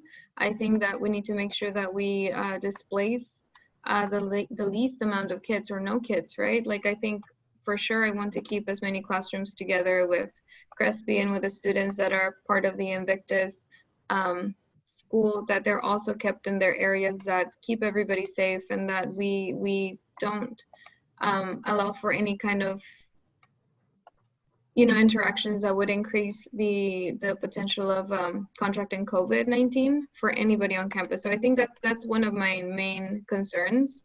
But again, I want to reiterate that this is also a one-year contract, not contract, a one-year agreement. And I think that it's part of a larger conversation that we need to have around facilities. And I think what I'm hearing from the board too, at least from Trustee Cuevas and Trustee Phillips, is around the social distancing COVID-19 protocols. And I'm not 100% sure if I can gauge if somebody's ready to make a motion with an amendment or with anything added to it. I want to give our student trustee, Dawood Vasquez-Simala, a chance to speak. And then after that, if a board member is ready to make a motion, it is 11:02. Thank you. I think I'm good. I don't need to speak. Thank you, Student Trustee Vasquez-Simala. So board, we President read. Hernandez Jarvis, I'm happy to make a motion. Okay, Trustee Panos. I'll move that we approve the facilities usage agreement with Invictus negotiated by the staff with the additional provision that it includes an agreement that Invictus will follow reasonable COVID protocols as put together by the district.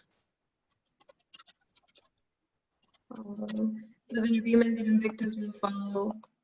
Reasonable COVID protocols as defined by the district. Thank you. Mr. Pettis, can I maybe offer a friendly amendment? Certainly. So not that I think the district would do something intentionally unreasonable, but my friendly amendment is to take out the word reasonable from your sentence. So it just says protocols from the district, or however you said it, but take the word reasonable out and to add a stronger dispute resolution clause. And with that, I will second the motion and vote for it. Trustee Panas. I'll accept that friendly amendment.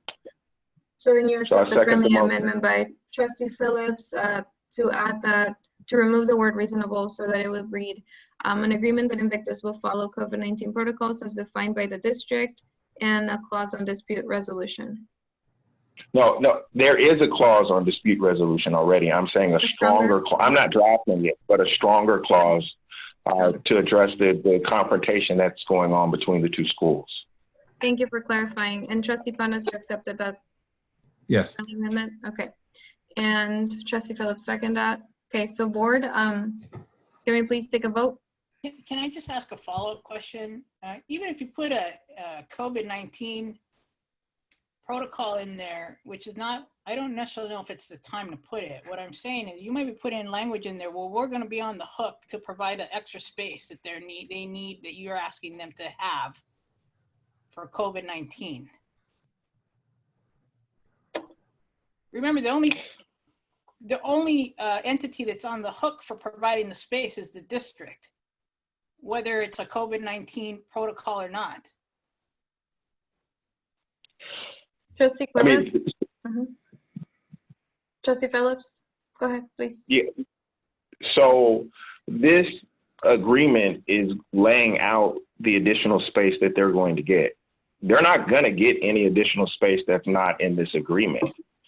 So the COVID protocols that will be created by the district, it will be given to them to follow. And this is just making sure that they follow them, which will keep them safe and will keep the Crespi folks safe as well. It's good for everybody, in my opinion. It is absolutely good for everybody, but where's the onus on who's going to come and have to provide that space if the protocol the district passes says there's only 5 students per every so many yards? Once again, the space that they are getting or would be getting for the coming school year is outlined in this agreement. They're not going to get any more space. But Mr. At least not this year. If guidance comes out on what's expected for schools to open that says you have to have more space, then wouldn't they legally be able to come back to us and say, give us more space? I think Trustee Cuevas and Trustee Phillips, if I may add, I think that I hear what you're saying, Trustee Cuevas, but I also think that if those kinds of guidelines come out to say that there's, only 10 students allowed in a classroom, 7 students allowed in a classroom, I think that's when the planning of the scheduling is going to have to be really innovative, because we cannot have all the kids at once at the school. Even for our own schools, the spaces are going to be limited. So we're going to have likely different shifts for different, days of the week and different cohorts. So I think that's when having that square footage really straighten away in this agreement, plus knowing that we don't know exactly how many students are going to be allowed. Okay, I'm just gonna defer on this one, just because I think it's we're adding clauses without without input from Mr. Sklar. So I'm not gonna get in the way of the board moving wherever it wants to go. I'll just make my vote appropriately. Thank you, Trustee Cuevas. Mr. Duffy, I don't think we have Mr. Sklar here or anything, but I don't know if you want to add anything to it before we take a vote. We don't have Mr. Sklar here. I think to Trustee Cuevas's point, you never know the full implications of sort of the language you're adding. And I think maybe what Trustee Cuevas is trying to get at is if the district has an agreement that its protocol will be 5 kids per classroom, but Invictus says we want to do 10 kids a classroom, are we now saying that they have to be held accountable to exactly whatever the district does by that clause, right? If we're saying something more general, like, you know, we'll check temperatures, you know, something like that. But if it's, you know, I think we just want to make sure that we're not creating language that's going to be a mandate to them that they may not legally have to follow.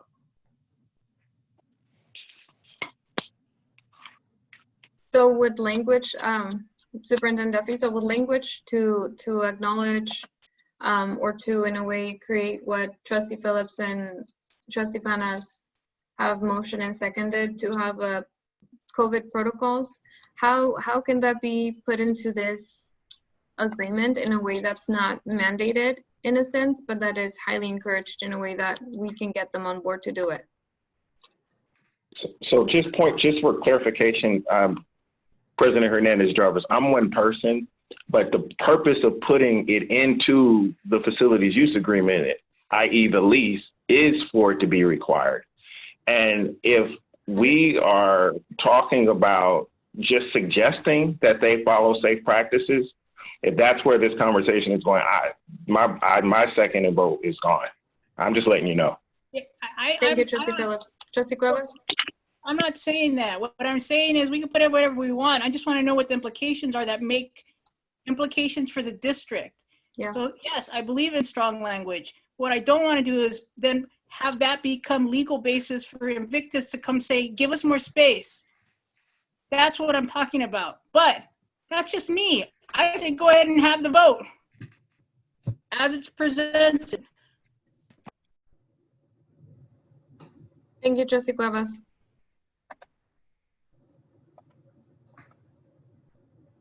Okay, so it looks like Trustee Phillips, Trustee Panas,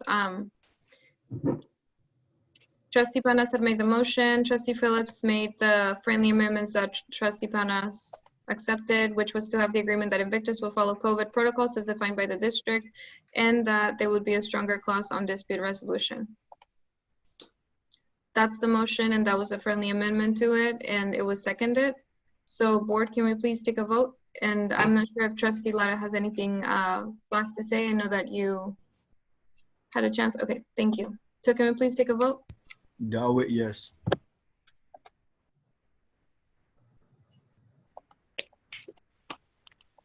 Phillips, yes. Lara, no. Cuevas, no. Panas, yes. Hernandez-Jarvis, yes. So the motion passes 3 board members voting yes, 2 board members voting no, Trustee Lara, Trustee Cuevas, Student Trustee Vasquez-Simola voting yes. Student Trustee Riddle absent. Thank you, board. So, Mr. Duffy, I think that if you can follow up with us, that would be great with information on this. And if you get any input from Mr. Sklar too, I think that it would be really useful for us. Sure. Thank you. We'll send language as it's put in there. Thank you.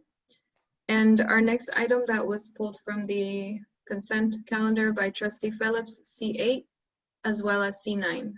So item C8 is the final facilities use agreement for Voices College bound language academies for 2020-2021. I keep putting myself on mute and then talking without taking myself off. I'm sorry. So I'm going to move C8 with the same amendments that we just did for C7. Second that. So we have the motion made to approve with the same amendments, and I'm going to read those amendments very quickly. So to approve C8 with an agreement that voices will follow COVID protocols as defined by the district and a stronger clause on dispute resolution. Okay, so board, can we please take a vote? Dowett, yes.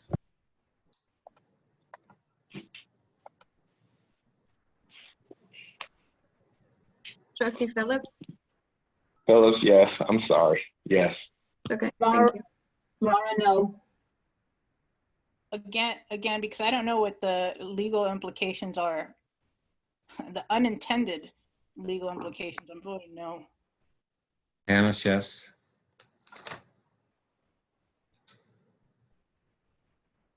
Hernandez Jarvis, yes. So the motion passes 3 trustees voting yes, 2 trustees, trustee Lara, trustee Cuevas voting no, student trustee Vasquez Zamala voting yes, and student trustee Rydell absent. Thank you, board.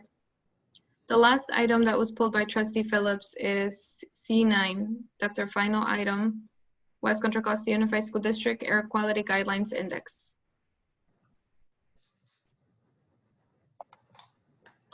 Thank you very much, President Hernandez Jarvis. So I have 2 concerns about this document. And so the first concern is when schools are closed, when it's mandated to close. So if you look at, matter of fact, it would be easier if we could just bring up the chart so people could see what I'm saying or what I'm talking about. Okay, so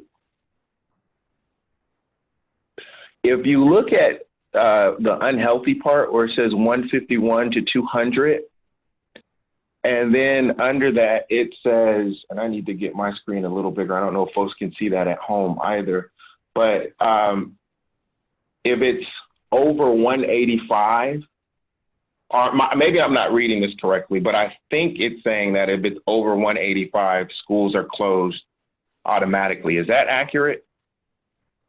Mr. Duffy, am I understanding that right? Yes. Trustee Phillips, could you repeat your question? I didn't catch it. So my question is this chart saying if the index hits 185 or goes over 185, that's when schools are automatically closed? Thank you. Yes, that's what this is saying. Okay, so my request is that the automatic close kicks in at over 200. So basically at very unhealthy. And this is why. If you look at what the suggestion is for unhealthy, it's not that people don't go outside. It's that everyone should avoid prolonged, or the following groups should avoid all physical outdoor activity: people with heart or lung disease, children, and older adults. That's what it says for the unhealthy category. So when we hit unhealthy, that basically means to me that we should cancel PE, because that's what the chart says. It says that you should avoid all physical outdoor activity, and everyone else should avoid prolonged or heavy exertion, which means playing outside, PE, sports, for example. All of those things should be canceled in unhealthy. But there's no indication from the description of unhealthy that schools should be closed. Now, if you look at very unhealthy, which starts at 201, that's where it says basically children shouldn't go outside, period. So for me, that means that's when you say children should stay home. School is closed, children should stay home because it's 201 or above. And this is not my personal opinion, really. This is me looking at what the chart says. So now, I get it that at 199, for example, or 185, for example, or maybe even lower than that, it may be some circumstance that requires school to be closed.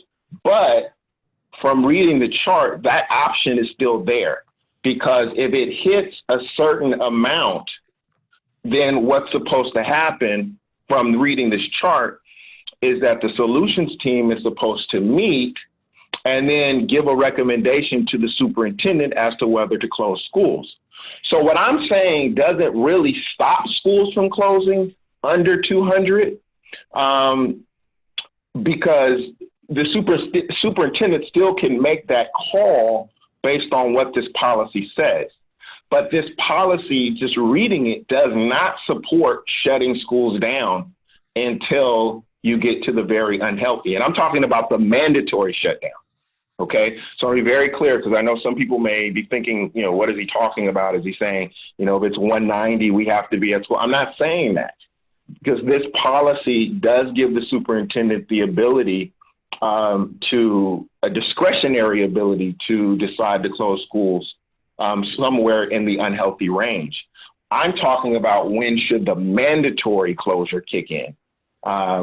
You know, to heck what the superintendent says, it doesn't matter, it's mandatory. I'm saying based on reading this chart, that should not kick in until very unhealthy, because that's when people are not supposed to go outside. Anything less than that, the chart says just don't do strenuous activity, i.e. PE and all those other things, which we would cancel. So that's my first comment. Basically, we are closing school mandatorily too early, based on what this chart says. And then the other thing is just a logistical thing for parents.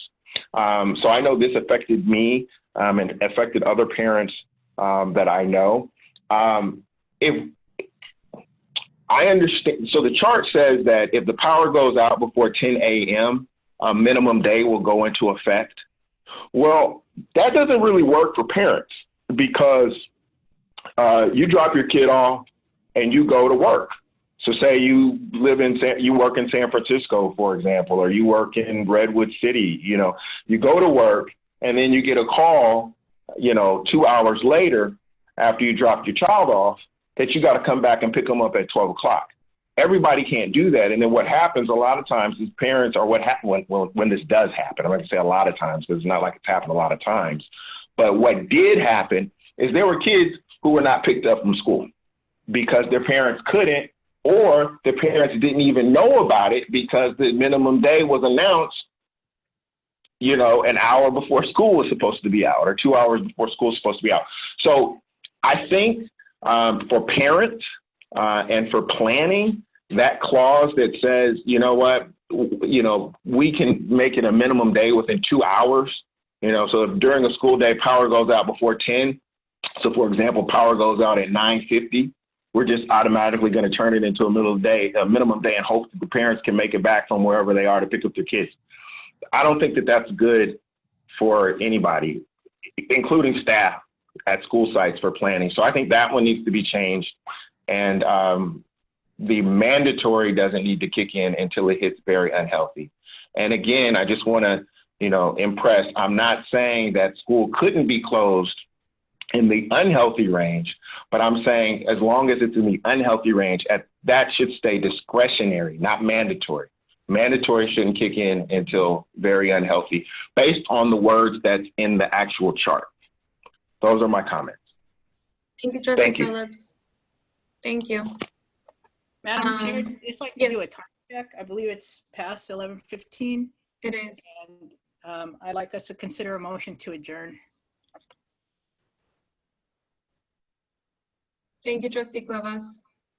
Are you making a motion to adjourn at this moment, or are you? Yeah, it's past 11:15, and I don't think this item is something we have to spend half an hour more till almost midnight discussing. We can take it up again. Mr. Duffy? That we've pushed this item and pushed this item, and the solutions team has spent a year on this item. I think the details in here have been thoroughly vetted. There's reasons why we chose what we chose. we want to get something on the books so we Okay. have it. We have some Okay. guidelines, and if we think it So- doesn't work for us, we can come back and revisit it. So I'll rescind my motion, Madam Chair, and actually make a different motion. I'd like to move approval of this item. Second that. Thank you, board. Can we please take a vote? I want to Or make a Trustee couple of Panas? comments. Trustee Panas, go ahead. Please, thank you. So I know that Trustee Phillips was saying we should move the bar up for mandatory closure. If anything, I just like to say I'd be inclined to want to move the bar down. I'm also concerned about like closing windows in buildings and stuff. That's, you know, mostly when we have bad air, it's hot. So I'm really concerned about keeping people inside on bad days. I mean, I understand the solutions team has worked really hard on this, and I kind of wish that they had set the bar below 185, but that's where it is, and I'm happy to support it. I'm sorry, I'm not happy. I'll go along with supporting it at 185. Thank you, Trustee Panas. Okay. Trustee Lara seconded Trustee Cuevas' motion. Trustee Lara, did you have any comments? No, thank you. And I support this index chart and the numbers on it as well. So can we please take a vote, beginning with our student trustee? Dawit, yes. Lara, yes. Cuevas, yes. Panas, yes.